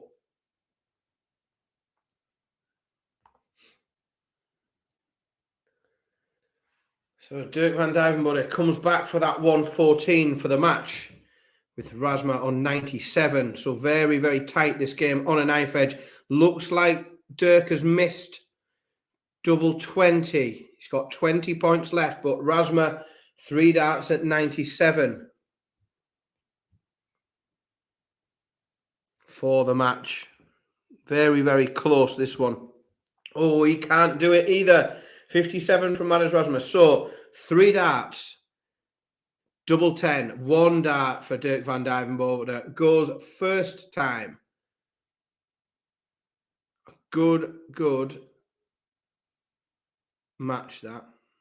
Dirk van Duijvenbode just getting it done. Under pressure as well at the end. As James Wade is 1 leg away. 5-3 up against Peter Wright. Peter Wright got the darts here, so James Wade, even if he can't break here, will get to throw for the match in the next leg. Remains a break up over Peter Wright. And Stephen Bunting comes through against the Ferret. 6-5, another noble leg.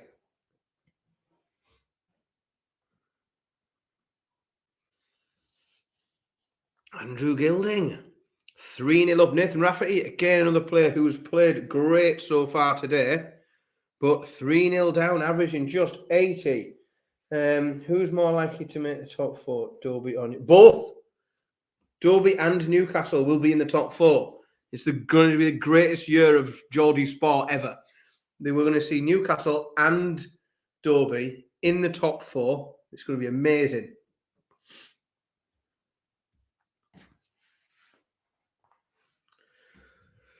Dolan levels up with Michael van Gerwen. We're not seeing... Oh, James Wade gets the job done against Peter Wright. Peter Wright had the chances there to get that wrapped up, but didn't take them. And now James Wade moves on. He's made a fool out of me because I give him absolutely no chance at all going into that. I told you all it was going to be a very comfortable Peter Wright win. And it was anything but. Speaking of comfortable wins, Jamie Hughes is currently 4-0 up over Ian White, looking like he is cruising to victory. Another one there, Dimitri Vandenberg, 4-1 up on Richie Burnett. We are now just coming towards the end of this round of 32, these board finals, and we are starting to see what our last 16 is going to look like. And there are some very, very appetizing games. So there is a slight move in the top 10 in the darts rankings this afternoon, because James Wade has just moved himself into 9th in the world. He's just moved above Nathan Aspinall. Nathan Aspinall was beaten in the first round of today's tournament by Brian Roman. And James Wade could potentially make another move today. He could move into 8th if Danny Noppert doesn't come through this game against Vladimir Anderson, and if Danny Noppert gets beaten in this round and James Wade wins the event today, then that would put James Wade in 8th position. He would move up again. But James Wade currently, the big news in the top 10 rankings today, has moved from number 10 to 9th, pushing Nathan Aspinall 1 position down.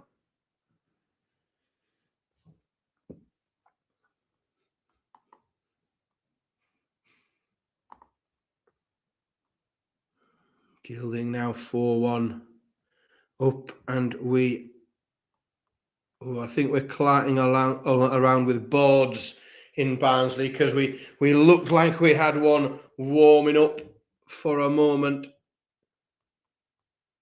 and then it went off, and now it's back on again. So we're warming up in the round of 16, right, coming to the business end of today's tournament, as Richard Veenstra warming up against Stephen Bunting, and that is a good looking match based on the way they have both played today.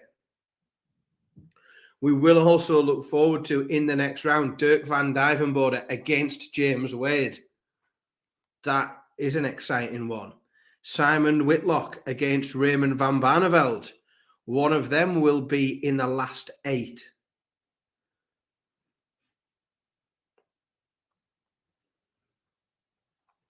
As Brendan Dolan takes the lead against Michael van Gerwen.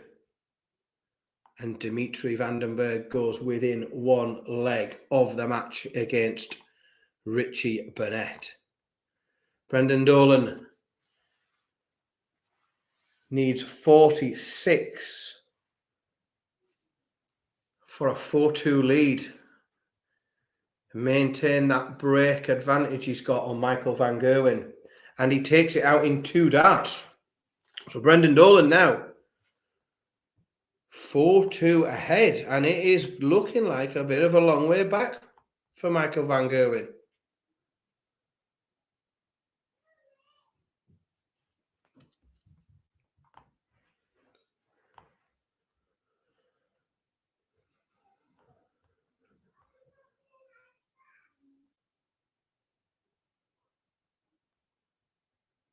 Danny Noppert 3-2 now, so he is looking favourite to keep hold of that number 8 spot. Only one more victory today will make sure that even if James Wade wins today, he won't be able to reach that number 8 spot. But if Danny Noppert doesn't get through this game, that number 8 spot remains up for grabs. It could well have, Jamie. Yeah, that could well have knocked him a little bit, but he's not out of this one yet. Average isn't what we're used to seeing from him, certainly through the course of the day, but Vladimir Anderson down to 1-2-1 after 9, gets himself down to 32 after 12, so he's got the potential of a 13-dart leg. Danny Noppert back on 201 will be able to do very little other than watch and hope for another opportunity. As Vladimir Anderson comes back for 32 with Noppert all the way back on 160.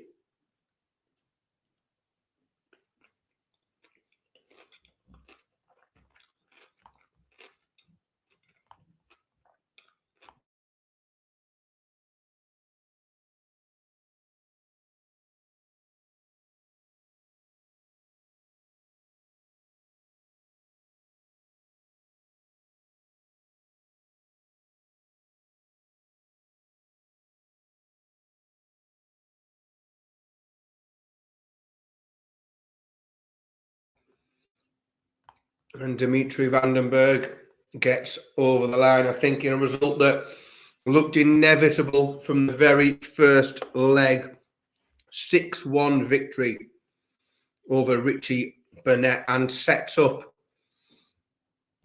a last 16 match against Luke Humphreys, which is another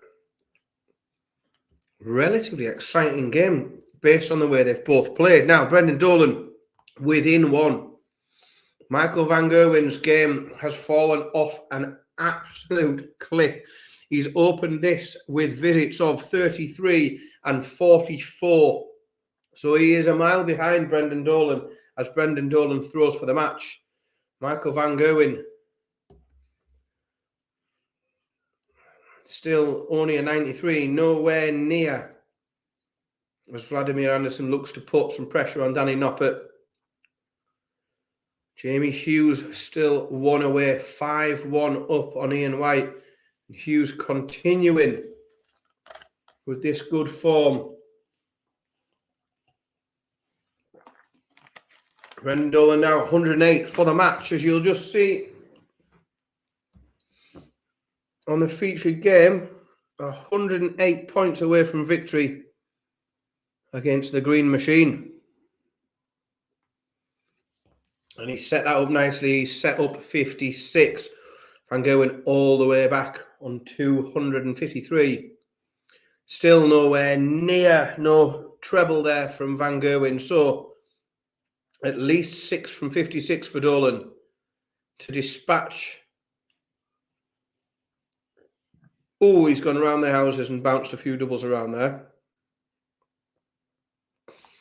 Meanwhile, Noppert holds to get ahead 4-3. Brendan Dolan comes back for double 5. 10 points required for a spot in the next round. And he can't do it. So will we see a big one from Van Gerwen here? 1-1-7. Having one of the worst, probably the worst leg he's thrown all day.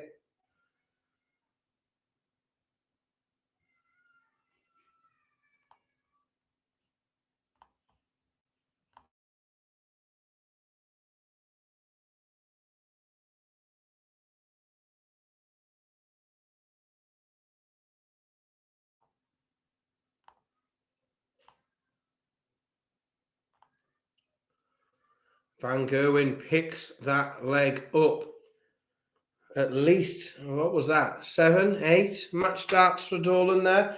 That was a break of throw as well. So Michael Van Gerwen on throw now. And this could just get a little bit tight for Dolan. He should have put this, I mean, any one of those darts, he could have claimed a victory and moved past this game into the next round. And he's at risk here of becoming embroiled in a game that really he had done and dusted 3 legs ago.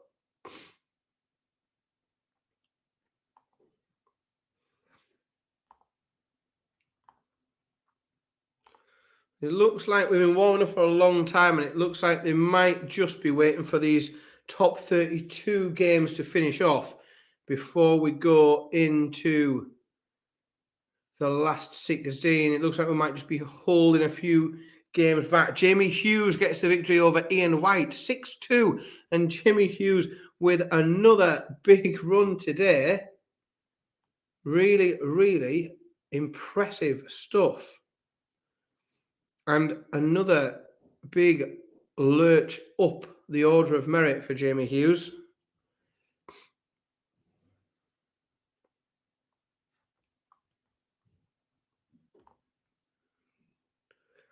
Vladimir Anderson levels up with Danny Noppert.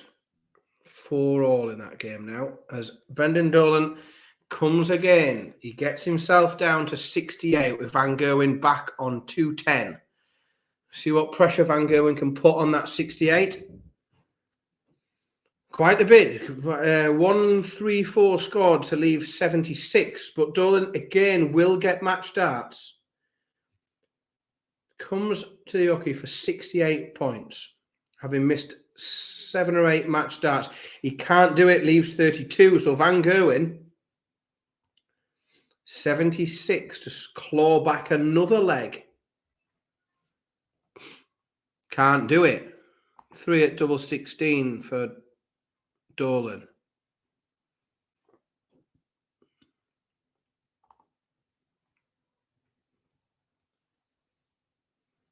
And there we go. Brendan Dolan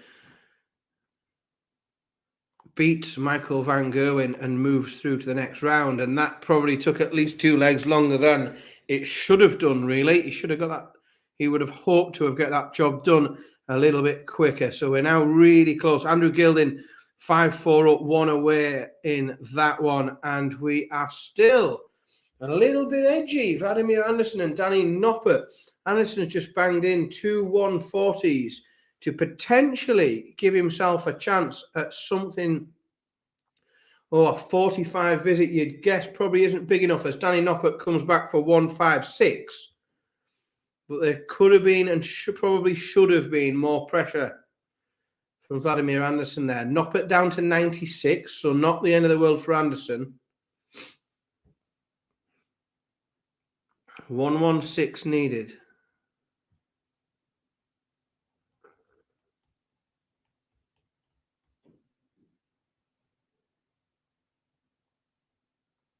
Doesn't go. Noppert comes back for 96 as Nathan Rafferty levels up and forces a noble leg coming from behind against Andrew Gilding. 5-all in that one. That's really turned into big. And Danny Noppert somehow pulls that out of the bag. It looked like he was going to be under too much pressure from Anderson, but Noppy gets there in the end. 5-4 goes within one. We've just got a couple more of those round of 16 games, and in fact we are underway in our first round of 16 game as Simon Whitlock and Raymond van Barneveld, my pick at the very, very beginning of today, just around 3.5 hours ago, picked Barney to go on and be victorious.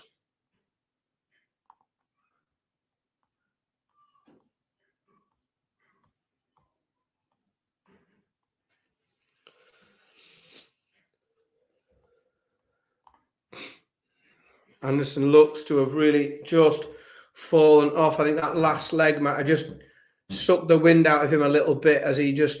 Oh, and as I say that, I haven't quite finished what I'm saying.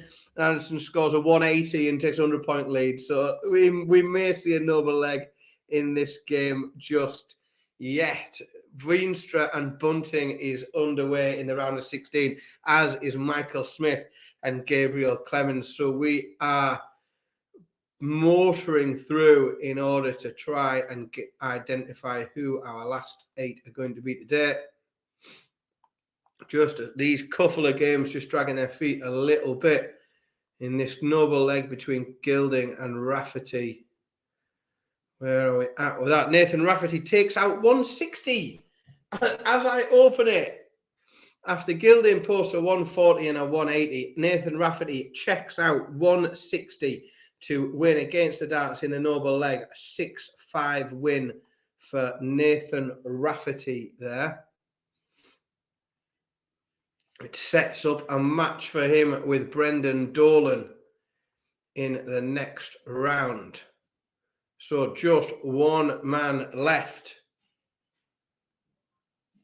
One man left, and that man will be Danny Noppert, who under pressure takes out 25 as Vladimir Anderson just waiting back on 32. But what that does mean is that even if he wins the day, James Wade will not be pinching that number 8 ranking spot from Danny Noppert. That is secure for today. Unlike as was Nathan Aspinall's spot in number 9. Raymond van Barneveld takes the opening leg against Simon Whitlock. And some big scores here in this opening leg. Sorry, in this second leg. Stephen Bunting takes the first against Richard Veenstra, as does Michael Smith against Gabriel Clemens. We are slowly getting underway in these matches, but as we are very early in it and nothing much is happening, I'm going to take the opportunity to run for a very quick comfort break. So you will have to bear with me. I shall be back in just a moment.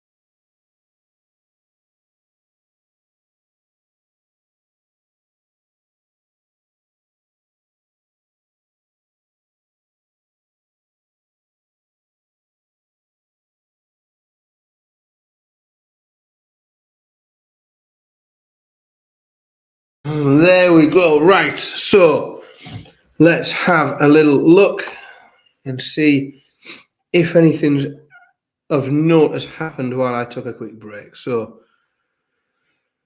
let's see. Callan Ridge levels up Steve Lennon. Michael Smith takes a 2-1 lead against Gabe Clemens. Barney 2-1 up on Simon Whitlock on your feature game. Richard Veenstra levels as well. We're underway, James Wade and Dirk van Duivenbode. So we've still got to get going Luke Humphreys against Dimitri Vandenberg, Brendan Dolan against Nathan Rafferty, and Jamie Hughes against Danny Noppert. They are the 3 additional games that we're still waiting to see get up and running.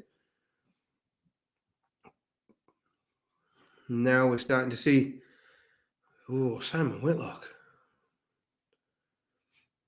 Seen some good work from some of these players. There is a bit of a throwback today in some this is certainly a fixture that we could have seen some years ago, Simon Whitlock and Raymond van Barneveld, but one of these men will be moving through into the very, very late stages of this event. Just a handful of players. Richard Veenstra making big strides today up the order of merit as a new addition to the tour.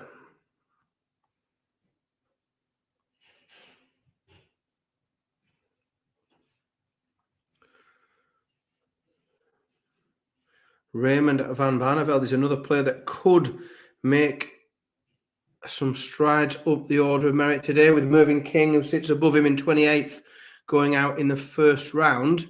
So this is an opportunity for Barney to move up the rankings even further. Simon Whitlock looking for 144 here after that 180 against the darts. This will be a huge break if he could land this, and doesn't. So back over to you, Raymond. Steve Lennon 2-1 up against Callan Ridge. That is a hold a throw, so matching each other in that one, as are Michael Smith and Gabriel Clemens, who are matching each other. However, Richard Veenstra has managed to pick up a break and is 2-1 up on Stephen Bunting. Well, the Dutchman, the newcomer to the tour, looking strong in this game. And Steve Lennon, after a big couple of scores, finds a break against Callan Ridge. Big score in there from Steve Lennon, ups that average to 103 and takes a break and moves into a 3-1 lead. Simon Whitlock at the same time also picking up a break on the stream board that you can see, on the feature game. Moving ahead 3-2.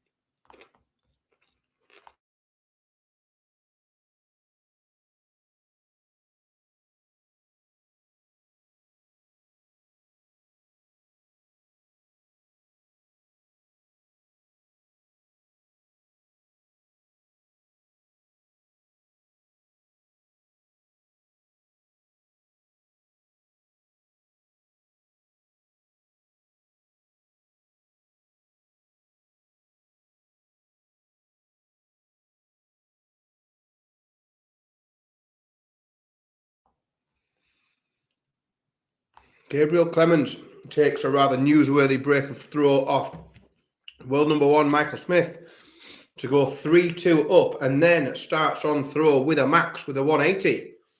Gabriel Clemens looking good here. Just let it slip slightly after opening with that 180. Then 2 trebleless visits to follow it up. So came out flying after that break and then has just held the door open slightly for Michael Smith, who was down to 132 after 9.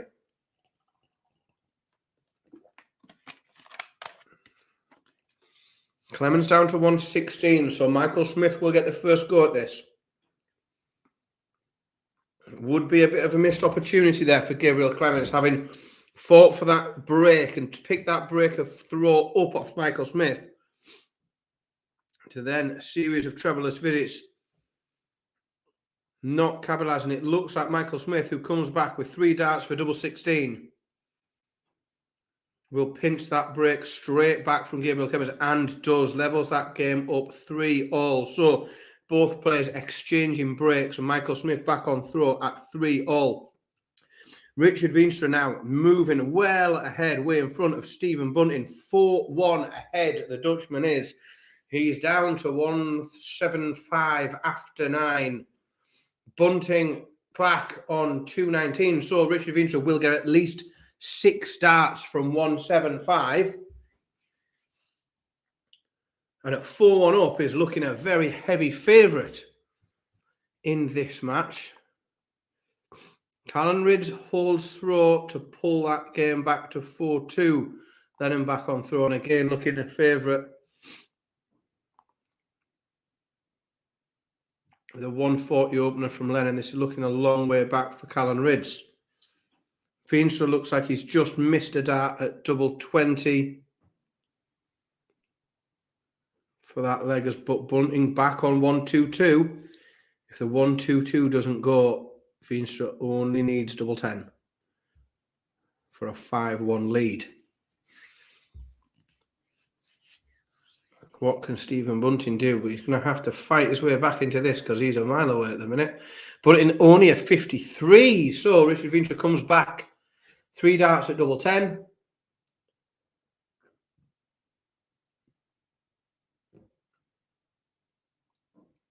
Oh, can't take advantage though. He's missed those doubles inside as well as Veenstra down to 5 points. Stephen Bunting comes back for 69.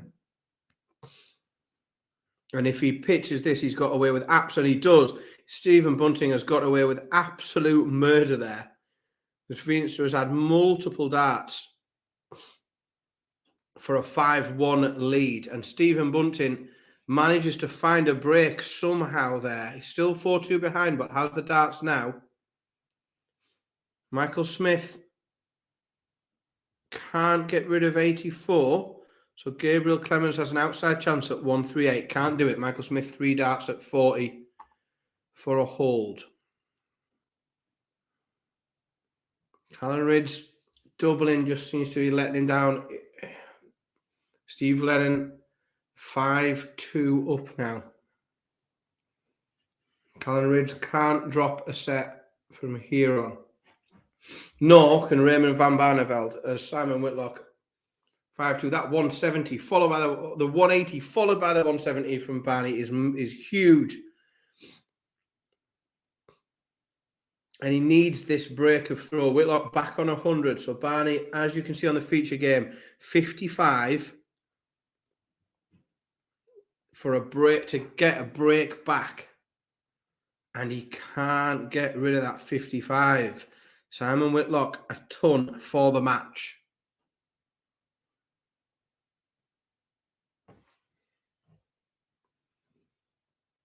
Does it go? It does. Simon Whitlock takes out the 100 with 3 darts. 6-2 victory for Simon Whitlock. And my pick for the day is gone. Bit better from Rids. Needs tops after 12.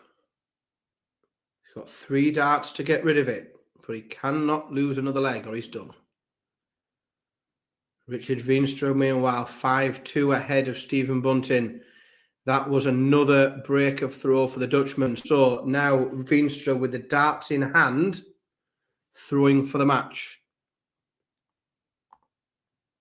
Meanwhile, Michael Smith picks another break up Smith now 5-3 up on Gabriel Clemens, opening with 100.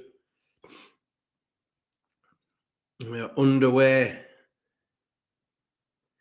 Humphreys against Dimitri Vandenberg and Dolan against Rafferty in the all Northern Ireland clash. We've seen a couple of all Wales clashes. We have an all Northern Ireland clash in this last 16. Nathan Rafferty takes first blood in that one, 1-0 to Rafferty there.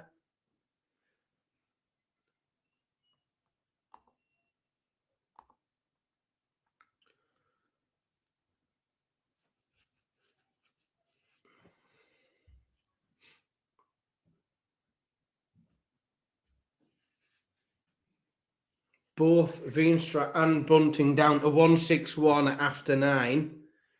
But Veenstra is on throw and one leg away from the match. 90 scored, so down to 71. So you've got to feel this 1-6-1. Stephen Bunting's either got to take it out or he's got to get very, very close with it. Match start missed by Steve Lennon. Match start scored by Michael Smith. 6-3 victory for Michael Smith. Callan Ridge breaks after Steve Lennon misses a match dart and will now throw to level this game up. Opens with a 119. Lennon leads 5-4. Meanwhile, Richard Veenstra misses a match dart as well. Stephen Bunting comes back for 25. And he can't do it. So Veenstra, 3 darts at double 10 for the match and to get rid of the bullet. And he's missed again. More match darts missed from Richard Veenstra. Is he just struggling to get over the line here? Potentially. Stephen Bunting comes back for double 4.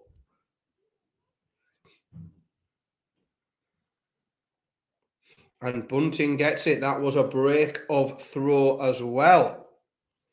Well. Callan Ridge, big score, 1-3-3. Gets him down to 54 after 12. Lennon back on 214. So we will see how much pressure Lennon can put on that 54. Scores a ton. So Lennon down to 114. Callan Ridge comes for 54. Takes it in 2 darts. Noble leg in play now. Callan Ridge against Steve Lennon. Steve Lennon has the darts and will throw first in this deciding leg. These are getting a little bit tense now. Yeah, it's loads. I mean, that's what we want, though. We want entertainment. Meanwhile, on your featured game, Dirk van Duijvenbode and James Wade are 3 each. Elsewhere, Luke Humphreys and Dimitri Vandenberg match each other as well at 2-2. There's a Desmond between Humphreys and Vandenberg. And Brendan Dolan and Nathan Rafferty are 1 apiece. So draws all over the place. Veenstra on the cusp, but we will generally stay with this noble leg for now between Ridge and Lennon. Lennon just slipped off the scoring there. Scored 44. Lennon does have the darts in this game, but a 1-2-1 from Callan Ridge takes an 80-point advantage. If Lennon doesn't score 2 trebles here, and he does, so Lennon scores 1-3-1, down to 1-3-6 Lennon. Callan Ridge back on 185. Callan Ridge 1-3-9, gets himself down to 46. 3 massive visits from Ridge in a row. Steve Lennon needs 1-3-6 for the match, and there is massive pressure on it. He can't do anything with it. Scores 58. So Lennon down to 78. Ridge 46 for the match. Come on, Callan Ridge. Oh, he's missed a match dart. Oh, dear, Callan. He's missed a match dart. He's landed him. In fact, he's missed 2 match darts. He's missed double tops and double 10. He's left himself on 10. Steve Lennon, 78 for the match. Having survived match darts. And Steve Lennon's missed a match dart as well. Callan Ridge comes back for double 5. Match darts missed by both players. Callan Ridge, double 5. Oh, he's busted. Steve Lennon comes back for double 10. Really tense end to this one. Really tense finish. Double 10, Steve Lennon. Is it going? Steve Lennon misses as well. That's both players miss multiple match darts. And Callan Ridge gets it. 6-5, Callan Ridge. Well done, lad. Mint. Meanwhile, Richard Veenstra at that exact moment also victorious. Richard Veenstra beating Stephen Bunting. Richard Veenstra, new tour card holder, down to the last 8 today, and will play Simon Whitlock in the next round. So we will have either Veenstra or Whitlock in a semi-final today. Who picked that this morning? I didn't. Meanwhile, in your feature game, James Wade ahead of Dirk van Duijvenbode, as is Dimitri van den Berg ahead over Luke Humphreys, 3-2 up. Nathan Rafferty takes the lead in the Northern Irish Derby, 2-1 up on Brendan Dolan at the minute, and Jamie Hughes and Danny Noppert just getting underway, 1 each in that, not too far into that game at the minute.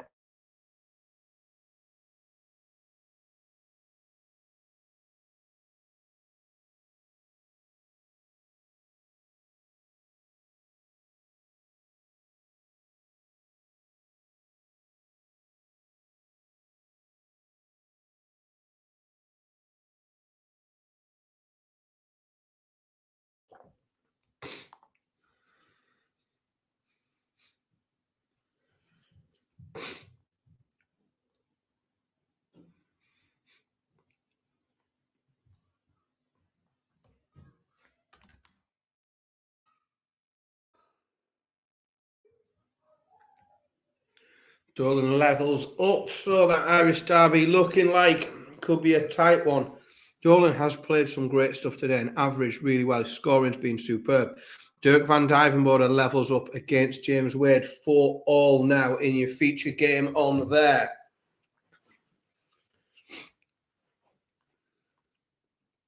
Really interesting set of players that I think we've got left today.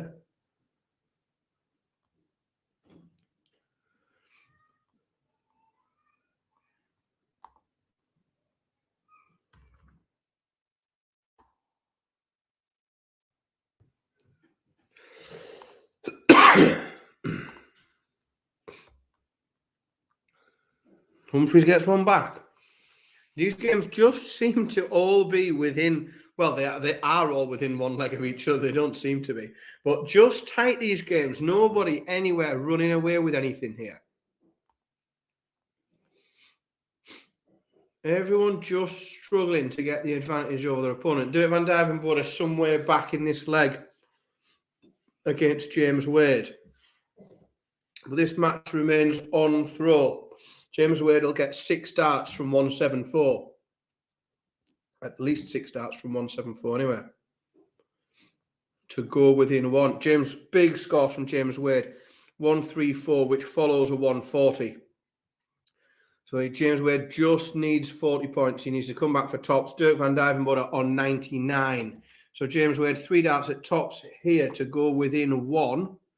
As Danny Noppert just puts some distance, puts a break between himself and Jamie Hughes as as James Wade does pick that leg up against Van Duijvenbode and goes within 1. 5-3 up James Wade, and Dirk van Duijvenbode can't find a treble when he throws first. So James Wade, if he finds a couple of trebles here, and he can't either, that was underwhelming. However, let's have a look. Danny Noppert takes a break, 3-1 up, as does Brendan Dolan, who has broken Nathan Rafferty and is 3-2 ahead, but now with the darts in hand. Dimitri Vandenberg remains ahead of Luke Humphries. He's just missed 2 darts. 3 darts, in fact, Dimitri Vandenberg's just missed to go 5-3 up. Luke Humphries has also missed at doubles. So there's at least 6 doubles being missed, 3 each to win this leg by Vandenberg and Humphries. Vandenberg comes back for double 4 for a 5-3 lead. And he takes that out, a hold of throw for Vandenberg. But Dimitri Vandenberg now 5-3 up on Luke Humphries and within 1 game of the match.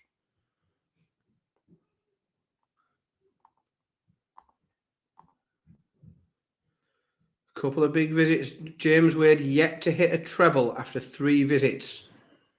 So this one is looking very likely at going all the way. We're looking like getting a noble leg on this one. James Wade not pressuring Dirk van Duijvenbode. Van Duijvenbode down to 32. Wade all the way back on 188. But another 140 from Wade does put a bit of pressure on. Doesn't make a slight bit of difference to the Aubergenius as he takes the 32 out in 1 dart straight into double 16. We are now at another noble leg. We've had a lot of noble legs. Maybe it feels like a lot because I'm used to covering half the boards or not. Whereas because I'm on my own, I've covered every board. I've seen every noble leg. Not many bagels today. That's what we haven't served. I think we've only served 2 bagels all day long. 140 opener from James Wade on your feature board. So the machine looking most likely here. Oh, Luke Humphries, 180, 140, ton 81. Big leg, but that was only a hold of throw. Probably the best leg Luke Humphries has played in this game so far, but it was just a hold. Dimitri Vandenberg now throwing for the match, opens with a 58. Not what he would have wanted in opening this match. Brendan Dolan starting to pull away now, 4-2 up on Nathan Rafferty. But Brendan Dolan opens with a 136. Rafferty 70 followed by a 40. Dolan already has pinched the darts from Rafferty and another break looks to be on the cards here. Final moments in the noble leg in your feature game, both players down to 170. Ton from James Wade, as you will see. The big fish from Van Duijvenbode, will it go? In a noble leg. Big fish in a noble leg's pressure. That's impressive if this goes. No, 58 scored. So, James Wade, 70 points for the match. To keep that, a 2 dart finish. James Wade, absolutely. James Wade doing James Wade things. Another victory for James Wade, averaging 93. Those combination checkouts really coming together for the machine, and he is looking. The thing with James Wade today is, whilst he doesn't look amazing, he's not scoring particularly outrageously. He doesn't look at all like getting beat. This is the thing with James Wade today, is he doesn't look amazing. He doesn't look like he's going to hit a 9-darter. He just doesn't look like he's going to be beaten.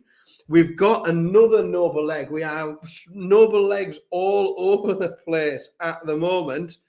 And we've got a noble leg between Luke Humphries and Dimitri Vandenberg as Luke Humphries breaks Dimitri Vandenberg again and is now throwing for the match. Dimitri Vandenberg can't find a treble in his first visit. Humphries pulling away in the noble leg as Brendan Dolan throwing for the match, 5-2 up on Nathan Rafferty, and there is action all over the place. Danny Noppert 5-1 up now on Jamie Hughes. That's looking like we're going to be wrapped up in this round within the next couple of minutes or so. Let's hope we're not on too much of a break in between because I am a bit exposed on my own. I could do with darts being on. Big visit from Humphries there, down to 88. He's going to get a go at it no matter what, because that 180 from Vandenberg, not enough. Not enough to really put the pressure on Humphries. He's going to get a match start, you would think. Oh, close. Humphries has had a match start. Dimitri Vandenberg, your go, 112 for the match. Doesn't get there. Looks like he's missed tops. Humphries 7. 7's not straightforward. He's going to have to work out which way. And it doesn't go. So Dimitri Vandenberg comes back double 10. I fancy him on double 10 more than I fancied that 7 that Humphries stuck himself with. Left himself in the madhouse as well, Humphries. If he does get to come back, he's coming back, and he does get to come back, but he's coming back for double 1. Oh, this is very, very tense end to this game, as Humphries double 1 needed, and he busts it. So Vandenberg double 5 needed in the noble leg. Very doesn't get much tighter than this. Nowhere to go if you miss for either player.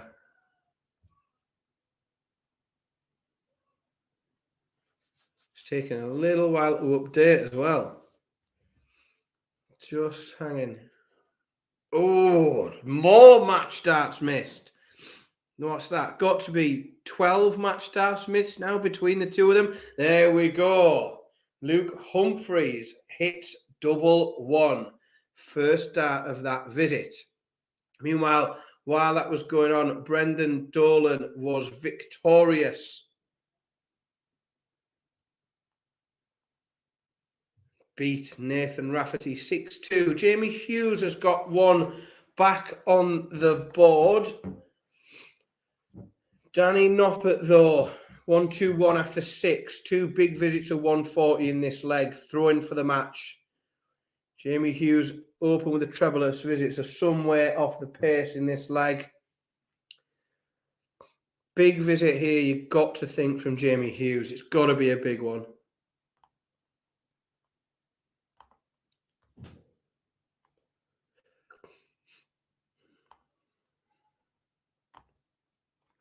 That's big. Is it big enough? Long way back, though, in this game for Jamie Hughes. That's a nice visit from Danny Noppert. Sets up a 2-dart combination to finish the match. Take a big visit again. Have to do 3 in a row. That's probably not putting too much pressure on this 64. Not at 5-2 up.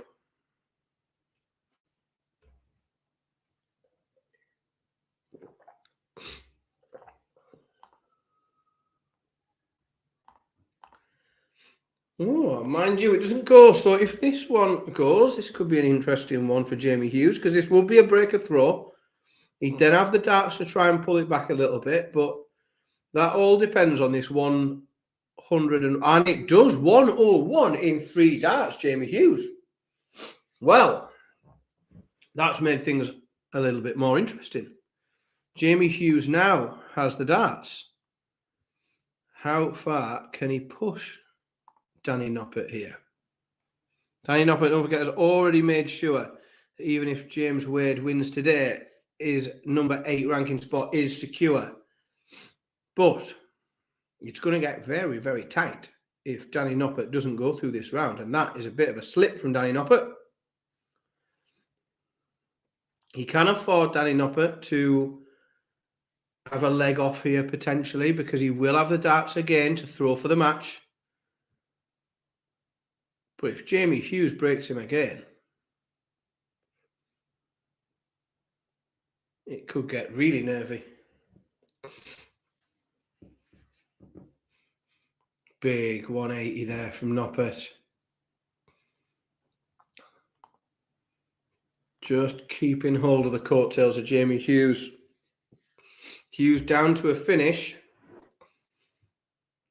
Noppert might get down to a better one though here.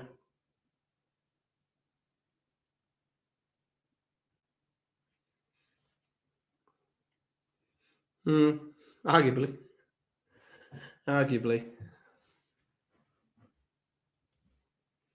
170, Jamie Hughes, the big fish, trying to reel in the fish to keep this match alive against Danny Noppert.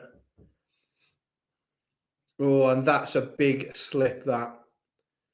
Because even if Danny Noppert doesn't take this 161 out, if he sets something up, sets up a 2-dart, and that's big. Danny Noppert playing that 137, leaving 24. Big pressure on Jamie Hughes now. 133 just to stay in the game, or Danny Noppert's coming back for double 12. So that is a big shot from Noppert. Hughes has done all right. It looks like he's probably missed a dart actually at that, but not enough, Jamie Hughes.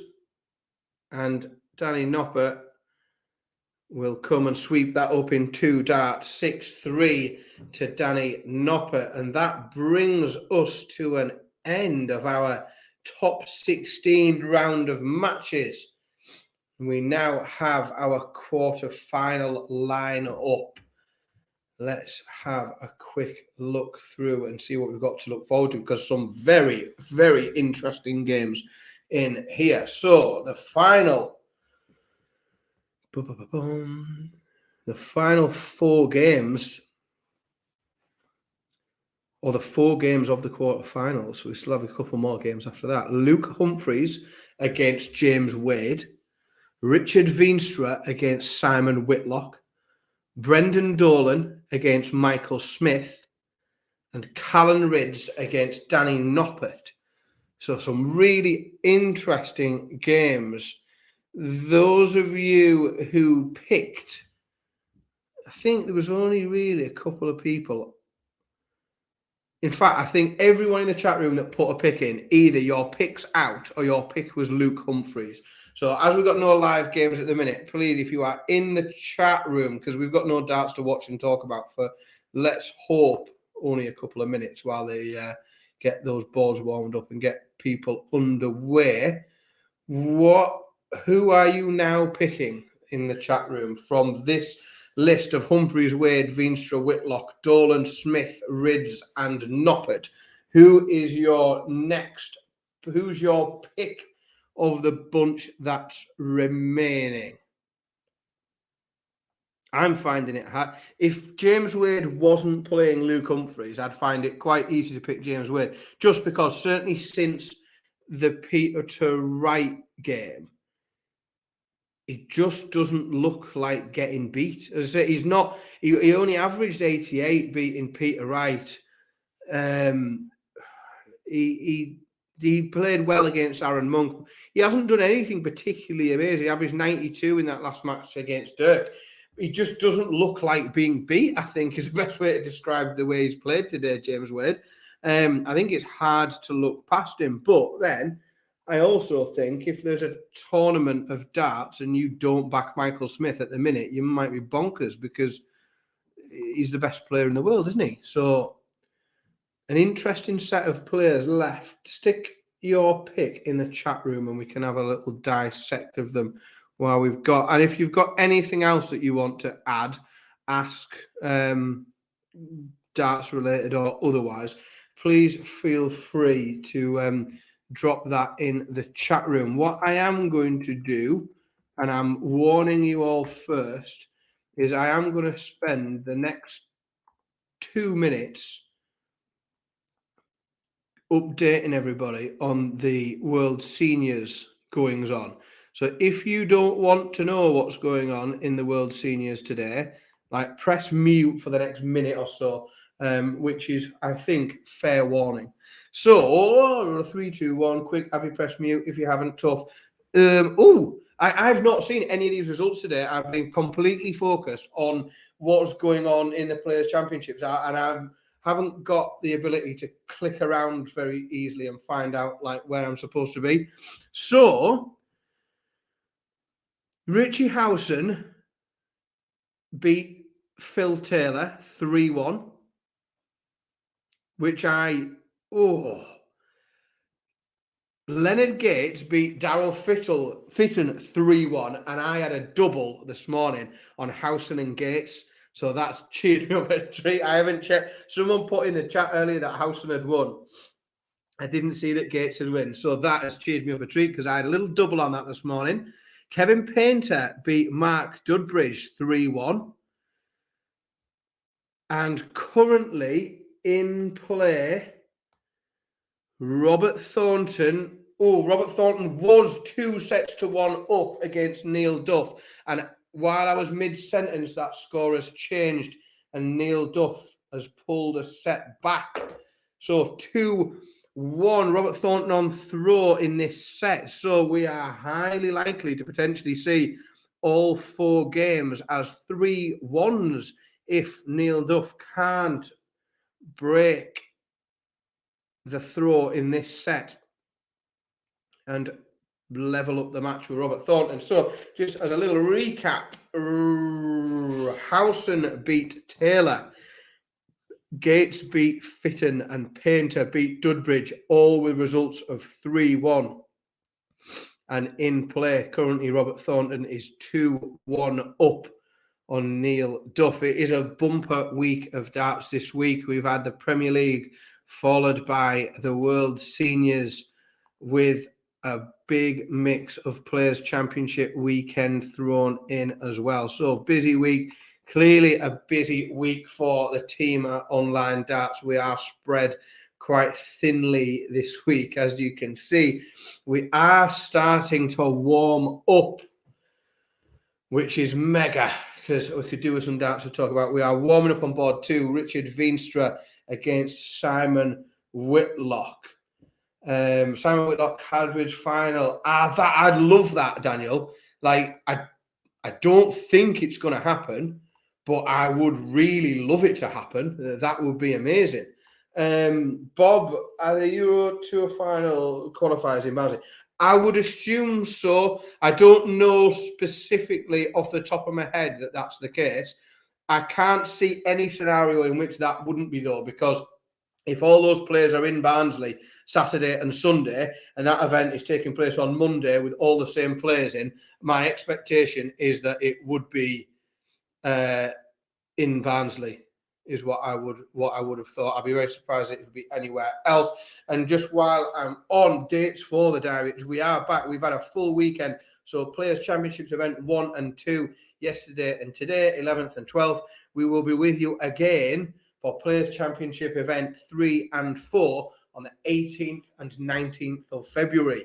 So not very long at all before we have another one of these events to talk you all through. And we do just seem to have a little bit of a lag in this one. We are struggling a little bit for getting some darts up and running, aren't we? Those of you who muted me while I talked about the seniors, I hope you're all back now, because we are now underway. Oh, Simon Whitlock goes 180, 140. He's properly underway. Simon Whitlock not messing about at all. We got underway. Simon Whitlock against Richard Veenstra. Whitlock straight off 180, followed by a 140. Absolutely top work early doors. We're warming up as well in that game between Brendan Dolan and Michael Smith.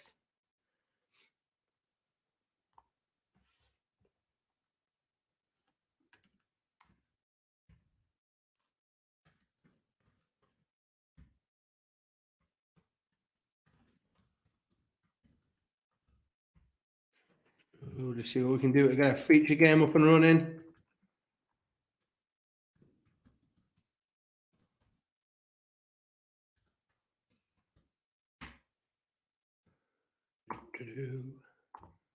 And then we will go back and see Simon Whitlock. Ooh, 136 average.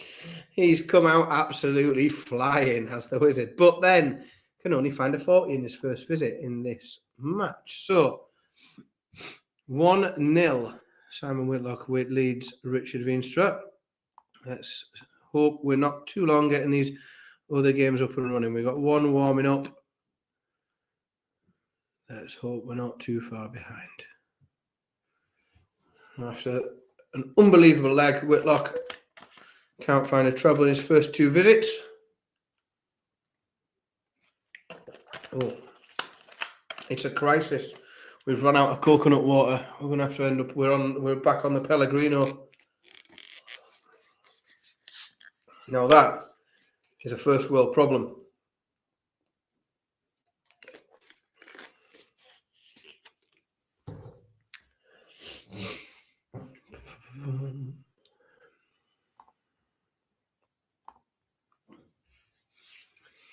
Richard Veenstra will be first to a finish in this leg.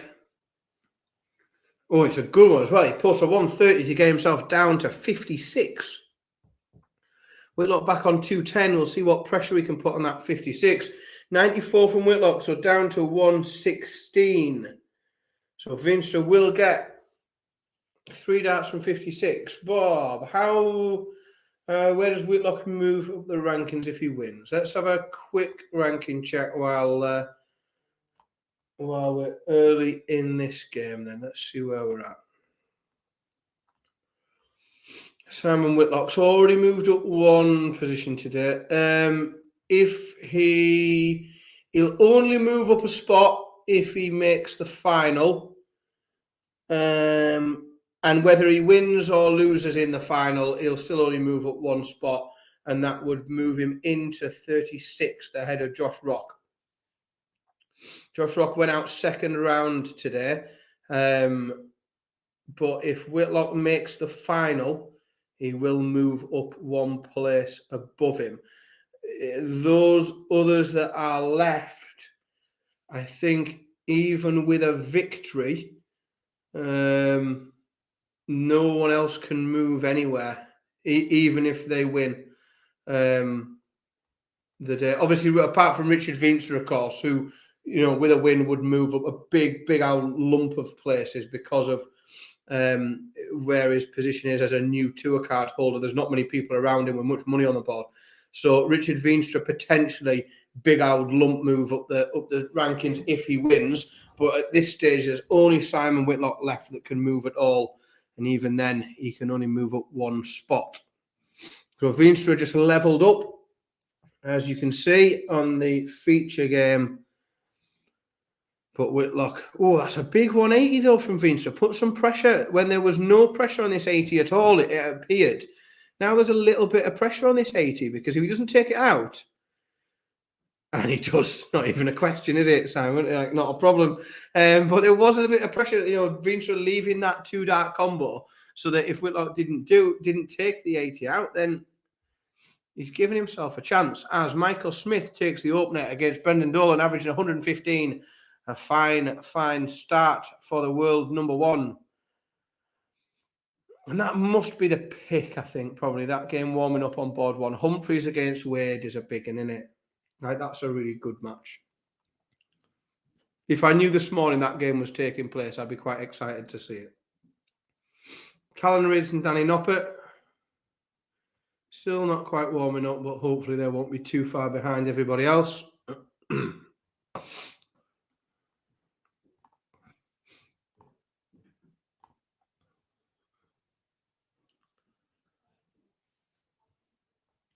Veenstra again looking the more likely, but that big visit from Whitlock just keeps it relatively level. Veenstra can't. It allows Veenstra to not slip up.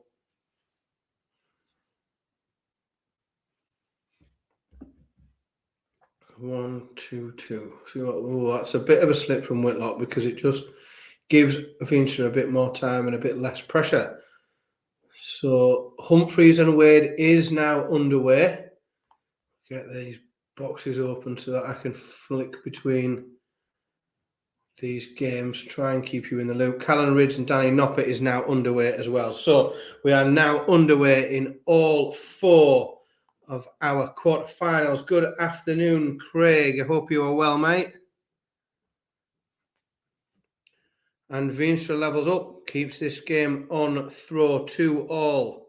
Veenstra and Whitlock. Whitlock again, big opening first visit, 140. The scoring from Whitlock, in fact, even his doubling, Whitlock has just generally been very, very good today. Very good. Oh, this game. Luke Humphreys has gone ton. 101 after 12. 4 visits of 100. James Wade down to 60 after 12. This is already off to an absolute flyer. Humphreys will need to take the 101. He can't. So James Wade comes back for 60. And he does it in 2 darts. What a leg. 14 dart leg from James Wade, averaging 107.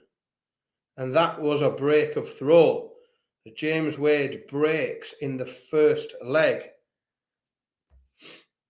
Callan Ridge 140, 180, visit of a ton down to 24 with Danny Nopper all the way back on 137. Takes that out as well. Callan Ridge 1-0 up. These matches have got off to flying starts. Brendan Dolan, ton 140, ton. Looking to go 2-1 up over Michael Smith. 161 left after 9. Smith back on 266. Oh, 137 from Brendan Dolan. Brendan Dolan down to 24 after 12. This is amazing. Some unbelievable darts across these games. I have had a grumble, as of some in the chat room, about some of the standard that we've seen today, in that we haven't seen a huge amount of blockbuster averages. Brendan Dolan, that's remarkable.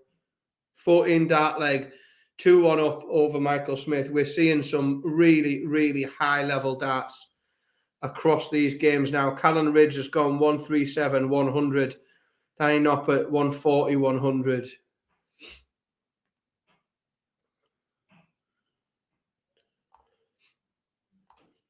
Really just seems all of a sudden in these quarterfinals that it's set alight a little bit. Simon Whitlock looking for the big fish, 170 for a break. Okay, but that's still a big visit. 122 down to 48. There is pressure on this 95. Richard Veenstra, pressure on the 95 to hold, because Whitlock down to 48. The way that Whitlock's finished today, you would fancy this 48. He'll be fancying it the way he's played today. For a breaker thrown, a 4-2 lead. Does the 48 go? Is it going to go yellow? No. 16 scored for Simon Whitlock. So Veenstra, little bit of a lucky escape there if he can peg this double 16. And he does first start. So 3-all. Callan Ridge 2-0 up now. Oh, if we see a Geordie winner today while I'm here on my own, that'll be amazing. If he makes the final, you'll have to excuse me while I run upstairs and put my Newcastle shirt on. If Callan Ridge is in the final, then we're doing it in a Newcastle top. Brendan Dolan is playing some unbelievable darts. Ton 140, 140, 89. He's left 32 after 12. Michael Smith back on 198. So Brendan Dolan will get 3 darts at that 32 for a 3-1 lead. Michael Smith down to 103, but Brendan Dolan's going to get 3 darts to break. 3 darts at 32 to break the world number 1. And he does it first dart. Brendan Dolan 3-1 up. Brendan Dolan's been superb today. Really, really, really good. I've thoroughly enjoyed watching his games.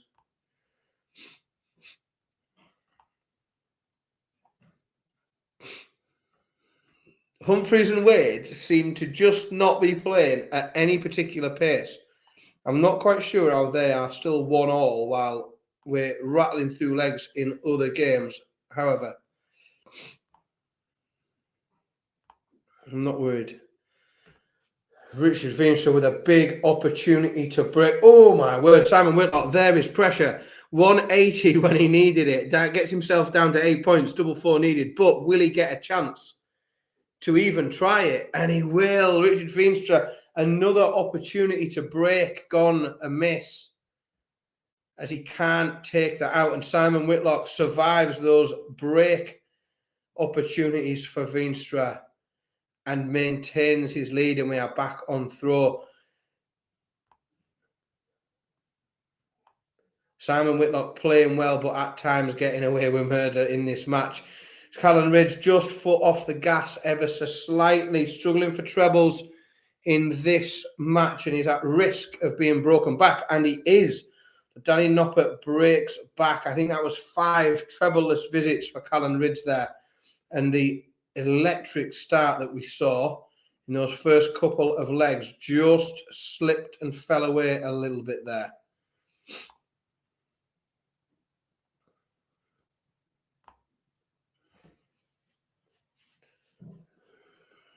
Good leg so far from Richard Veenstra. Whitlock not yet hitting a treble. There is a treble, but still, as you can see on that feature game, way off the pace. 127 for Veenstra. He can just tee this up here. Doesn't have to take it out. Doesn't have to go for anything risky, and doesn't. Leaves himself tops, and he'll have at least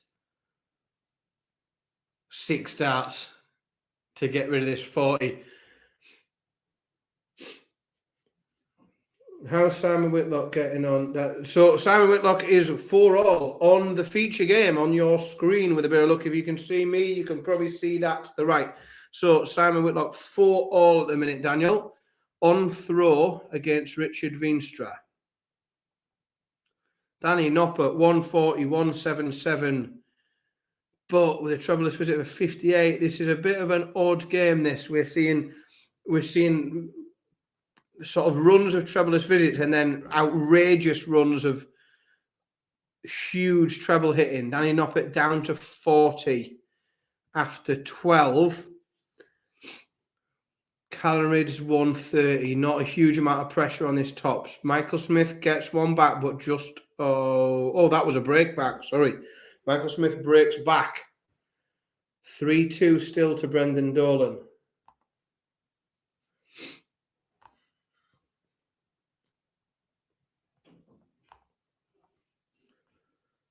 Callum Ridge can't find a treble in his opening visit after losing 2 on the bounce.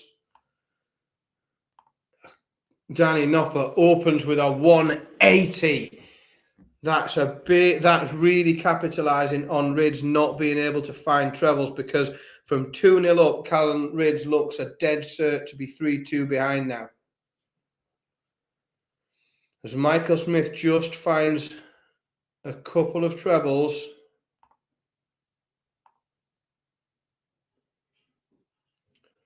This is a big visit from Veenstra, this 84.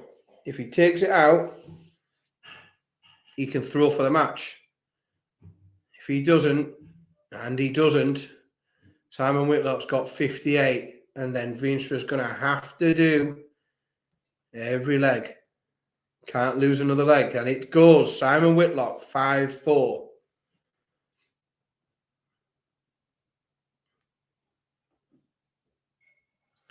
Richard Veenstra cannot blink. He has to win 2 in a row. Luke Humphreys has shot to a 4-1 lead ahead of James Wade, averaging 102.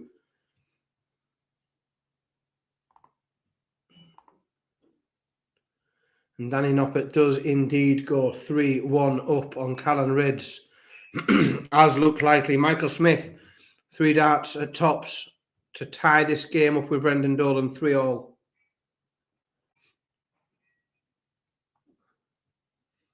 And he only needs 2 to do it. So we are 3-all in that game between Dolan and Smith. Richard Veenstra doing the right things in this leg. But Simon Whitlock down to 167. Veenstra needs a big visit here. He's at 180. He's got to get himself, and he hits a 140. So Veenstra puts himself on 40. Whitlock coming to the hockey for 167 now. Are we going all the way? 37 scored for Whitlock. So 3 darts at tops for Veenstra. He only needs 1. So we go to a noble leg. 5-all between Veenstra and Whitlock. Whitlock will have the darts in hand, and he will throw for the match. James Wade takes 80 out in 2 darts. to get another leg on the board, but he is still 4-2, a breakdown, 4-2 behind Luke Humphries, who opens up on throw with a 1-3-8. Humphries looking very, very likely here. Danny Noppert holds his throw to go 4-2 up on Callan Ridge and just re-established that break. He's got a little cushion now, and Ridge is going to have to really get his foot down to get competitive. James Wade opens with a 180 against the darts.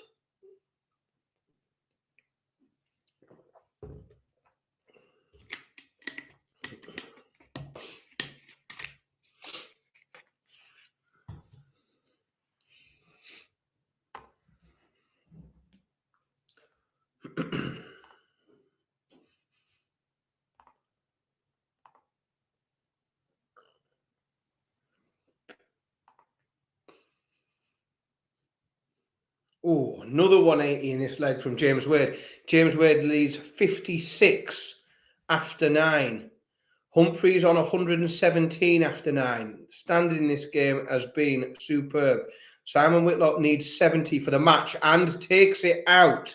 That Simon Whitlock has played some brilliant darts today. Combination finishing, the scoring's been there. Absolutely superb. It brings to an end a very, very good day from Richard Veenstra, who's played really excellent. He's been really good today, very steady. But the wizard, Simon Whitlock, has just been relentless today and plays his way through into a semi-final. Meanwhile, Luke Humphries punishes James Wade's opening treble-less visit with a 1-3-4. But then James Wade finds a 180. If James Wade can follow that 180 up and break here, and he's just pinched the dart. Oh, no, he hasn't pinched the darts. He's thrown, or he's on throw. If James Wade can level this up, this is a really entertaining game. 1-3-4 for Wade gets him down to 1-2-8 after 9. Brendan Dolan, if he finds 2 trebles here, I mean, if he finds 3, that'd be amazing. If he finds 2 trebles, might just find himself in the draft, not quite enough to just get in the driving seat in this game. Danny Noppert now just 1 away and with the darts in hand. 5-2 up Noppert, throwing for the match against Callan Ridge. Ridge can't find a treble in his first 2 visits.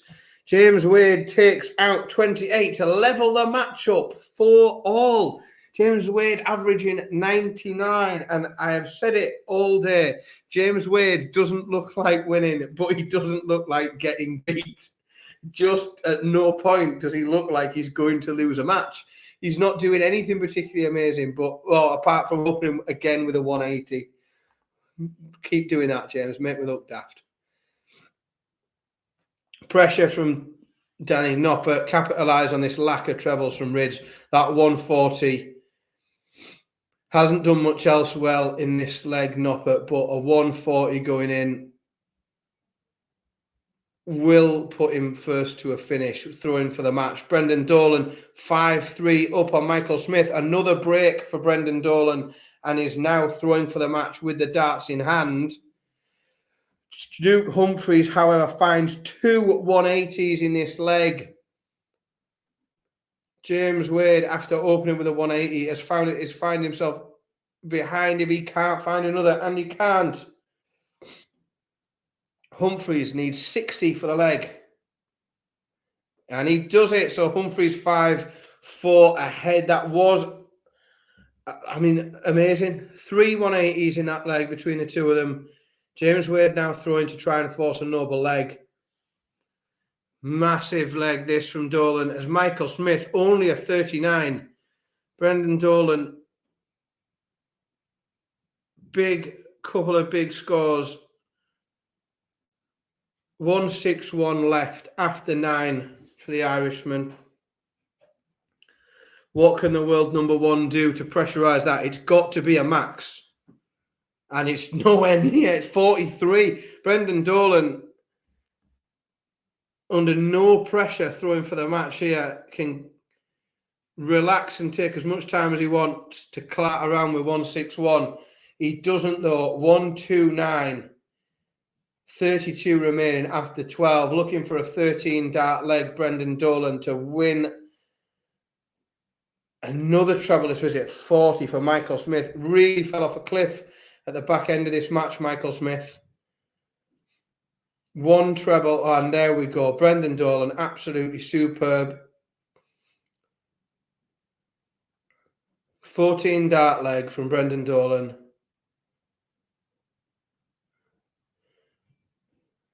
Superb stuff. Danny Noppert is within one, as is Luke Humphries. But the difference is James Wade is down to 102. James Wade takes out 102. Ton plus finish for James Wade. 5-all to force another leg. This set of quarterfinals has been absolutely amazing. Some of the stuff that we've seen is tremendous. Luke Humphries throwing for the match but can't find a treble. Opens with a 60. James Wade, if you can find a couple of trebles here and you've thrown a 43, that was a terrible, terrible time to throw a 43. Callan Ridds comes to the hockey for 235. Danny Noppert is going to get 3 darts. A massive 180 for Ridds, gets down to 55. Danny Noppert is going to get 3 darts at 142 for the match. Will he get a dart for the match here? 142 Danny Noppert has come for. And he doesn't. Callan Ridds on 55. That 180 has put him right down the neck of Danny Noppert. Oh, only 15 scored for Callan Ridds. Only 15 scored. Noppert will get a match start here. 80, he doesn't. Callan Ridds with 40. It's all going on because we've got a noble leg on the other one as well. James Wade, 140 ton. This massive. Ooh, what's going on? Callan Ridds gets one back. Luke Humphries, 86 for the match. This is chaos, this. Complete chaos. Luke Humphries has missed a match start there. Leaves himself 30. James Wade, 93 for the match. If you needed a man to take out 93, James Wade would probably be, and he's come inside double 18. 18 left for James Wade, but Luke Humphries has 3 darts to get rid of 30. And he only needs 1 dart straight into double 15. After James Wade missed a match dart at double 18, Luke Humphries takes out his match dart into double 15 and is victorious.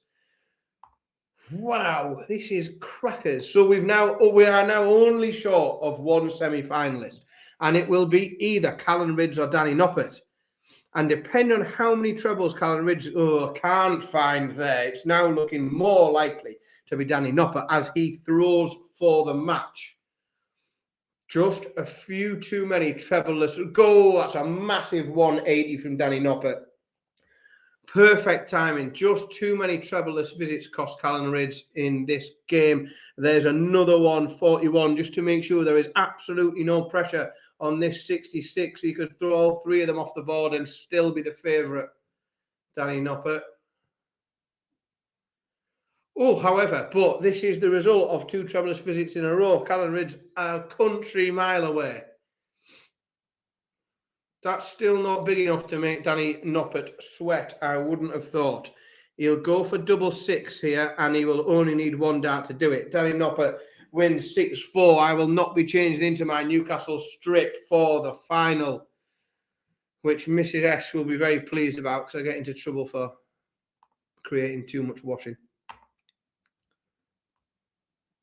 Right, so then, we now have our semi-finals. Do a quick refresh. Make sure that we're looking at all the right information.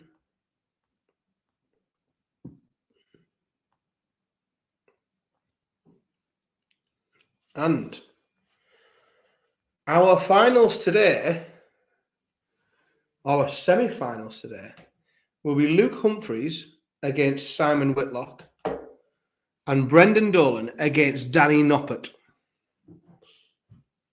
which I think are quite exciting matches. Certainly the way that Whitlock's played today, the way that Brendan Dolan has been amazing all day.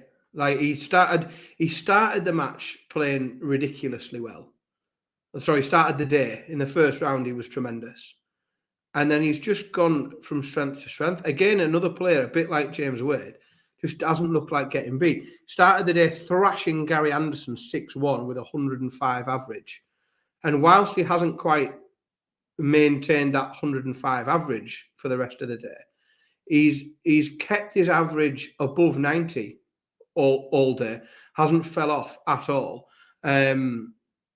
Played superbly against Michael Smith. The scoring's been there, the finishing's been great. Yeah, Brendan Dolan really put in a performance today. Simon Whitlock a bit unexpected, a bit from left field. I don't think many people would have picked Simon Whitlock to go this far. Not so much just go this far, but also play at the level that he's played. Like he's hit some really, really good combination finishes, got himself out of trouble when he's been under pressure. Played very, very well. Right. You will all have to bear with me for a minute as I run for a very quick comfort break, because once we get into these semi-finals, there'll be lots going on at the same time and I might get excited. So I better nip for a wee.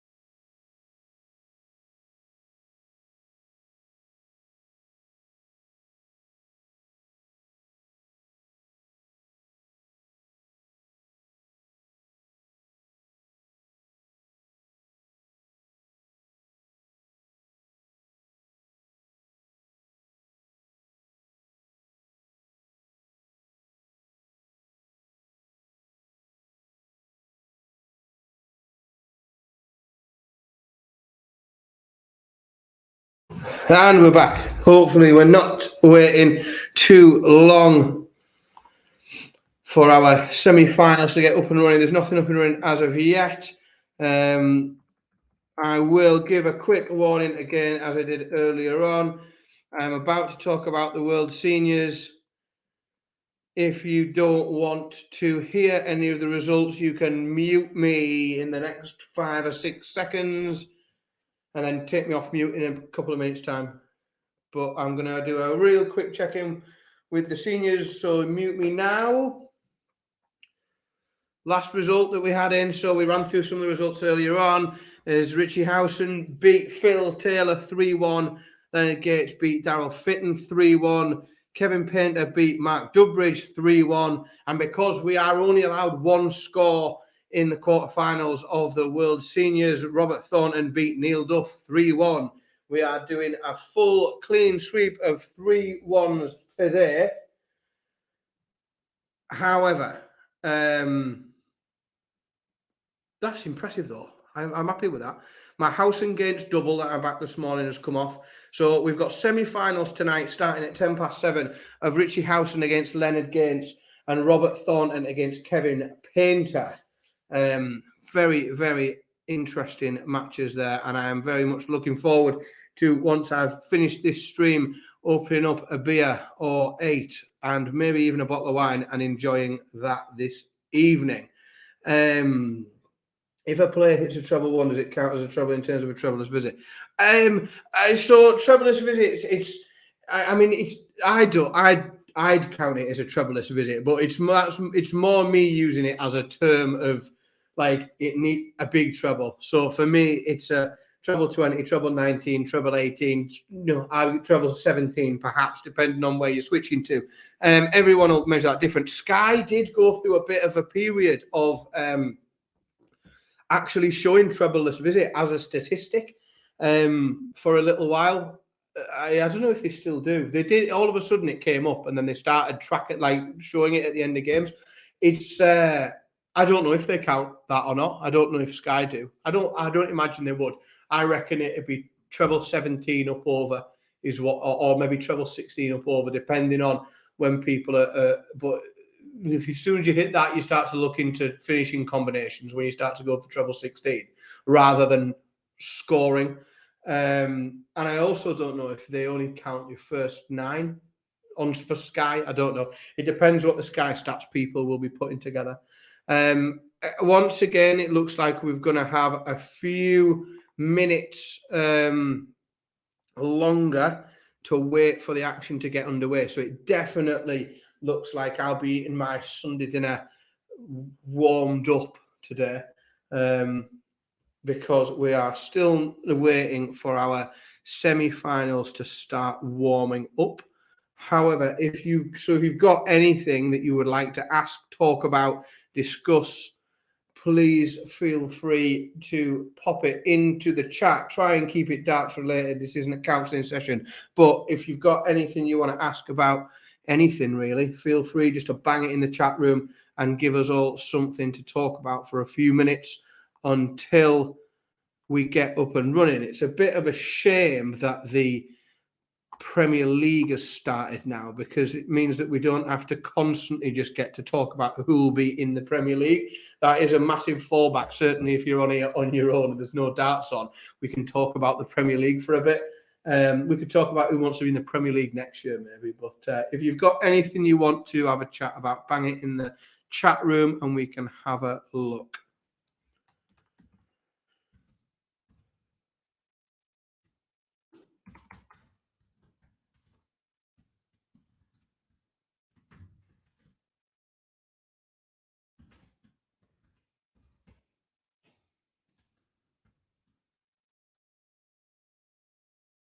Oh, who do I think's favourite to win on Thursday? Well, I'll tell you, the bookies' favourite is not my favourite. Like, I will be picking the same winner of the Premier League for this week as I will for the 14 weeks that are going to come after it, which will be Chris Dobey.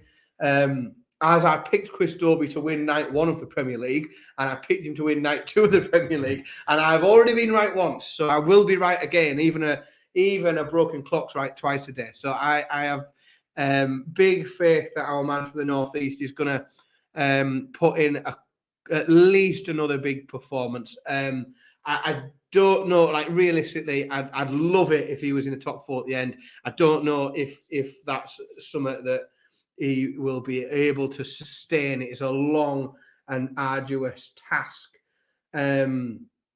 but I definitely think he's got at least another win in him, 100%. New tour card holders had a pretty good... Yeah, do you know, like the new tour card holders, a lot of them had some... Even the ones that didn't go deep, there were some really good performances. Richard Veenstra today, absolutely superb. Dylan Slevin yesterday, absolutely superb. Nick Kenny was brilliant. Aaron Monk played well. Danny Van Truyck played well. We saw really good performances from Kyrenhoven. Had at least 1 or 2 good games. So did Zonneveld. Keegan Brown did well. So we've seen some really, really good performances, and I would say they outperformed by and large, those who are sort of sat for sort of 95 to 60 odd on the order of merit. Among that set, Nathan Rafferty played well, Cameron Menzies played well, Van Beauregard played well. But a lot of the big performances outside of the top 32 came from the new tour card players, where we saw people playing particularly well. Peter Wright to win. Yeah, Peter Wright. It's a bit peculiar. Peter Wright's playing really well. He seems to be in form, and he's playing some great stuff. Just needs to put it together, I think. Certainly on the Premier League. Like, Peter Wright's made for a Premier League stage. He's made for arenas. He'll always be able to find a performance. It's just consistency. It's just being able to do it week after week after week. The visa problems with Corey Cadby. You don't really want to go. Essentially, the easiest way to put it is Corey Cadby doesn't have a clean criminal record. And when you try to get a visa to enter another country, that is one of the immediate things that will discount you from a lot of different types of visas. Is they'll have a look at it and say, well, if you've got a criminal record, you can't enter this country. They don't want criminals coming into a, there are other types of visas available, such as a sports visa and other things. Corey Cadby is a tour card holder. I understand he's invited to all of these events. Whether he's unable to play, whether he's unable to enter the country, whether it might be a fact that it just isn't as quick as everyone would want it to be. So Corey Cadby, my understanding is that he wouldn't have been able to apply for a sports visa until he had a tour card, which was only Q School early January, mid-January. So if he's only put the paperwork in mid-January, for probably less than 4 weeks ago, in reality, visa paperwork can take ages. It can take weeks and weeks and months. So it might be that he can have a visa and that he meets all the criteria for a sports visa, and now he's got a tour card, he can submit all the paperwork. But it might be that takes 6 to 8 weeks in order for that paperwork to be checked and then a visa to be issued. And of course, until that visa is issued, he can't travel, and he certainly can't come and work. So that, my understanding, is the most likely scenario is that he's probably trapped in the middle of a visa process at the minute that's long and complicated, and takes weeks to wait for people to send documents out and approve things.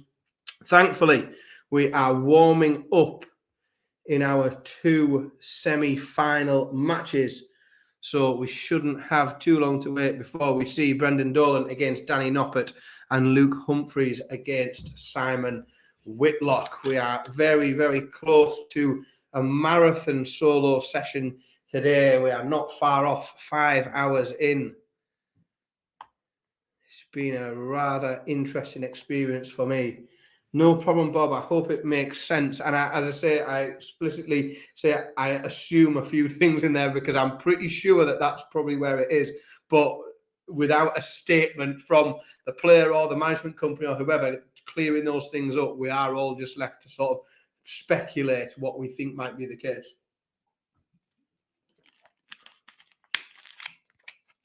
Hopefully, we will. We might be able to find a way to get both of these games up as feature games. I'm sure that my producer in the background somewhere will be able to come up with that for me. Let me just see if I can. Oh, there we go. It seems like he's already at work. It seems I'm sorting those things out for us. So we are looking now at. Let's get these open so that I can see what's going on in them. Simon Whitlock again with a 180 in the opening leg. Simon Whitlock, every time I've had one of his games open today, has scored a 180 in the opening leg. He's just been absolutely on it today. Hi, Carl. Has anything notable happened today? Well, yes and no. Like, it's been a bit of an odd one. So we lost a couple, like, just sort of skimming back over the day, we lost a couple of relatively surprising names early doors, in that we lost Damon Hector, Ryan Searle, Chris Dobie, Dave Chisnell, who else? Jose de Souza, Nathan Aspinall. So we lost quite a lot of big names in the first round. We've seen very little in the way of bagels, big dominant performances. We've had quite a lot of noble legs, a lot of 5-alls that have gone quite tense. I suppose the big stories of the day is huge. Luke Humphries and Danny Noppert playing exactly in line with the form that they are both in. So Humphries and Noppert like playing really well, as per their current form. Really big performances from Brendan Dolan and Simon Whitlock. Dolan started off the day with a huge performance, averaging 105. I think he averaged early doors. I did say within the last 10 minutes who he beat, and I can't think who it was now off the top of my head. Gary Anderson, of course. How did I forget that? So beat Gary Anderson 6-1, averaging 105. Whitlock has been superb all day as well.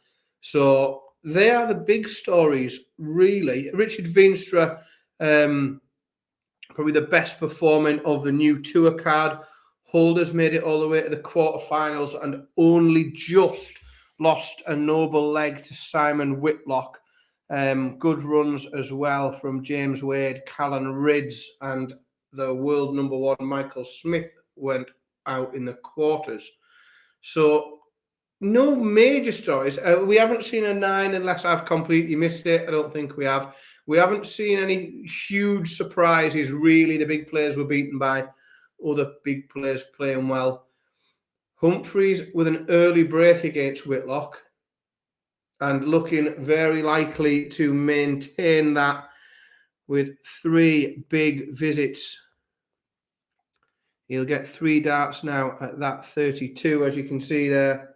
No problem, Carl. I did my best. I've probably forgotten half of it. I feel like I might be slowly going out of my mind. Either that or it'll be one of those things where I've imagined it, didn't even go live, and spent a day just for talking to myself in my dining room. And Luke Humphries 2-0 up, as you'll see. We've managed to get both games featured for this, which is superb. Trebless visit start off for Whitlock, so just can't quite get the scoring that's got him through the day in this match. Simon Whitlock. Danny Noppert, though, off to a good start.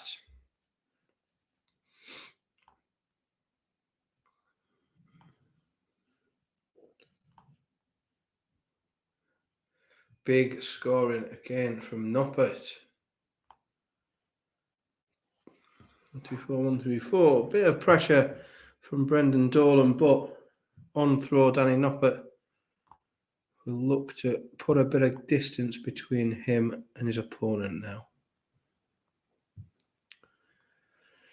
So the one that we did work out earlier on, whilst he's already down 2-0, but if Simon Whitlock does win this match and makes it through to the final, even if he gets beaten in the final, if Simon Whitlock reaches the final, he will move up to number 36 in the world and nudge Josh Rock down 1 ranking spot. So Simon Whitlock, the only really thing anyone can do at this point in the competition in terms of moving around in the rankings is that with a win, another well-placed 180 there, Whitlock.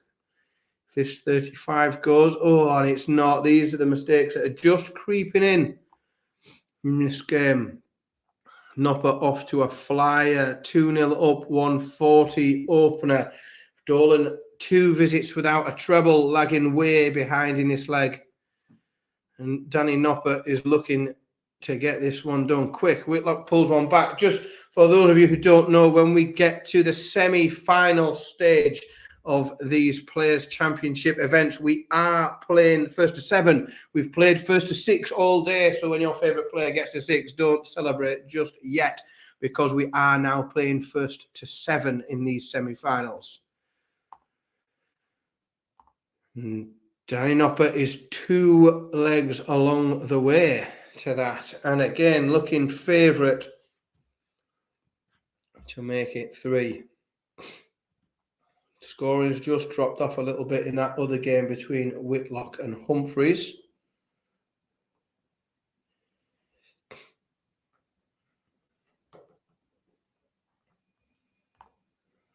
It's good to see that we've done some. We've actually done some good numbers this afternoon. Plenty of people tuning in, which I wasn't sure how much of the. How many of you will be busy with the World Seniors all day, but I'm pleased we've had so many people along and engaged in the chat room. And it's those of you that have had the World Seniors on, you're probably on split screen. I've managed to miss it all, but have kept those that wanted to in the loop with the scores. I've done it with some mute warnings, so I won't keep looping around them. But I'm really looking forward to this evening's Seniors matches now.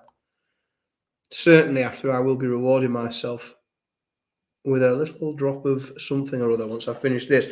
Ton for Simon Whitlock to level this up against the darts. We've seen him take a ton out more than once today, Simon Whitlock. And there it goes again. 2 darts, treble 20, double top. There we go.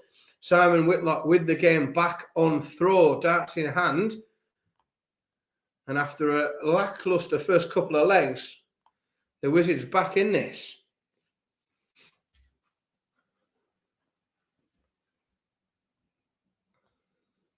I'll tell you a man who doesn't look in this, though, is Brendan Dolan as he slumps after a really uninspiring leg there to a 3-0 deficit at another break, at a second break of throw. So it is a long way back from here from Brendan Dolan. It's not just 3 legs, it's 2 breaks of throw. However, Danny Noppert very generously giving him a bit of a head start on that break of throw to open up with a 46. Pardon me.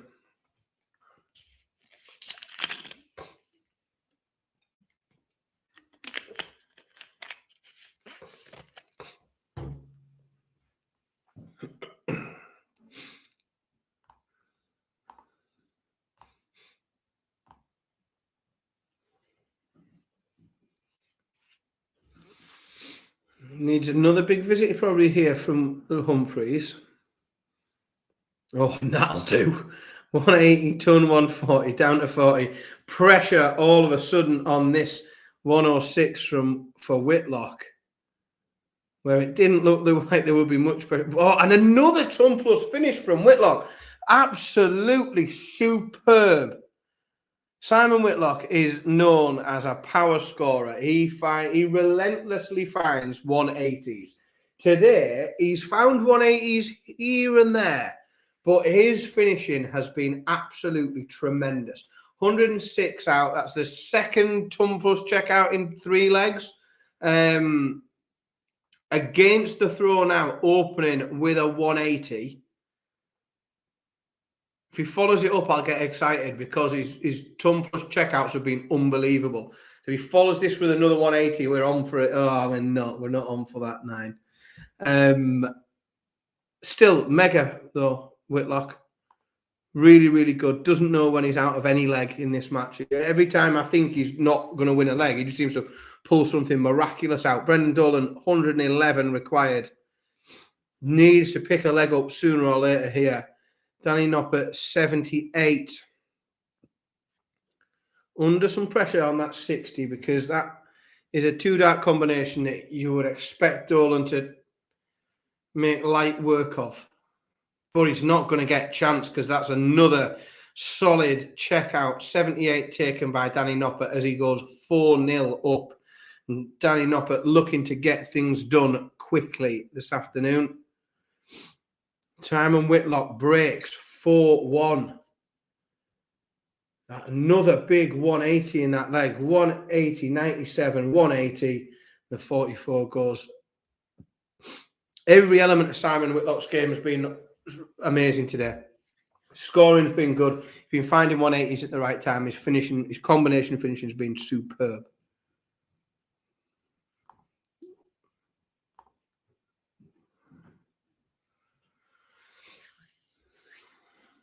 This is a bit more like it from Dolan.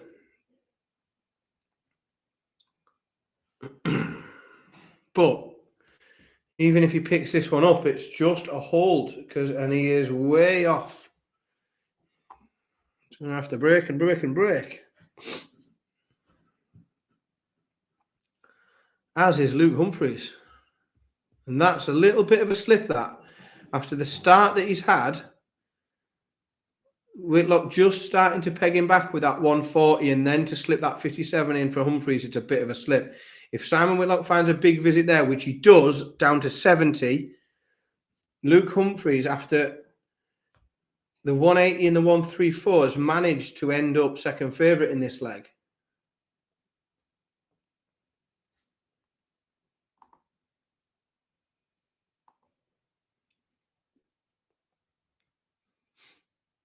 Oh, just a little miss there from Whitlock. Luke Humphries has got away with that. He's coming back for 65. Surely Dolan gets this leg on the board here after this leg he's had. There we go. Brendan Dolan gets a leg on the board. However, that was just a hold of throw. Luke Humphries misses darts at double for Simon Whitlock. Is coming back for double 4 for a 5-2 lead. Oh, more missed doubles. Both players looking for double 2 now as Danny Nopper opens with a 140. Anything other than a max leaves Brendan Dolan right on the back foot. Luke Humphries gets a break back against Simon Whitlock. Finds a way to mop that up, but not much of an opener from Humphries. Danny Nopper really kicking on here. 181 after 6.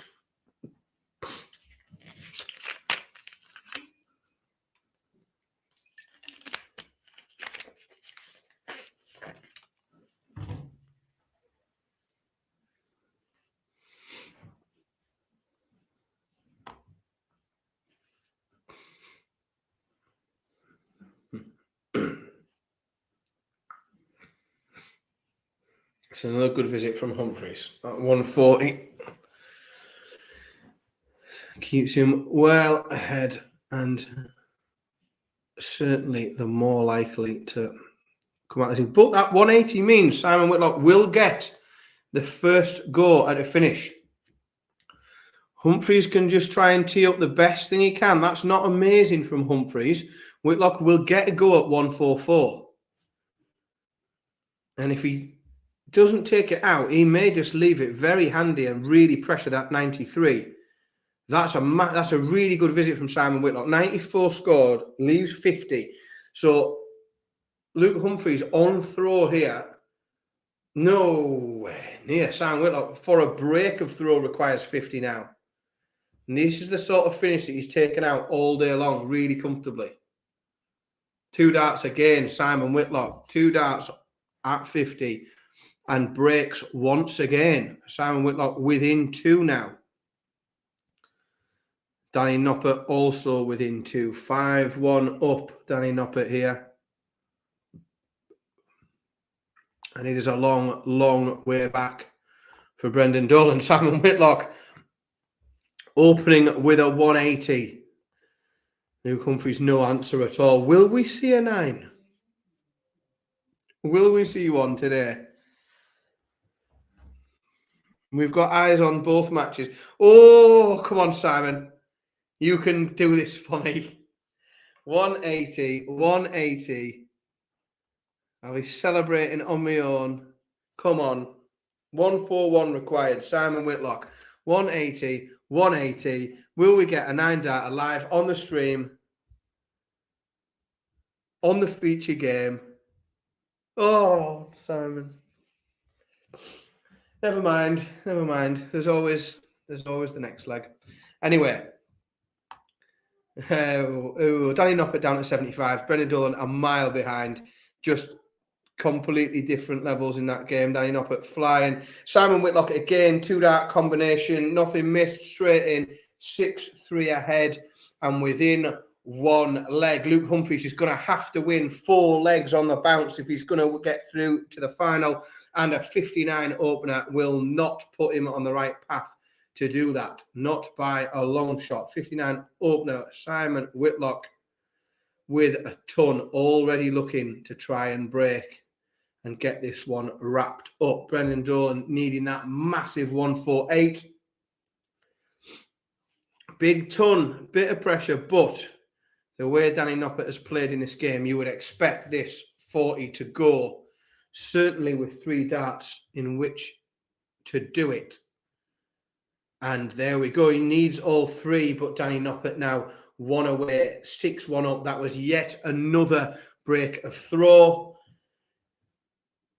Leg number 8, Danny Noppert throwing for the match, as is Simon Whitlock. But just a couple of slacker visits from Whitlock here. But again, Whitlock not throwing for the match. This is Luke Humphries' throw. Whitlock can, if he wants, have a bit of a leg off here. He probably best to get these troublous visits out of his system now, so that when he comes back to the hockey in the next leg, he will be throwing first and throwing for the match. We are very, very close now, certainly after that 137 from Danny Noppert, to getting our first player booked into the final. Humphries putting pressure on. A couple of his, but another big visit from Simon Whitlock, 140. Ooh, 2-down combo, 72 from Luke Humphries. Good stuff. That was, however, only a holder throw, and Simon Whitlock is throwing now for a spot in the final, and he throws once again, opening visit 180. Simon Whitlock has done this all day. It just keeps opening legs with 180s, constantly putting his opponent up against it. People having to score repeated 180s just to keep pace with him. He's done back-to-back already in this game. We won't see it again. Meanwhile, Brendan Dolan needs 125 in order to try and break back and claw his way. Oh, he's gone very close. I think he's missed a double for it. Brendan Dolan all the way down to 20. Danny Noppert 167. Could this be possible for Brendan Dolan to come back from 6-1? It's highly unlikely, but we have seen stranger things in darts. Simon Whitlock, 1-3-2 for the match now. Well ahead in this leg. Throwing for the match. He doesn't have to take it out. He could just tee something up here. Leave himself. Oh, he's gone for it, I think. Has he gone for the ball? I think he has. He must have done. If someone's got the stream on, let me know what he's done there. Stick it in the chat room, because I can't watch this. I've not got enough screens around me to watch the video stream as well. Simon Whitlock, 25 now for the match. Brendan Dolan does pull a leg back, so that's not over just yet. Simon Whitlock takes out the 25, and I mean, let's be honest, breezed through Luke Humphries there. 7-4 feels a bit generous, in all honesty, because that felt like an absolute steamroller performance by Simon Whitlock. Just seemed to smash through him. Absolutely top stuff. Brilliant from the Wizard. Danny Noppert now still 1 away. Brendan Dolan on throw, and a bit slack from Noppert. Again, it would be highly surprising if Brendan Dolan can fight his way back from here. But as I said, stranger things have happened, and he's certainly looking the favourite in this leg at the moment. If he can get it back to 6-4, 6-5, then that's not so much of a big story. But don't forget, 6-1 down, Danny Noppert. 6-1 up, Danny Noppert was, and through for the match. And he's looking like he's not going to get it done in this leg.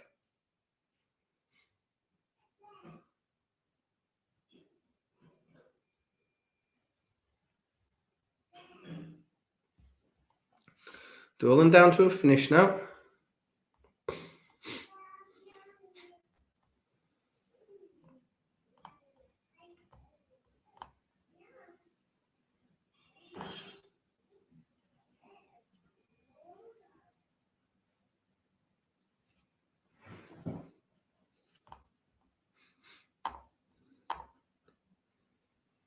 All Noppert can do is pressure this, but this is just a Dolan throw. Danny Noppert will get the darts in the next leg. Went for bull in here. I thought he did. Went for bull with his opponent on 216. Like, fair play. Like, fair play. 2 legs up, 2 breaks up. His opponent on 216 and still trying to finish the bull. Like, Simon Whitlock is having a proper day today. Brendan Dolan wins another one. Does anyone think that Brendan Dolan is going to pull this all the way back? 57 from Noppert, opening visit on throw. 2 trebles from Brendan Dolan here, and I will start to believe. Not just yet. Not just yet.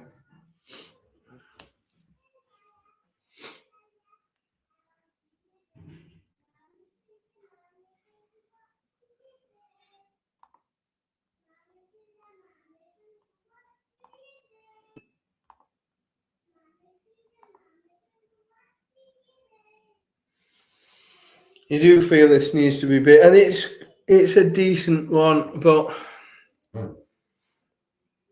Noppert probably still I'll depend on what he does this visit.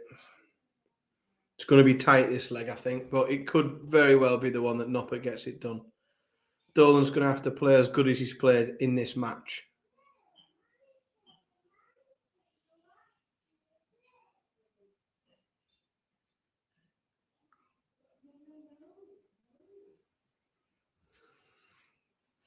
Big's 2 trebles here, and this game could be done. Oh, close. 161 will be monstrous. If he bangs this, I'll certainly believe. Still just feels a bit too far, though. Noppert too close. Brendan Dolan can't lose a leg now, and that is absolutely not helpful. Because that 108 could go, and if it doesn't, it's going to be very handy. There. Leaving a 2 dart combo. Dolan, I mean, if he takes this out, I'll be impressed, because he hasn't looked like it at all in this game.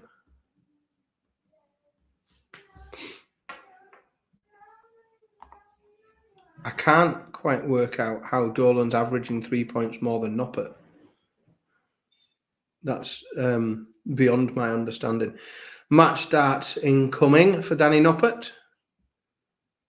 At least one, and there we go. 56 is taken out by Danny Noppert with 3 darts for a 7-3 victory over Brendan Dolan. So, ladies and gentlemen, we do now have confirmation of our final today, and we will be seeing Simon Whitlock against Danny Noppert. Nobody picked that at all, at any point. Even nobody picked that going into the semi-finals, which is mega. So that does as well. Don't forget, the other little bit of obscure news that's come out of it is that does move Simon Whitlock up. So Simon Whitlock has moved up a couple of places today in the order of merit. He's gone above William O'Connor and Josh Rock from where he was this morning. Creeping down the neck of Adrian Lewis. He's still going to finish the day a couple of grand behind Adrian Lewis, but Simon Whitlock does move in to the top 36, moving 2 places up today.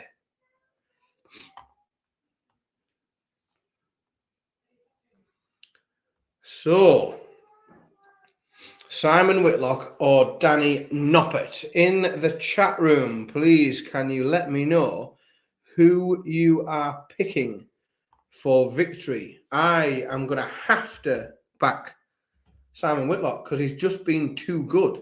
Averaged 100 again in that semi-final. Noppert only averaging 90.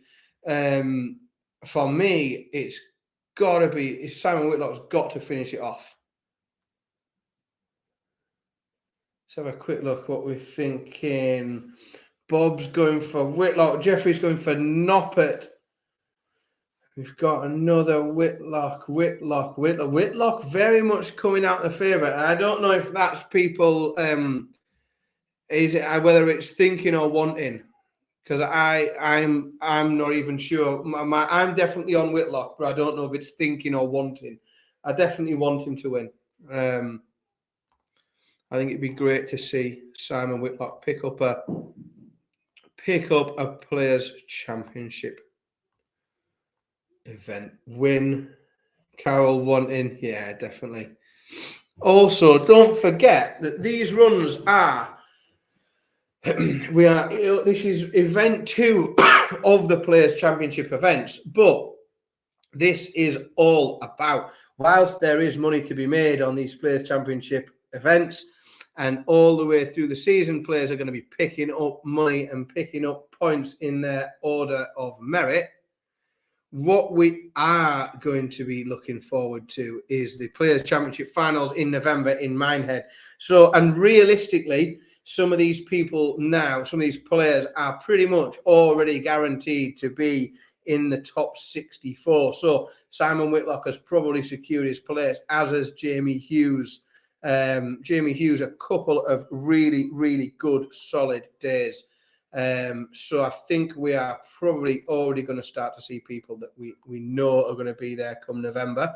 The match play race. Let's have a quick look at the match play race and see how we have, or how that's been affected in the last couple of days. So let's have a look who's on the edge.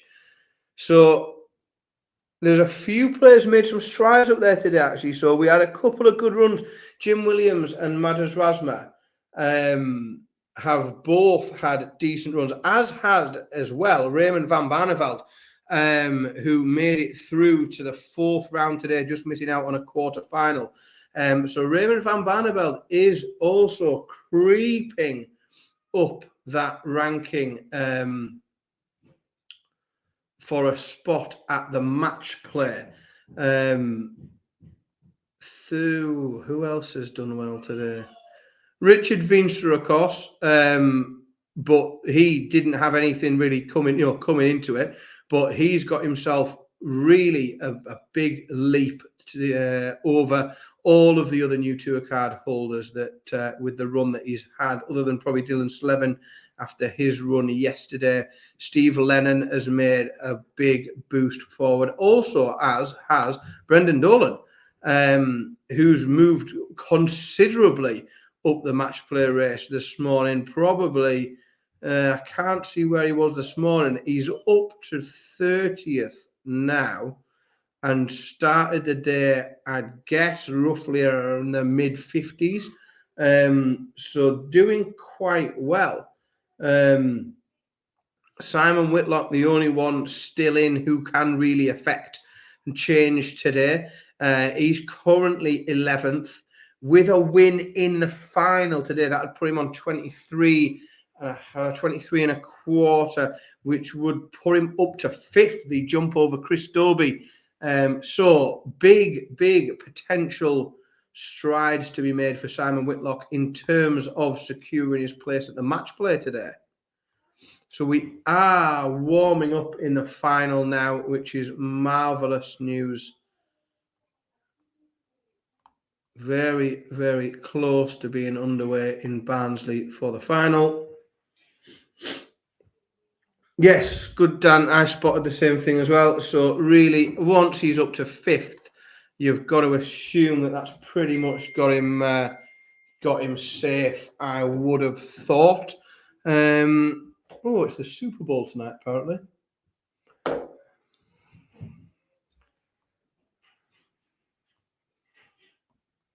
Didn't know that.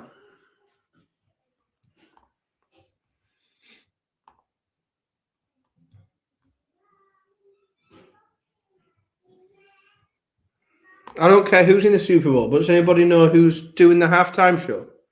If you do, stick it in the chat so I can see if it's worth recording or not. American football's all right. I just don't have the time in the week to follow it and learn about it and watch all the different games that go on. But I generally will record the Super Bowl and see if it's if the halftime show's worth watching. How old am I? How old am I? 35. 35. I'll be 36 in May.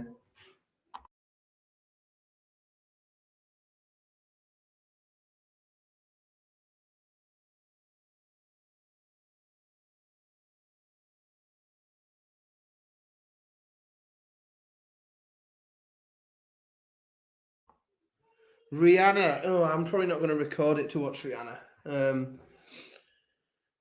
Do I remember Keenan and Kel? That is definitely, without a shadow of a doubt, the most random question I've ever been asked. I do remember Keenan and Kel. Yeah, I remember Keenan and Kel. I actually found it on some wacky Sky channel quite recently. I've got 3 kids. They're like 13, 7, and a 3-year-old who you can probably hear. He probably picks him up on the microphone, causing chaos around the house. But I found Keenan and Kel on some obscure Sky channel.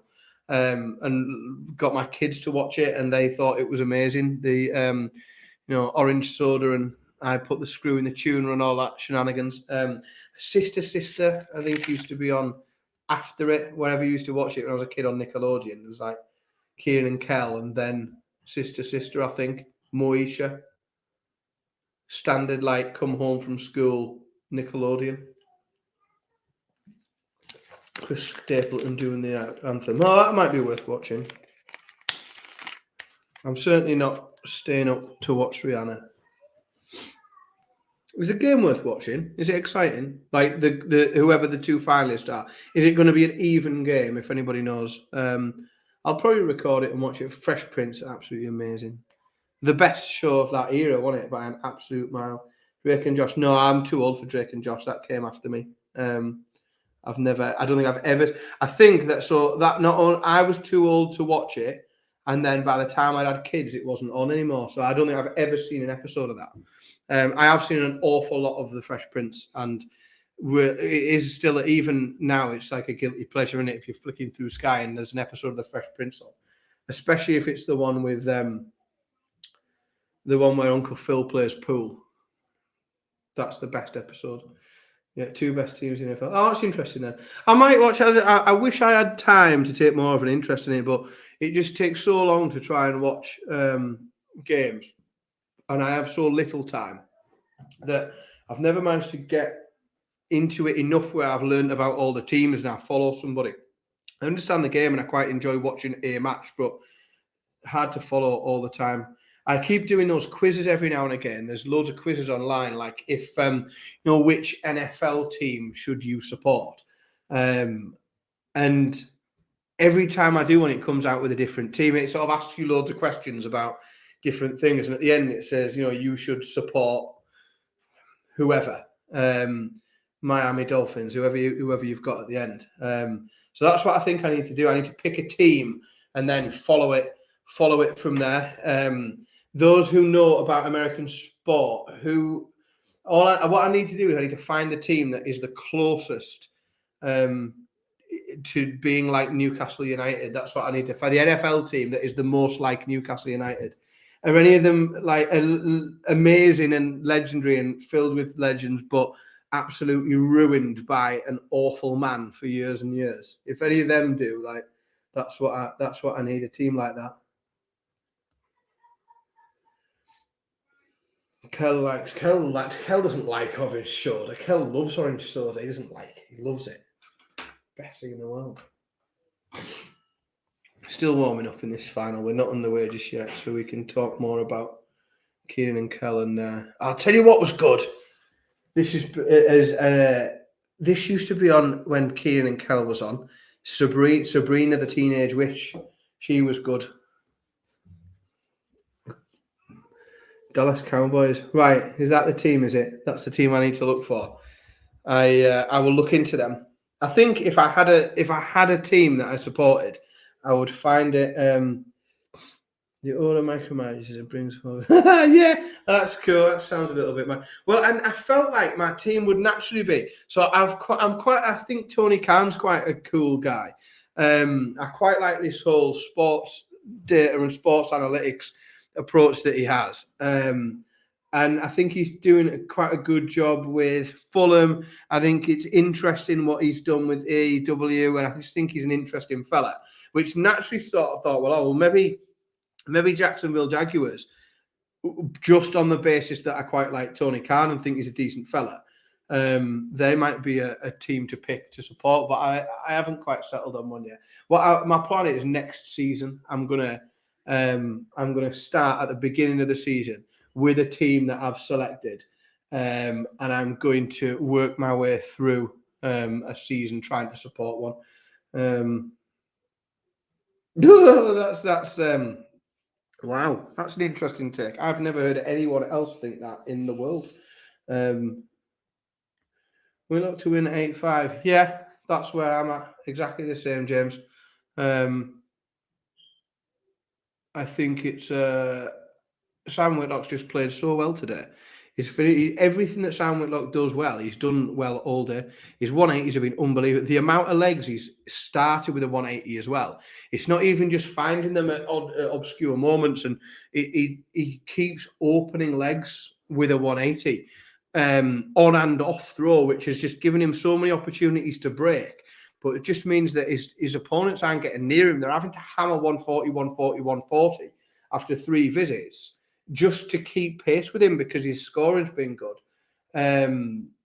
But his finishing's been unreal. I don't remember seeing Simon Whitlock take out so many ton-plus finishes in the amount of games that he's played. I just think he's been absolutely top draw. And with that, ladies and gentlemen, we are now underway in the final. So our time together is coming to a close, but we are going to go out in style with a final that, based on today's performances, has got all the makings of an absolute cracker. Now, fingers crossed.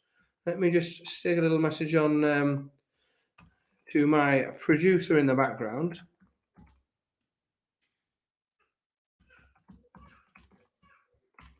To see if we can get that final up on the screen featured so you guys can all see it as well. Instead of just seeing the score. Danny Noppert, just until we can get that on the screen for you, is the first down to a finish. Danny Noppert is on throw and gets himself down to 60. But Simon Whitlock is hot on his heels with a 50, or getting down to 50. So Noppert only needs 2 darts, gets rid of the 60. No mucking about there. First time of asking on the double for Danny Noppert. So that was a hold of throw for Danny Noppert, and he goes 1-0 up.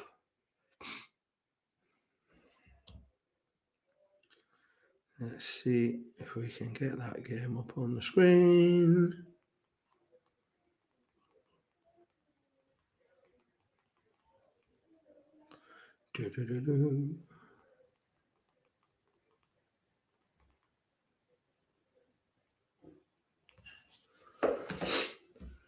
I see one as coverage to post starting. It says I have put it on record because technology is amazing, isn't it? So while I've been talking to you all and following the darts, I have been able to use my Sky Q app to record the Super Bowl. So I have recorded it. I will watch it. I'll probably watch half of it on fast forward. But I am, as I say, next season going to select a team and work my way through a season. Simon Whitlock again finding a 180 as we manage to get you up and running with a feature game on the screen. So hopefully you will momentarily be able to see. We seem to be having a little bit of a Darts Connect problem there, just with being able to load that game up. With a bit of luck, it's refreshed itself soon. Simon Whitlock down to 177, now 93. Danny Noppert on 160. So going to be a big one, but Danny Noppert can break with a 160.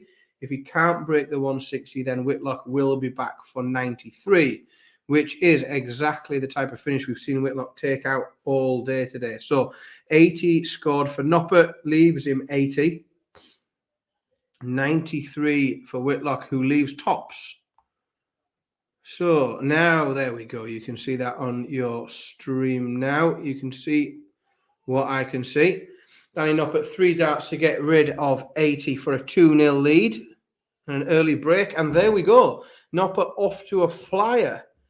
2-0 up. And again, don't forget, we talked about it earlier, this semi-finals, we play first to 7.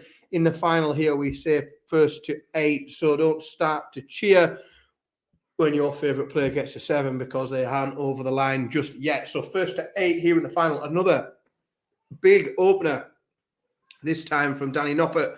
And Simon Whitlock scoring seems to have completely abandoned him just in these last few legs. He found that big 180. But other than that 180, he hasn't been able to put too much together. And he's lacking right behind now, back on 444. Needs a big score from Simon. 60 is nowhere near, and he's going to be very, very likely now to fall to a 3-0 lead. We're just not seeing what we've seen from him for the rest of the day. Danny Noppert, however, is staying very consistent, and we are seeing the same level here, that mid-90s average that we've seen for a lot of the day from him. The 144 doesn't have to go. There's no pressure at all. He can just set it up, as Whitlock yet to hit a treble in this leg. That's probably not teed up in the way that Noppert would have wanted, but thankfully, Whitlock is a country mile back and still without a treble in this leg. Noppert again can just set it up if he wishes. He doesn't have to take any risks. And it looks like he hasn't. He's set up the 40, so he'll have 3 darts to come back for tops. Unlikely to be under any heavy pressure from Whitlock. Even the 125 can only leave him back on 141.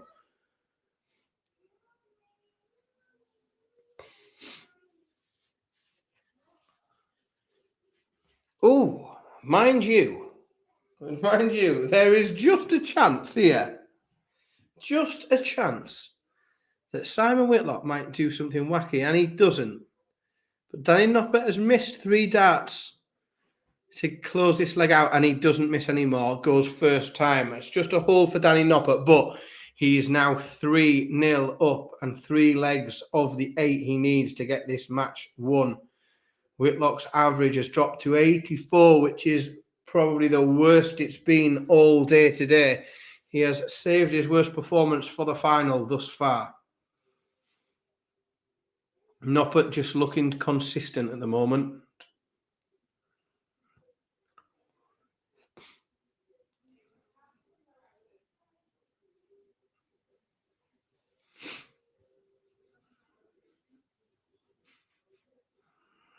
$180 from Whitlock. He does keep slipping them in. It's just that consistency that he showed through the day just seems to have let him down. He's sort of a treble. It's a treble down on every couple of visits that he was finding early that he's not finding now. That 52. Those he wasn't scoring 52s earlier. He was scoring, it was 90s and it was 80s. It's just off the pace a little bit. Noppert first to a finish. So you will get a go at a break, Danny Noppert here, no matter what Simon Whitlock can do with this 186.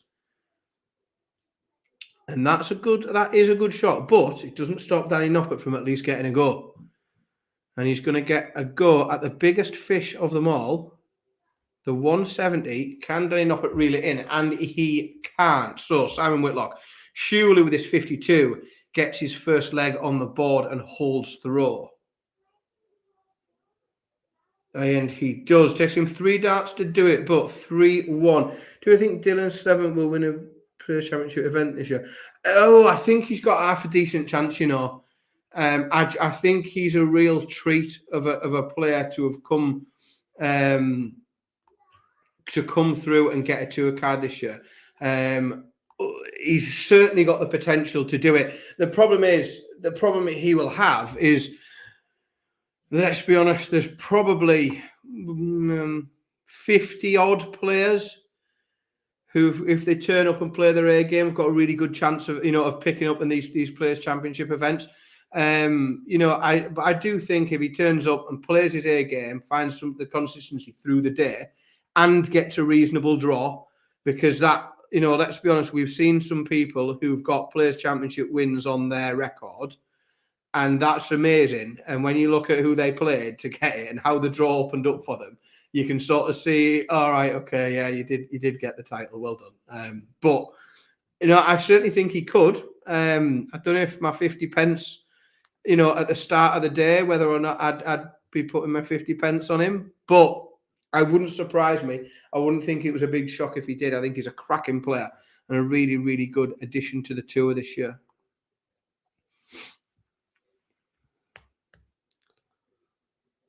$170.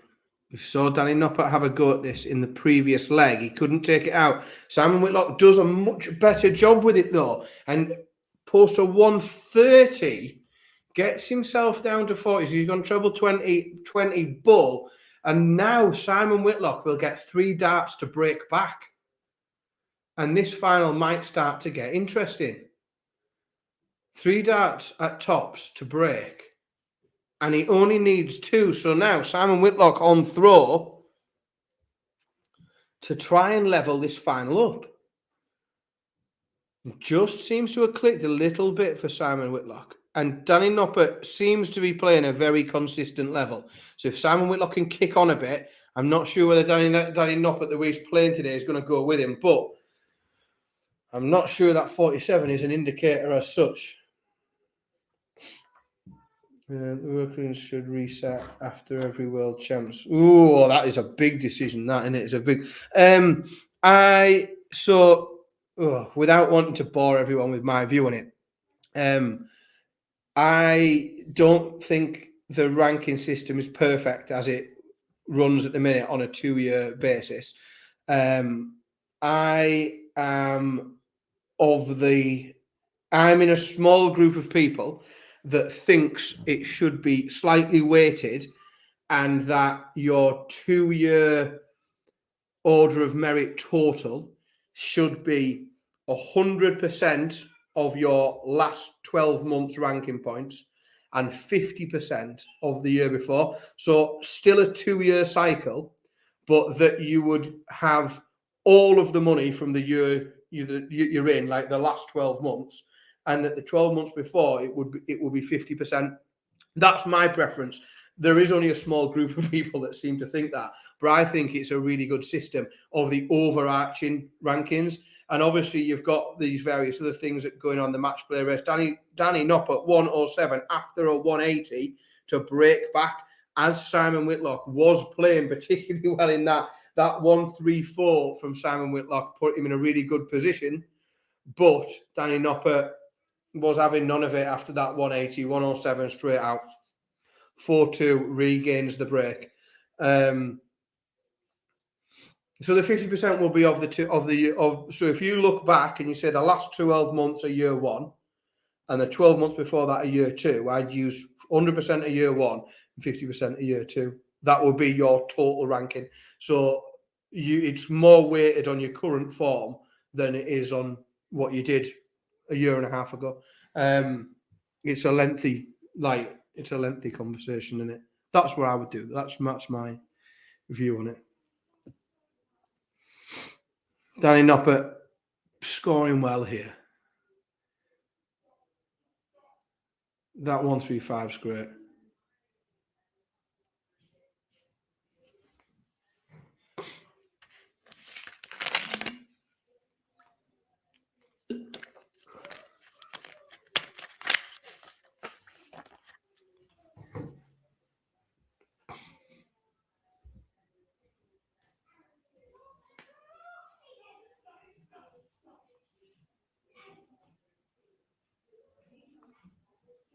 Oh, Danny Noppert there's gone very, very close.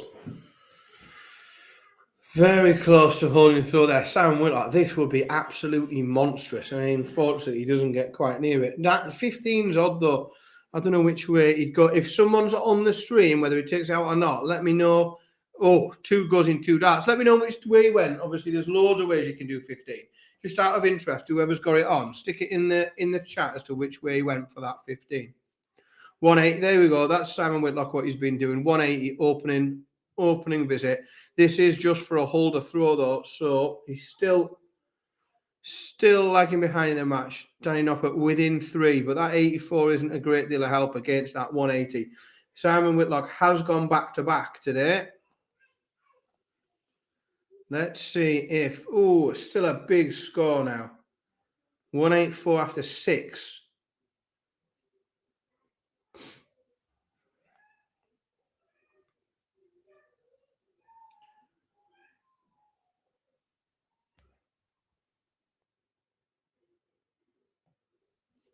Oh, my word. Simon Whitlock, down to 48 after 9. This is closer to what we've seen earlier in the day from Simon Whitlock, certainly than we've seen in this match. Noppert is playing very handy, Jim. He's playing well. He's just playing very consistent. That 180 doesn't put loads of pressure on, but just makes Simon think, certainly if he gets a big score here. He's just been really consistent all day, Danny Noppert. Like his finishing's been good. His scoring's been good, and he's done it all day. So he's played good all day. He hasn't had a huge amount of blockbuster moments, but he's played well all day, and that's another leg on the board for Simon Whitlock. And Danny Noppert just might feel like he's getting dragged into something here. He looked really comfortable early on. That's a good start, though, because as long as he keeps holding his throw, he's fine because he's got those breaks. But if Simon Whitlock picks up another leg, Danny Noppert might just feel that he's being dragged into a match that he could have avoided.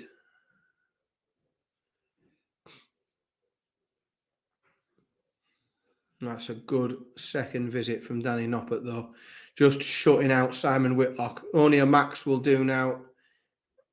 And that is far from a max. That 58 is doing no favours at all to Simon Whitlock. Danny Noppert comfortably ready to tee himself up with a finish that he will probably get to have a bash at with no pressure on. He leaves 1-2-1 after 9. There's unlikely to be a lot of pressure on that 1-2-9 unless we see a massive visit from Simon. But even still, that's nowhere. Yeah, 1-3-4. Still, he's got at least 6 darts from 1-2-1.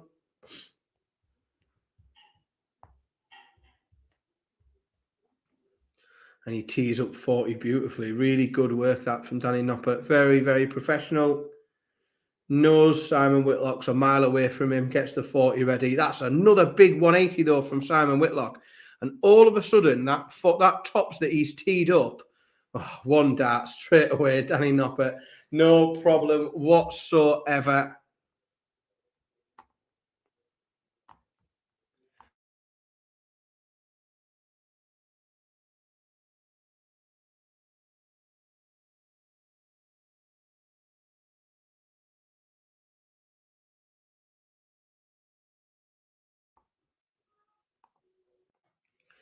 Another solid 140 opening from Danny Noppert.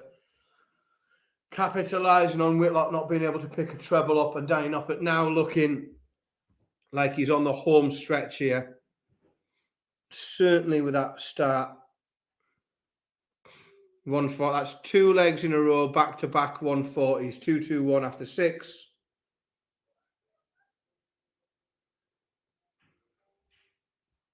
World Cup should be picks, not done on rankings. See, the question with that is, it'd be who picks them. Because if you say the World Cup isn't done on rankings, it's picks. It's who picks them. And then all of a sudden, you are immediately in the... you're immediately in the conversation like the Premier League. It's straight in immediately. It's got to be done on rankings, because if not, it's just too much open to debate, isn't it? And too much, like, everyone's just going to argue about it for a year. It's boring. Danny Noppert absolutely flying. Whitlock just lost his scoring shoes. Ooh, another one. So, yeah, visits 57, 43, 41. Not good enough when your opponent's going 140, 140, 131 and then teeing himself up tops again.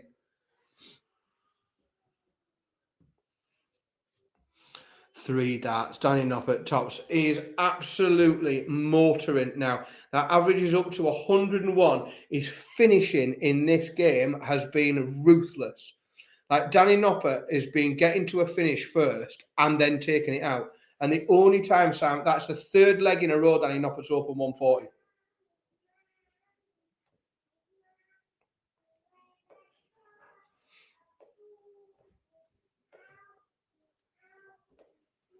Oh, again, looking very much.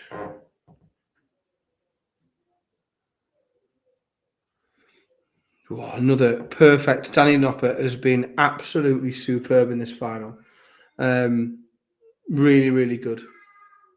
And Simon Whitlock, unfortunately, because I really fancied him going into this, just hasn't been able to find the level that he's played earlier on in the day. Danny Noppert, averaging 101, his finishing's been superb. Scoring's been tremendous. Like, it's almost faultless. Like, it's just been such a good performance here in the final. And now he's going to get to set up that 140.